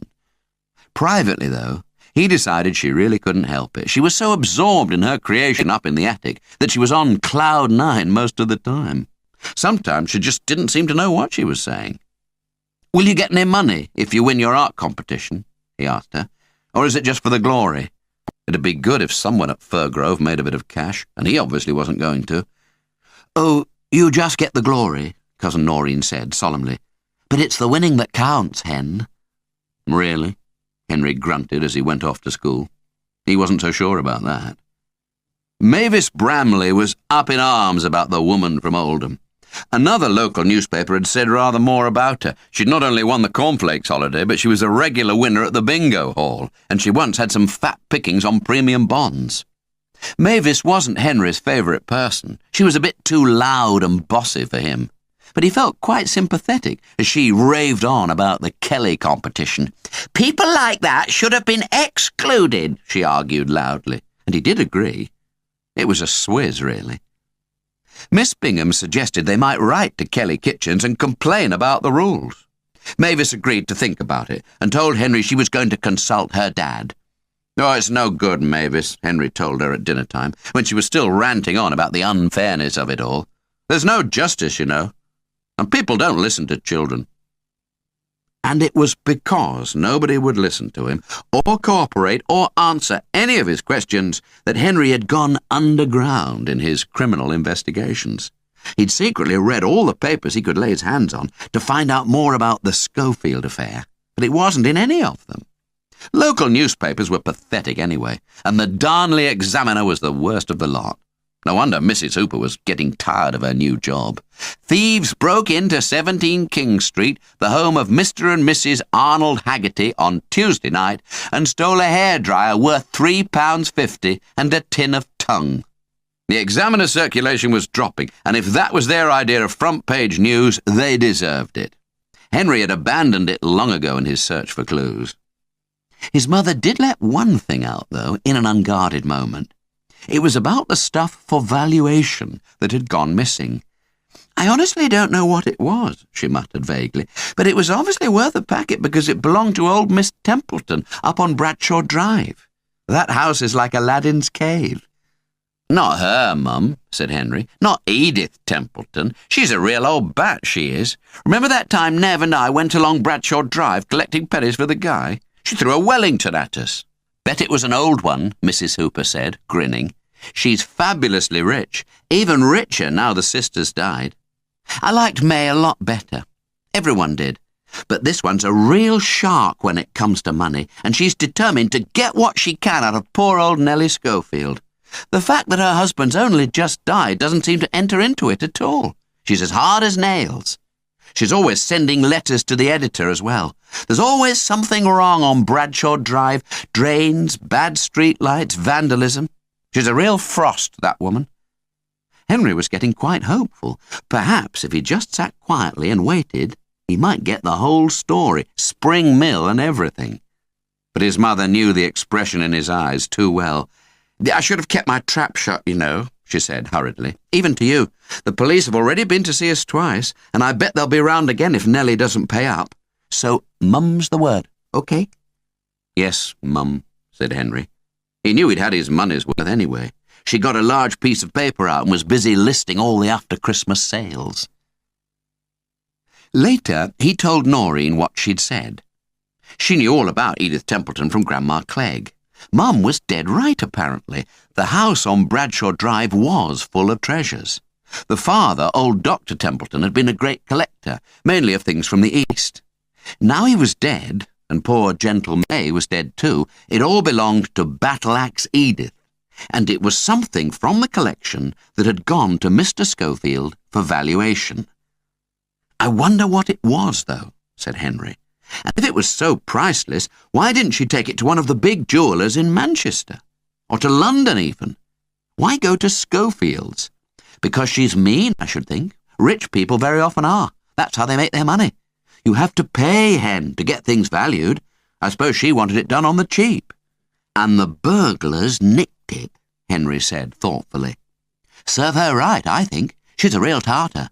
And now she's trying to get the money out of old Mrs. Schofield. Poor old thing." But Arthur Schofield's widow wasn't a poor thing at all. She was a fighter. Henry met her one Sunday afternoon at his grand's, sitting on the settee with a cup of tea and a balm cake, a little round woman with coal-black eyes. She reminded him of a currant bun. They were talking about Edith Templeton and the money when Henry walked in. They stopped when they saw him, but he did hear that Mrs. Schofield wasn't going to pay up without a struggle. "It's the least I can do for Arthur," she was saying bravely as he came down the hall, "and the reward's still on offer. That might do something." Henry still believed that the answer lay with the Blob and Spring Mill. Every night before he settled down on his mattress, he spent a few minutes at the window just to make sure there was nothing going on. But there never was, and the Blob never went back to that record stall. Henry walked down to the covered market several times afterwards and hung round in the car park. But the Blob did not return. Christmas was in the air, and Miss Bingham's band were practising 6 little carols in the dinner hour. It had shrunk considerably over the weeks, and it now consisted of 3 triangles, 1 violin, and the golden flute of Jonathan Pargeter. The repair bill had come through Henry's letterbox along with some Christmas cards. That was another reason for not mentioning a new bike. The 3 Hodgkinsons needed money for presents, so they went round the estate. Nev did a nice line in carols, but he never knew when to stop. The ugly sisters egged him on. Noreen heard them through her attic window, bellowing outside Snell's. "Hark the herald angels sing, Beecham's pills are just the thing. Peace on earth and mercy mild, 2 for adults and 1 for a child." Fortunately, Mrs. Snell was out at a Women's Institute meeting, but Graham's dad heard them. He gave them 10p each and told them to go and sing outside their own front gate. Mr. Hooper, well or ill or just in Paris, seemed to have gone into hiding. Henry had been back twice to the town flats, but number 12C was still all locked up, and there was the same scene of desolation through the keyhole, the piles of washing, the unwashed cups, and the same red and white shirt dangling over the chair back. He really felt he could insist on being told the facts, but Mrs. Hooper had gone into one of her big depressions, and you had to be very careful when she was in this mood. In any case, Henry wasn't sure she actually knew the facts. Dad was apparently shacked up somewhere with Uncle Bill, according to Grandma Clegg, and that could mean anywhere from Land's End to John O'Groats. The caravan was too cold to live in during the winter. If she didn't resign from the Examiner, they would probably sack her anyway. She went into the office later and later, and sometimes she didn't go at all. She said the hours were too long, the pay too low, and that it was slave labour, in spite of the December bonus. The glamour of a new job never lasted long these days, but it hadn't always been like that. She was falling apart without Dad. Even the Blob had Christmas presents to buy, because the week before the 25th, Henry got another sighting. It was down in the covered market again. He hadn't actually gone blob spotting. He'd gone down to find out the price of Christmas trees. Noreen was organising the Hoopers' celebrations before she went home to Harrogate, and she was determined to do it properly. "A little tree and all the trimmings, Hen. You both need cheering up, I think. It's my Christmas present. It's great living with you and your mum," she'd told him. So Henry had been dispatched to the market to see if there were any great bargains. There weren't any, but there was the Blob, spending money as if it had just come into fashion. Boxes of cigarettes, booze, fancy aftershave, and half a dozen records from the stall Henry had watched so often from his post by the oranges. His face hadn't improved. It was more pimply than ever, and a lot fleshier. He was obviously getting fat on his pickings, whatever his game was. And his clothes were new too, a denim suit with very tight trousers and pointed boots. Eunice Snell would have loved him. When he walked off towards the car park, Henry didn't bother following. He couldn't very well go up to him and accuse him of giving old Mr. Schofield a fatal heart attack. But on the bus ride home, he resolved to do one thing. He'd keep up his watch on the mill till Christmas, and if he saw anything, he'd definitely go and investigate on his own. If he didn't make himself do it, he'd never get to the bottom of the Schofield affair or the mystery of the leg, and he owed it to himself. Like Noreen, Henry had Grandfather Clegg's blood in his veins, and when Cleggs got their teeth into something, they didn't let go easily. Chapter 22. A few days later, something woke him up at 2 a.m, but this time it wasn't a face at the window. It was a little chewing noise. Big Ronnie was up and about and having a midnight feast. Henry wouldn't have woken up normally, but he couldn't sleep properly these days. He had too much on his mind. He got up from his mattress, crept across the floor, and looked out. It was a mild, almost muggy night, unusual for mid-December. Noreen was hoping for a white Christmas, but she was going to be disappointed. She got white on the brain. He spent ages at the window, staring hard and seeing nothing. He was thinking of his father and of his mother's misery and of happier Christmases altogether at Fir Grove. So when he saw the light in Spring Mill, he didn't take much notice at first. He thought he'd been dreaming. There were murky, fuzzy lights all over Darnley, strings of them slung along the motorway like big orange beads, and twinkling house lights like the points of pins. There were lamps along the canal bank now as well. They'd gone up in November. The council was trying to make it into an urban conservation area, even though it was one of the most polluted waterways in Lancashire. He started to get his stuff together, but he still wasn't sure. He had seen a light twice in 5 minutes, but it was all so muddled on a night like this. It could have been car lights coming down off the dual carriageway, or the flashing of a police car, or an ambulance. Big Ronnie was having a thoroughly good chew and watching him from the corner of his cage. Yes, Henry thought sourly, pushing a torch into his anorak pocket and looking round for his bobble hat. If it hadn't been for you, mate, I might still be asleep. 2 minutes later, though, he was creeping through the back door, bike lamp in hand, to get to his fairy cycle, with the great hump of the sleeping house looming over him like a giant. He felt a bit scared. In places, the towpath was slippy with mud, and Henry pedalled precariously, dodging the puddles. The canal bank was totally deserted, and he was soon leaning his bike against the mossy mill wall. One of the new lamps was quite near his hole, so he didn't need his torch immediately. He bent down and began hacking at the brambles. He only had a rusty old clasp knife, so it took a long time, and his hands were soon scratched and bleeding. But at last the tangle of spiky branches could be pulled right back, and there was the hole, inviting him in. The smell coming out of it was anything but inviting. It was cheese and old socks and lavatories all mixed up, and it looked so small, even smaller than when he'd examined it weeks ago, way back in October. There'd only just been room to wiggle through last summer, and he'd grown a bum since then. What if he got stuck halfway in, like Winnie the Pooh? Gran used to read him those stories. Henry put his knife away and remounted his fairy cycle. There was no harm in going round to the mill gates for a minute just to see if the padlocks were off again. Anything rather than go down into the foundations through that hole, all on his own.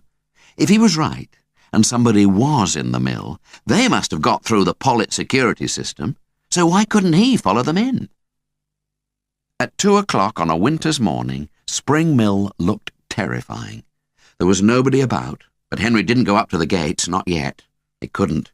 Instead, he hovered by the crumbling wall in the long grass, where he'd spied on the men from Pollett's estates, staring at the ravaged buildings behind their wreaths of barbed wire, feeling the sadness of it all. The empty mill was like an abandoned ship, or an old machine chucked on the scrap heap because it was no use anymore. But it was ghostly too, and as he stared up at it, the high buildings seemed to grow higher, as if they were gathering themselves up to come and get him. Henry tried to pull himself together. He got his torch out of his pocket and flashed it over the gates. Everything seemed to be in position as before, and the whole place was in darkness. But he wasn't giving up, not yet. He crouched in the long grass, with the wet seeping up through the seat of his pants, shining his torch along the mill walls, then back to the huge gates again, his ears pricked for the tiniest noise. And in the end, he heard something. A muffled thump that came from somewhere in the shadows on the far side of the mill yard.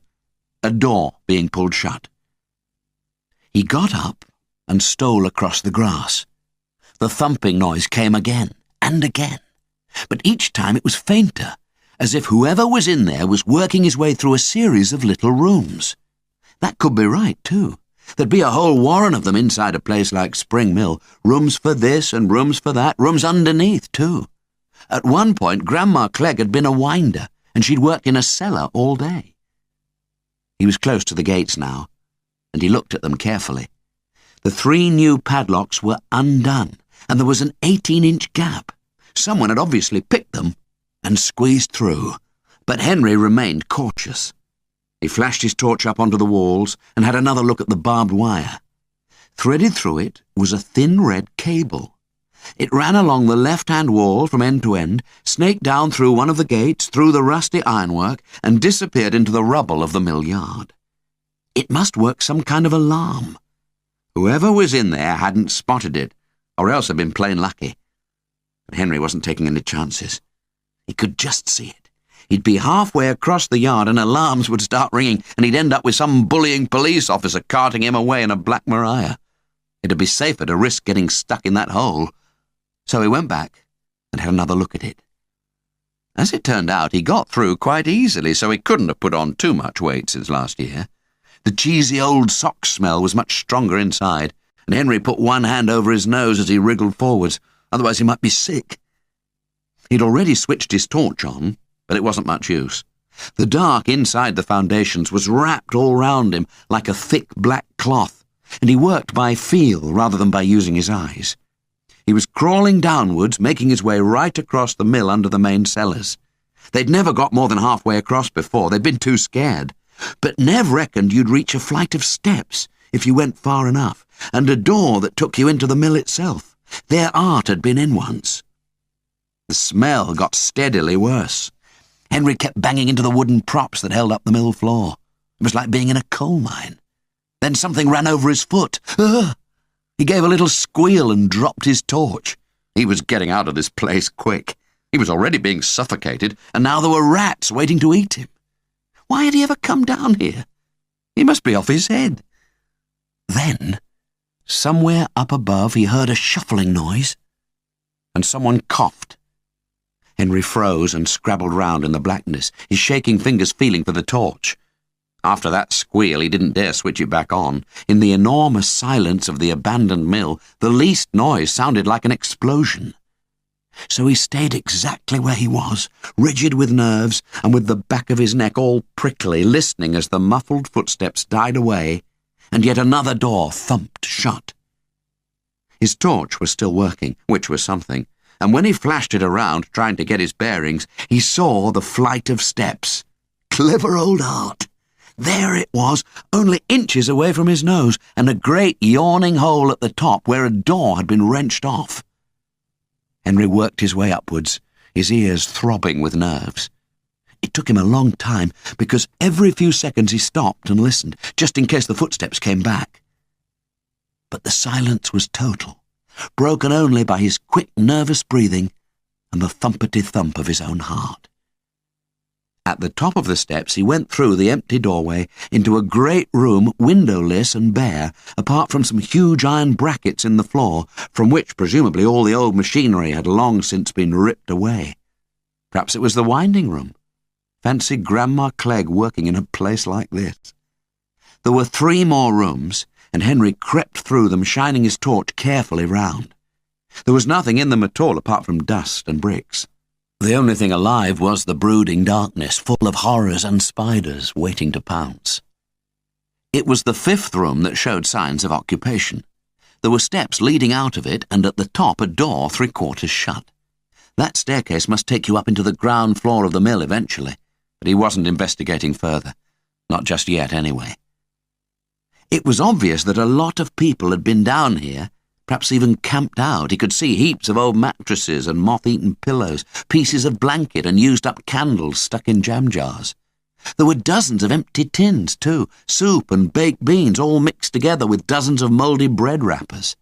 And heaped up in one corner, almost touching the ceiling, was a huge pile of junk. His kind. With the help of his now wavering torch, Henry ran his professional eye over it. It seemed to consist of packaging, mainly, blocks of polystyrene and plastic bags, dozens of small cartons that had once contained radios and cassette recorders. Graham Snell could have made a really big railway layout with that lot. Right at the bottom of the heap, he found some really incriminating evidence. Hundreds of little boxes, all flattened by someone's big feet. They were watch boxes, cheap and nasty, the kind sold in filling stations. Henry took a step back and considered.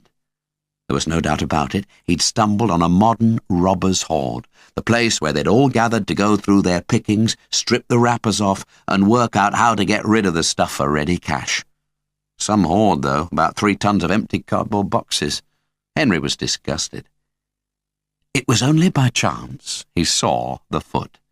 A faint faraway noise somewhere over his head had made him jump, and he turned away from the rubbish pile to get his bearings, just in case he had to make a dash for it back to the hole. It was definitely a foot. The heel was now sticking out from all the cardboard boxes. He must have uncovered it himself.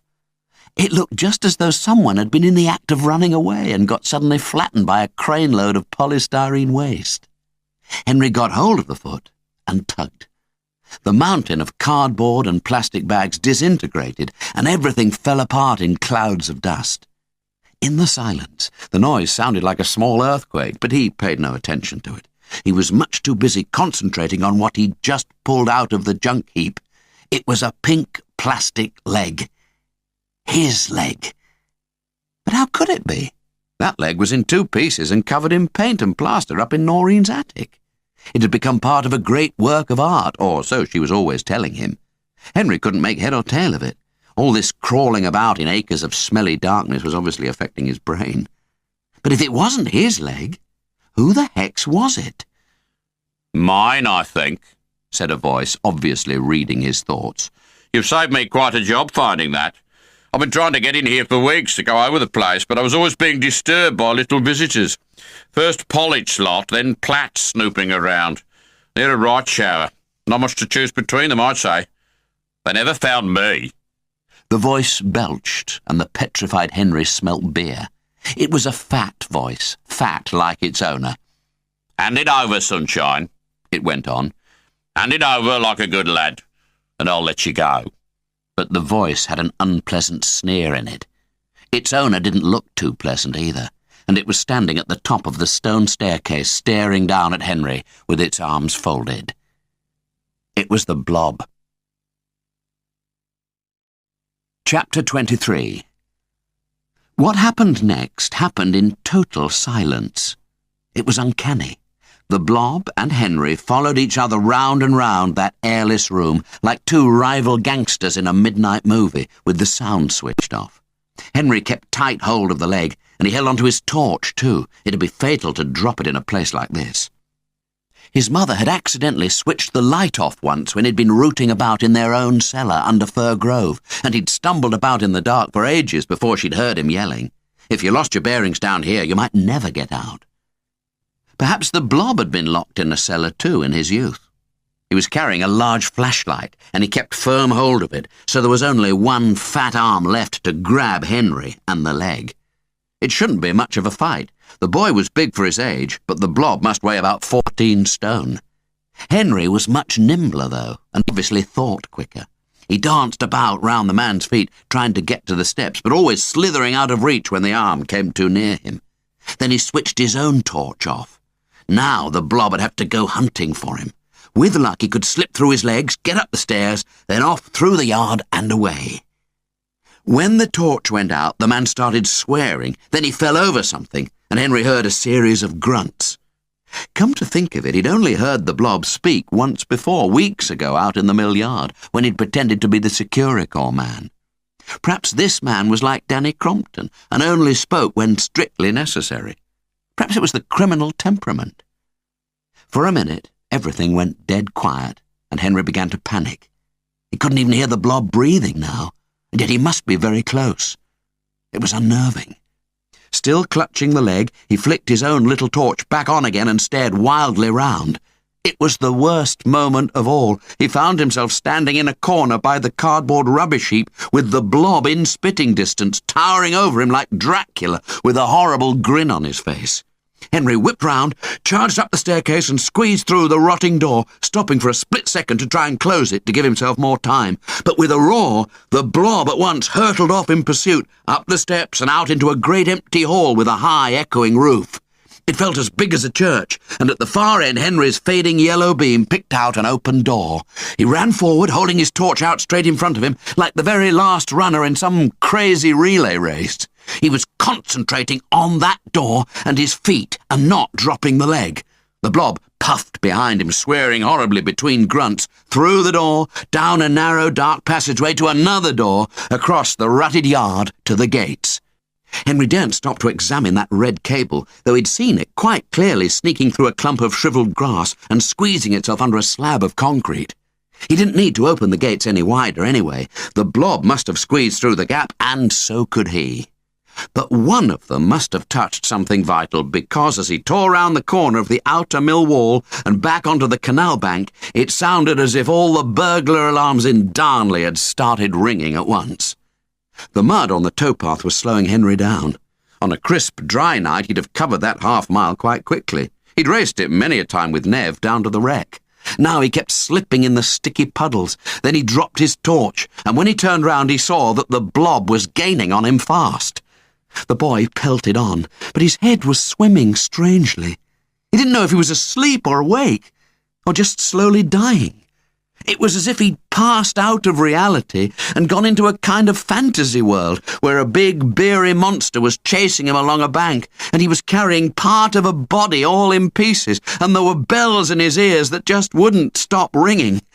He was going to be sick, and it felt as if all the blood in his chest was coming up through his windpipe, squeezing up, painfully trying to choke him to death. Now he was falling forward slowly, and a great patch of oily mud gleamed wetly under his tottering feet like a big black banana skin. He turned round for the last time and saw the blob's face, swollen dark pink with rage, and a big sloppy mouth in the middle, gibbering soundlessly at him. He turned, ran forward, slipped, and went straight into the canal. "I'm drowning," thought Henry as the water closed over his head. This is what dying's like. He couldn't swim anyway, so he couldn't do much. Wasn't he supposed to thrash around, though, to stop himself developing hypothermia? Or tread water? He'd never mastered that, nor the art of the back-leg frog kick. His best hope was for a friendly branch to come floating by, so he could grab hold of it. It was as if time had stopped altogether. Perhaps it was the shock of the freezing canal, or all the water he'd swallowed. He felt curiously peaceful. Perhaps he would see his 11 years of life flash by, like people said. An old drunk had drowned in the canal only last week. Did it take longer if you were old? But the blob was in the water too, and he'd seized him under the armpits. "Stick your legs out, you silly little fool," he bellowed through mouthfuls of weed. "Stick your legs out or you'll go under. And put your head back. No, like that. Do you want to drown us both?" Henry forgot everything afterwards except the wobbling white moon reflected in the slimy black water and the indescribable smell of the canal.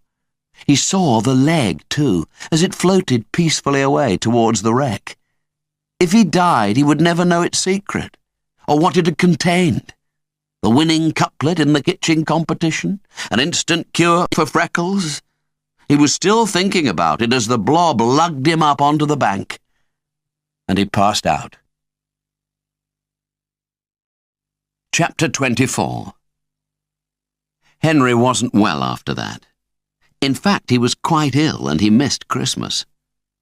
Mrs. Hooper was puzzled. The boy was as strong as a horse, and she thought he'd recover in no time from his midnight dip in the Darnley Canal. But he didn't. First, he developed a raging temperature. Then he became delirious and couldn't recognize people. In the end, she had to call the doctor out in the middle of the night. He kept coming to see him, too, all over Christmas. Mrs. Hooper sat in the attic morning, noon and night, and their presents lay unopened under Noreen's artistic tree. She kept phoning up from Harrogate, and his dad came too, several times in the first few days. Well, Mum said he'd been. Henry couldn't remember. The first visitor he recognised was Eunice Snell.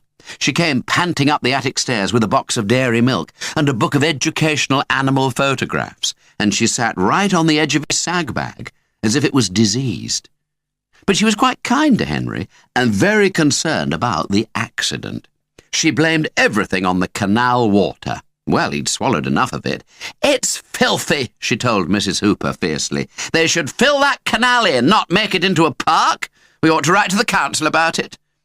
The three Hodgkinsons came too, giggling and dumping a load of old beanos on his mattress.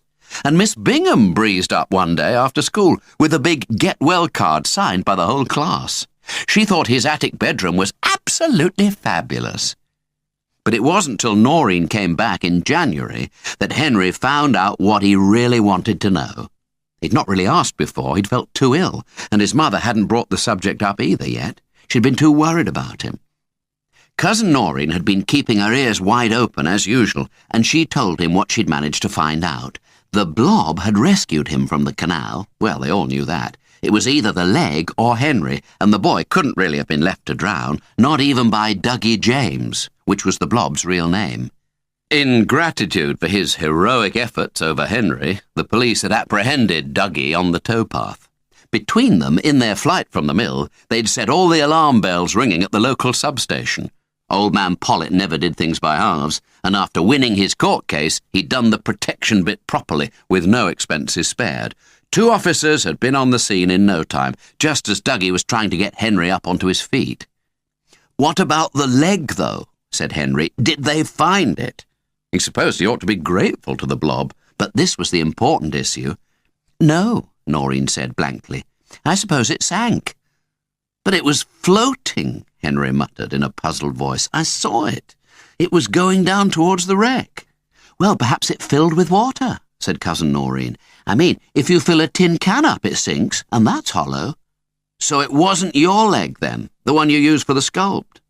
She looked at him, wide-eyed beneath her fuzz of ginger hair. "Well, no, Hen, how could it be?" She was slightly puzzled. He was supposed to be on the mend, but all this about that leg was worrying her. Perhaps his brain was still a bit pickled in canal water. "Who's the blob, then?" "The blob? Well, that man who fished me out of the canal. Is he in prison?"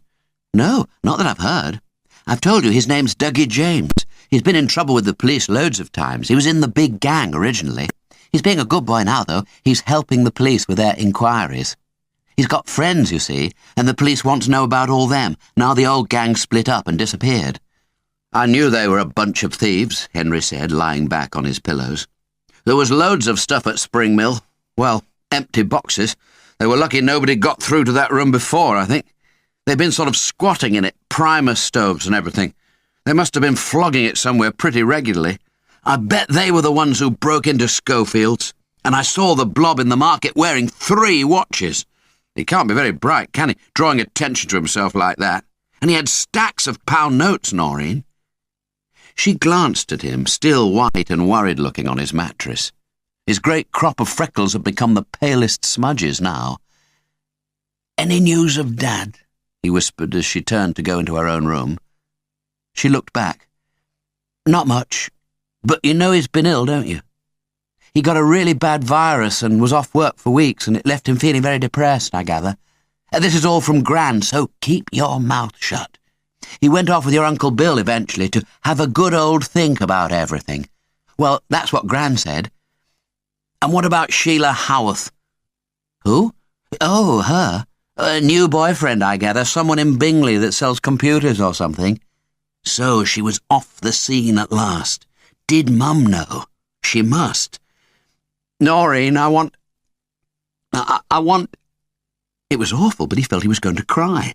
Be patient, Hen. Get better first. He came to see you when you were ill, you know. He'll be back.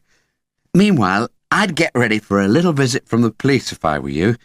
You've been working out quite a lot, haven't you, considering you're supposed to be at death's door? I should think they'll be round any day now. Get your story lined up, Hen, she added wickedly.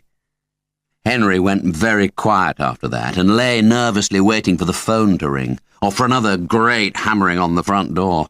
He might be in trouble too, along with Dougie James. He had gone into Spring Mill after all, broken in really, and it was private property. The police did come, and Mum sat with him on guard like a mother hen with a great overgrown chick. They asked quite a few questions about what had happened down in the mill cellars and what he'd seen, but they were very gentle with him, really, and went away telling him not to worry about a thing. Nothing very interesting happened until the leg was found, and that wasn't until the canal had thawed out and somebody could go down. There'd been a sudden cold snap immediately after Christmas, and everything had frozen over. If it hadn't been for old Nellie Schofield, the leg wouldn't have been rescued at all, but she was a fighter and determined to clear her husband's name. She wasn't giving in to Edith Templeton's ridiculous demands for money either. She'd been told about the Blob's capers with Henry at Spring Mill, and she knew the police had found evidence that Dougie and friends had broken into Schofield's shop and also raided the electrical store next door. The young crooks weren't his friends anymore, apparently, as Noreen had explained to Henry. He'd quarrelled with them and formed a splinter group of one. But he did know that the missing leg was important for reasons that the police were keeping quiet, and that was why he'd kept trying to get into Spring Mill to find it. So now 3 people believed in the leg: Henry, the Blob, and old Nellie Schofield. Noreen said she was keeping an open mind on the subject. Chapter 25. Soon after New Year, a police frogman went diving in the Darnley Canal just below the wreck. He came up with an old bicycle, half a pram, and Henry's other leg. It was taken to the police station and described in minute detail in an official report. Right-hand leg from female fashion dummy, pink, plastic, 31.5 inches long. And the maker's name was stamped round the top in little letters. Made by Goldworthies of Manchester for Alice Modes Fashions, Accrington, Rochdale and Darnley. So that was one bit of the mystery solved. On the Tuesday night, when the staff of Alice Modes had put out their bins and gone home, there'd obviously been 2 plastic legs in Jubilee Road. Mrs. Ellis, the manageress, had just taken on a school leaver who'd been causing her problems on and off for months. His main employment was to carry messages between the 3 shops on his motor scooter. But he was a kind of odd job man too, and he'd thrown that rubbish out. Before doing so, though, he'd had a mad 5 minutes in the back room with a little saw, hacking the unwanted model to pieces, before putting it out with the bins. The dismembered leg sticking straight out of the rubbish was clearly his idea of a joke. Mrs. Ellis had given him his notice since. She'd said he'd caused more trouble than he realised, and that he should stop watching so many horror films and go to bed at night. Thanks to him, there'd been 2 discarded legs outside the shop, while Henry sat in the cinema. There might have been hands in the gutter and heads rolling about under the lamplight too. Who would ever know? And what did it matter now? What mattered was that one of the legs had been used by the gang in a moment of panic. They'd obviously broken into the electrical shop and then into Schofield's, but something, some noise perhaps, must have disturbed them while they were still in there and unnerved them. Inside the jewellers, they'd stuffed what they could into their pockets: digital clocks and watches, pen alarms, cheap things they could sell very easily in large numbers. But one of the gang was greedy. He'd seen something rather more promising than digital watches under Mr. Schofield's workbench. Something in a small bag. He must have snatched it up, run with it, and eventually, when the bikes and the old van had skidded into the dustbins, all in a heap outside Alice Mode's, he'd rammed it down the leg, knowing that it could go on the van and end up in Spring Mill with all the electrical goods and watches. He must have been planning to remove it privately later on and make a packet out of it. But Mr. Greedy, whoever it was, hadn't reckoned with the break-up of the gang. All the sudden police activity scared the pants off him, and he'd left Darnley in quite a hurry. So had most of his cronies. In any case, Spring Mill had been made secure again only days after the 2 robberies, so there was no chance of his getting the leg back anyway. And it might never have been seen again if Henry hadn't gone into action that week before Christmas. Perhaps Mr. Greedy might have hung around longer if he'd known what it contained. But he wasn't the only one to make a fatal mistake that night. It was a right leg, not a left. That's where Desperate Dan, spying on the proceedings from a safe dark alley, had got it wrong. All those consultations under lampposts and bargainings with the Blob, all that effort to get up to Henry's attic with his wooden peg dragging, and then it was the wrong leg. He could have murdered him. To get the mystery item out intact, the leg had to be sawn in 2, like Henry's. It was done in the police station with everyone looking on, and the operation was quite delicate. There, stuck in the ankle, was a small wash-leather bag, and inside it were some small pieces of carved stone, orange and green, semi-transparent, like big wine gums, but carved with the patterns of animals and birds, and with fantastic dragons. They didn't weigh more than a few ounces. It was jade, Chinese jade, extremely old and extremely rare, worth a packet. Miss Templeton's father had been an Oriental expert, and it had been his. Henry stuck loyally to Mr. Schofield to the very end. He must have thought the bag contained jewellery. How could an old watchmender in Darnley be expected to get antique jewellery valued? She deserved what had happened because of her meanness in not going to a proper valuer, and she was luckier than she knew in getting it back at all. Henry never actually saw it himself. It went straight into the bank and never saw the light of day again. But Noreen showed him some very like it in a glass case in the Municipal Art Gallery and Museum. It looked boring to him. "I just can't understand anyone collecting that," he whispered, but very quietly because there was a ferret-faced official around, the sort who behaved as if everything in the place belonged to him personally, and you were out to steal it. "Oh, it's old, Hen. Old and very rare," she told him dreamily. "You're looking at history now. Look at that dragon. Look at its tail. Done on a thumbnail almost. Don't you see?" He listened politely, but he didn't really understand. It was funny what people paid good money for. This stuff, for example, Noreen said it was worth thousands. And to think he'd nearly been drowned for that. "So Miss Templeton's got her jade back, and Nellie Schofield doesn't have to pay up," Noreen remarked afterwards, as they went to look for Fred's van in the town centre car park. He wasn't interested in jade either. He was in Darnley getting a drum mended. And Mr. Schofield's dead, Henry thought sadly. And that's that. But it wasn't quite. 2 days later, a letter came for Henry in the post. It was a Saturday morning, and he was just thinking about getting up. Noreen tore in with it and sat on the sagbag while he read it through. She was very interested in other people's mail. Nellie Schofield's writing was rather wobbly and hard to decipher, and the letter was full of heartfelt thanks and deepest gratitude. "Gorgeous handwriting," murmured Noreen, unashamedly reading it over his shoulder. "Proper copperplate, that is. Wish I could do it."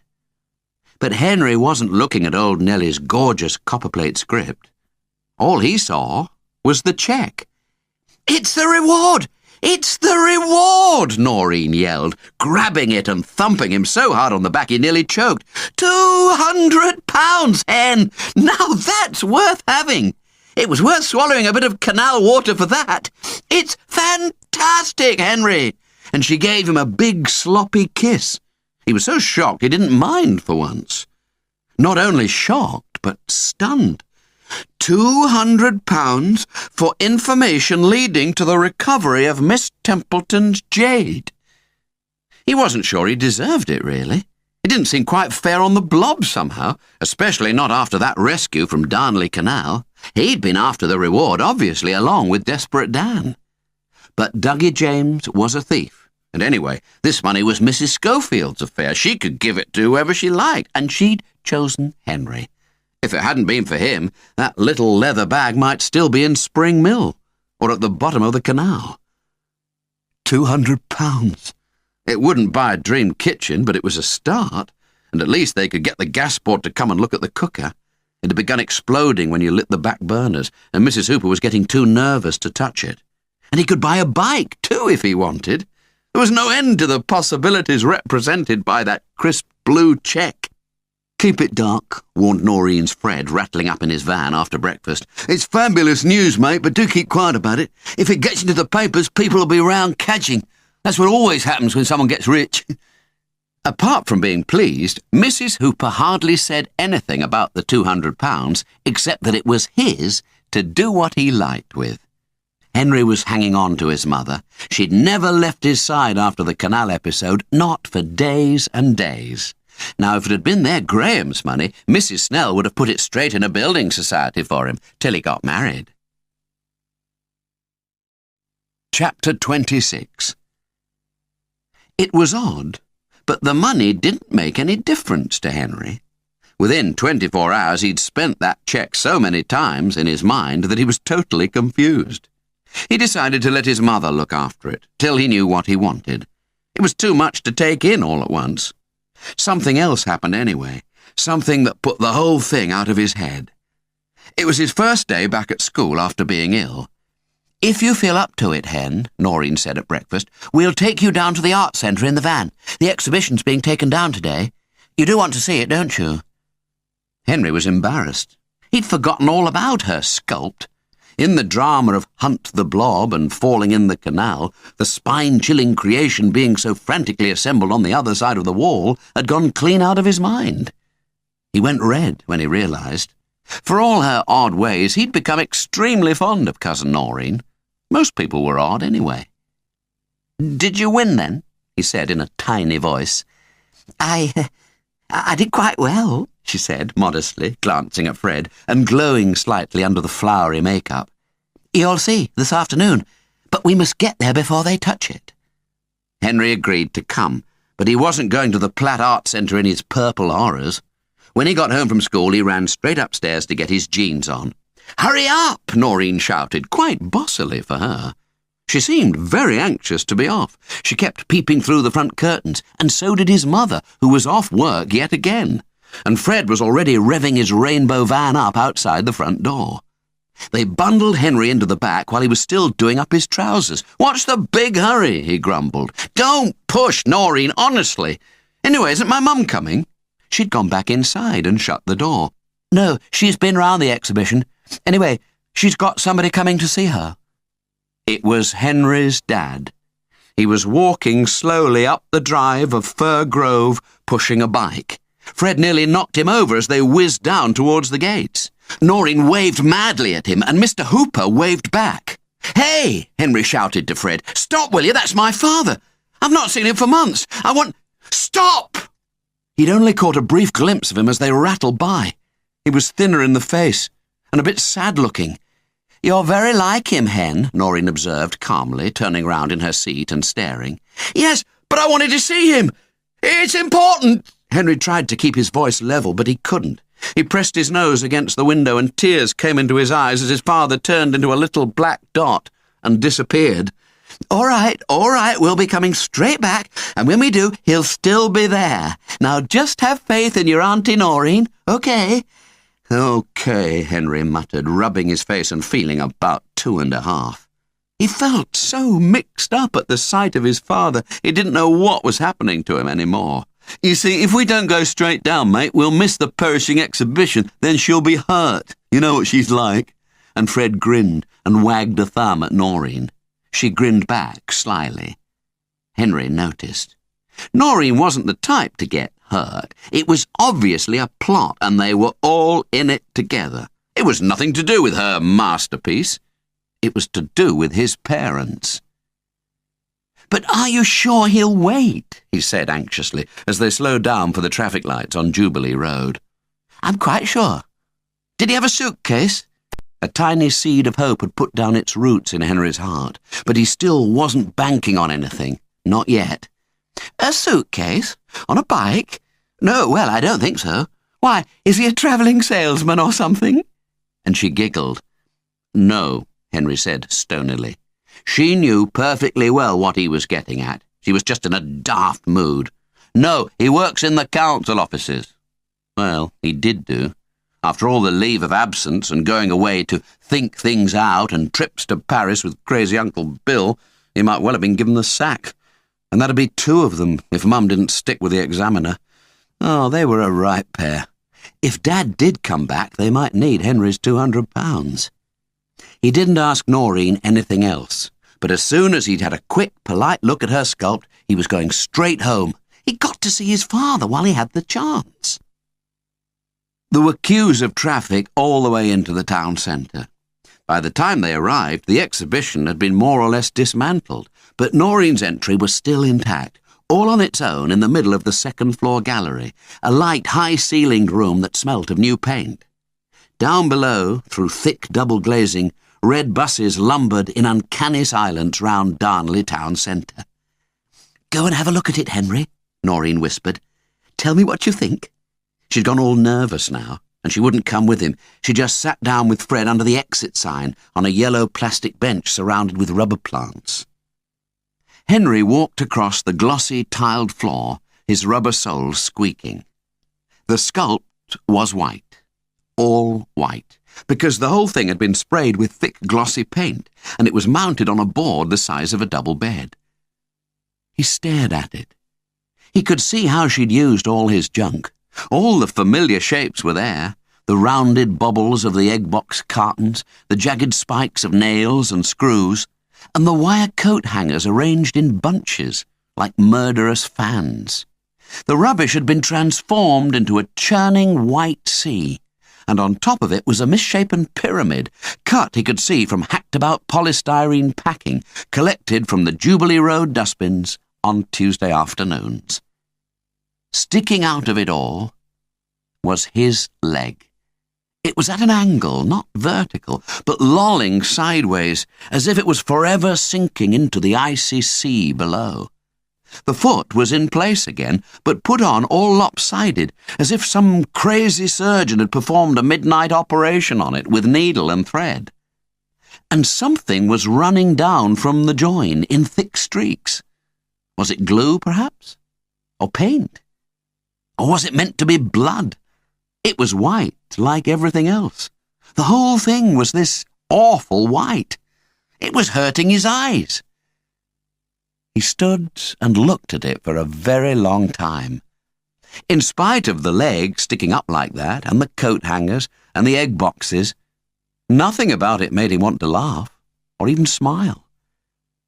It filled him with a strange, inexplicable, empty feeling, and a coldness. The impact was quite uncanny. Eventually Noreen crept up behind him. "Well, what do you think of it, Henry?" she said, still very nervous. Henry didn't know what to say.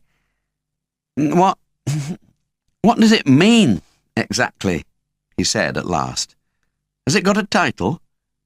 She indicated a printed card with her foot, and he bent down and read it. "Noreen Elizabeth Clegg, 16s to 18s, first-class commendation." Then he saw the title, Afterwards. "Afterwards?" he repeated, reading it again. "After what, though? I don't get it, Noreen. What does it mean?" But he was finding now that he couldn't take his eyes off what she had created out of all his bits of junk. Fred had strolled across the room and was looking at it with them. "What does it mean?" Noreen repeated slowly, holding the big drummer's hand. "It depends on the person, Henry. It could mean a lot of things." Then he said suddenly, "Is it after the bomb?" He was thinking of that awful comic book Fred had shown him months ago, and about the great winter that might come upon the whole world if they dropped it, when the sun would no more give its light, and when nothing would grow or flourish ever again. Henry's leg was all that remained of the human race, and that too was sinking into the terrible sea. "Well, is it?" he repeated. He was glued to Noreen's creation now, and it was doing the strangest, sickliest things to his insides. Noreen scratched her head and looked at it with him. "It could be," she said at last. "But it didn't start like that, Henry. I just wanted to do something with all that rubbish of yours. It inspired me. The leg came into it afterwards.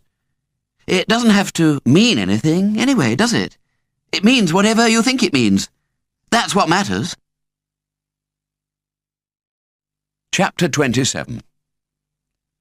The art centre people wanted to go home, and they were getting awkward about Fred dismantling the sculpt. They were rushing him, and they also wanted it to go down the back stairs. Even so, the whole operation was going to take a considerable time, and the roads were choked now with home-going traffic.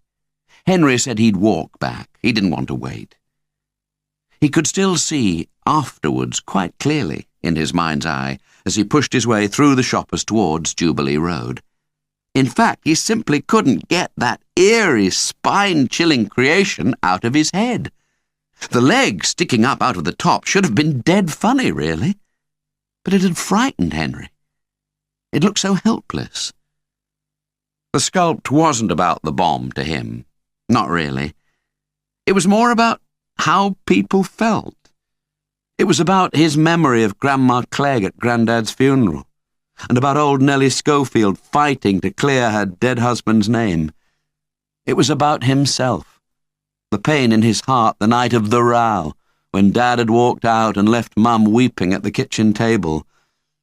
It was about all the emptiness and need and want inside him now. It was about everything.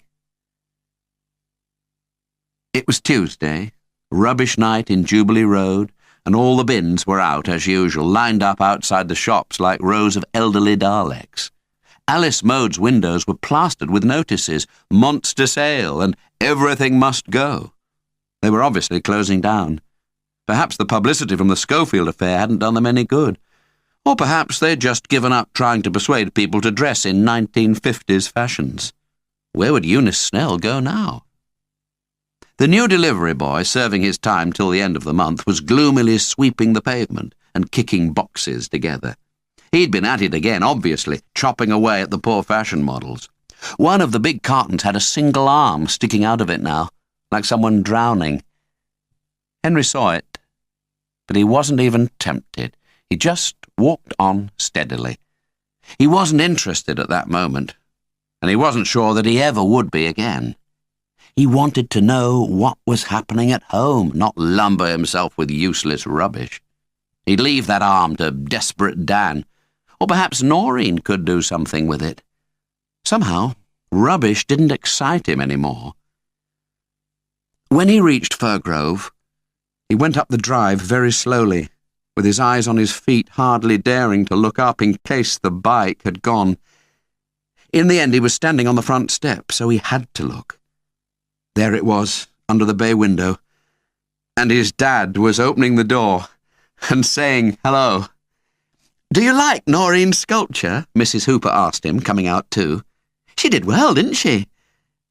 "Yes," replied Henry, but his voice was very muffled because his dad was hugging him hard. He really didn't want to think about afterwards anymore. It was now that concerned him.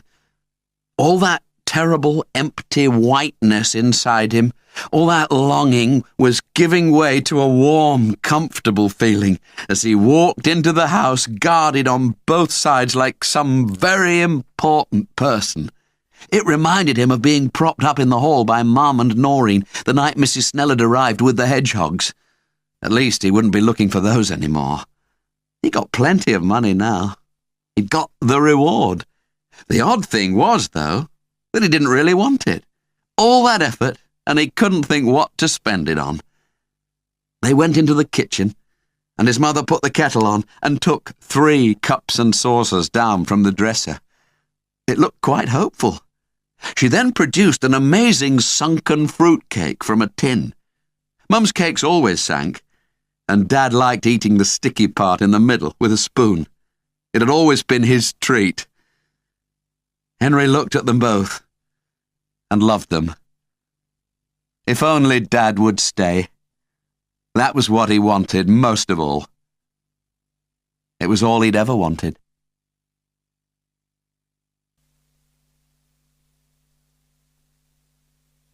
That was Henry's Leg by Anne Pilling, read by Martin Jarvis.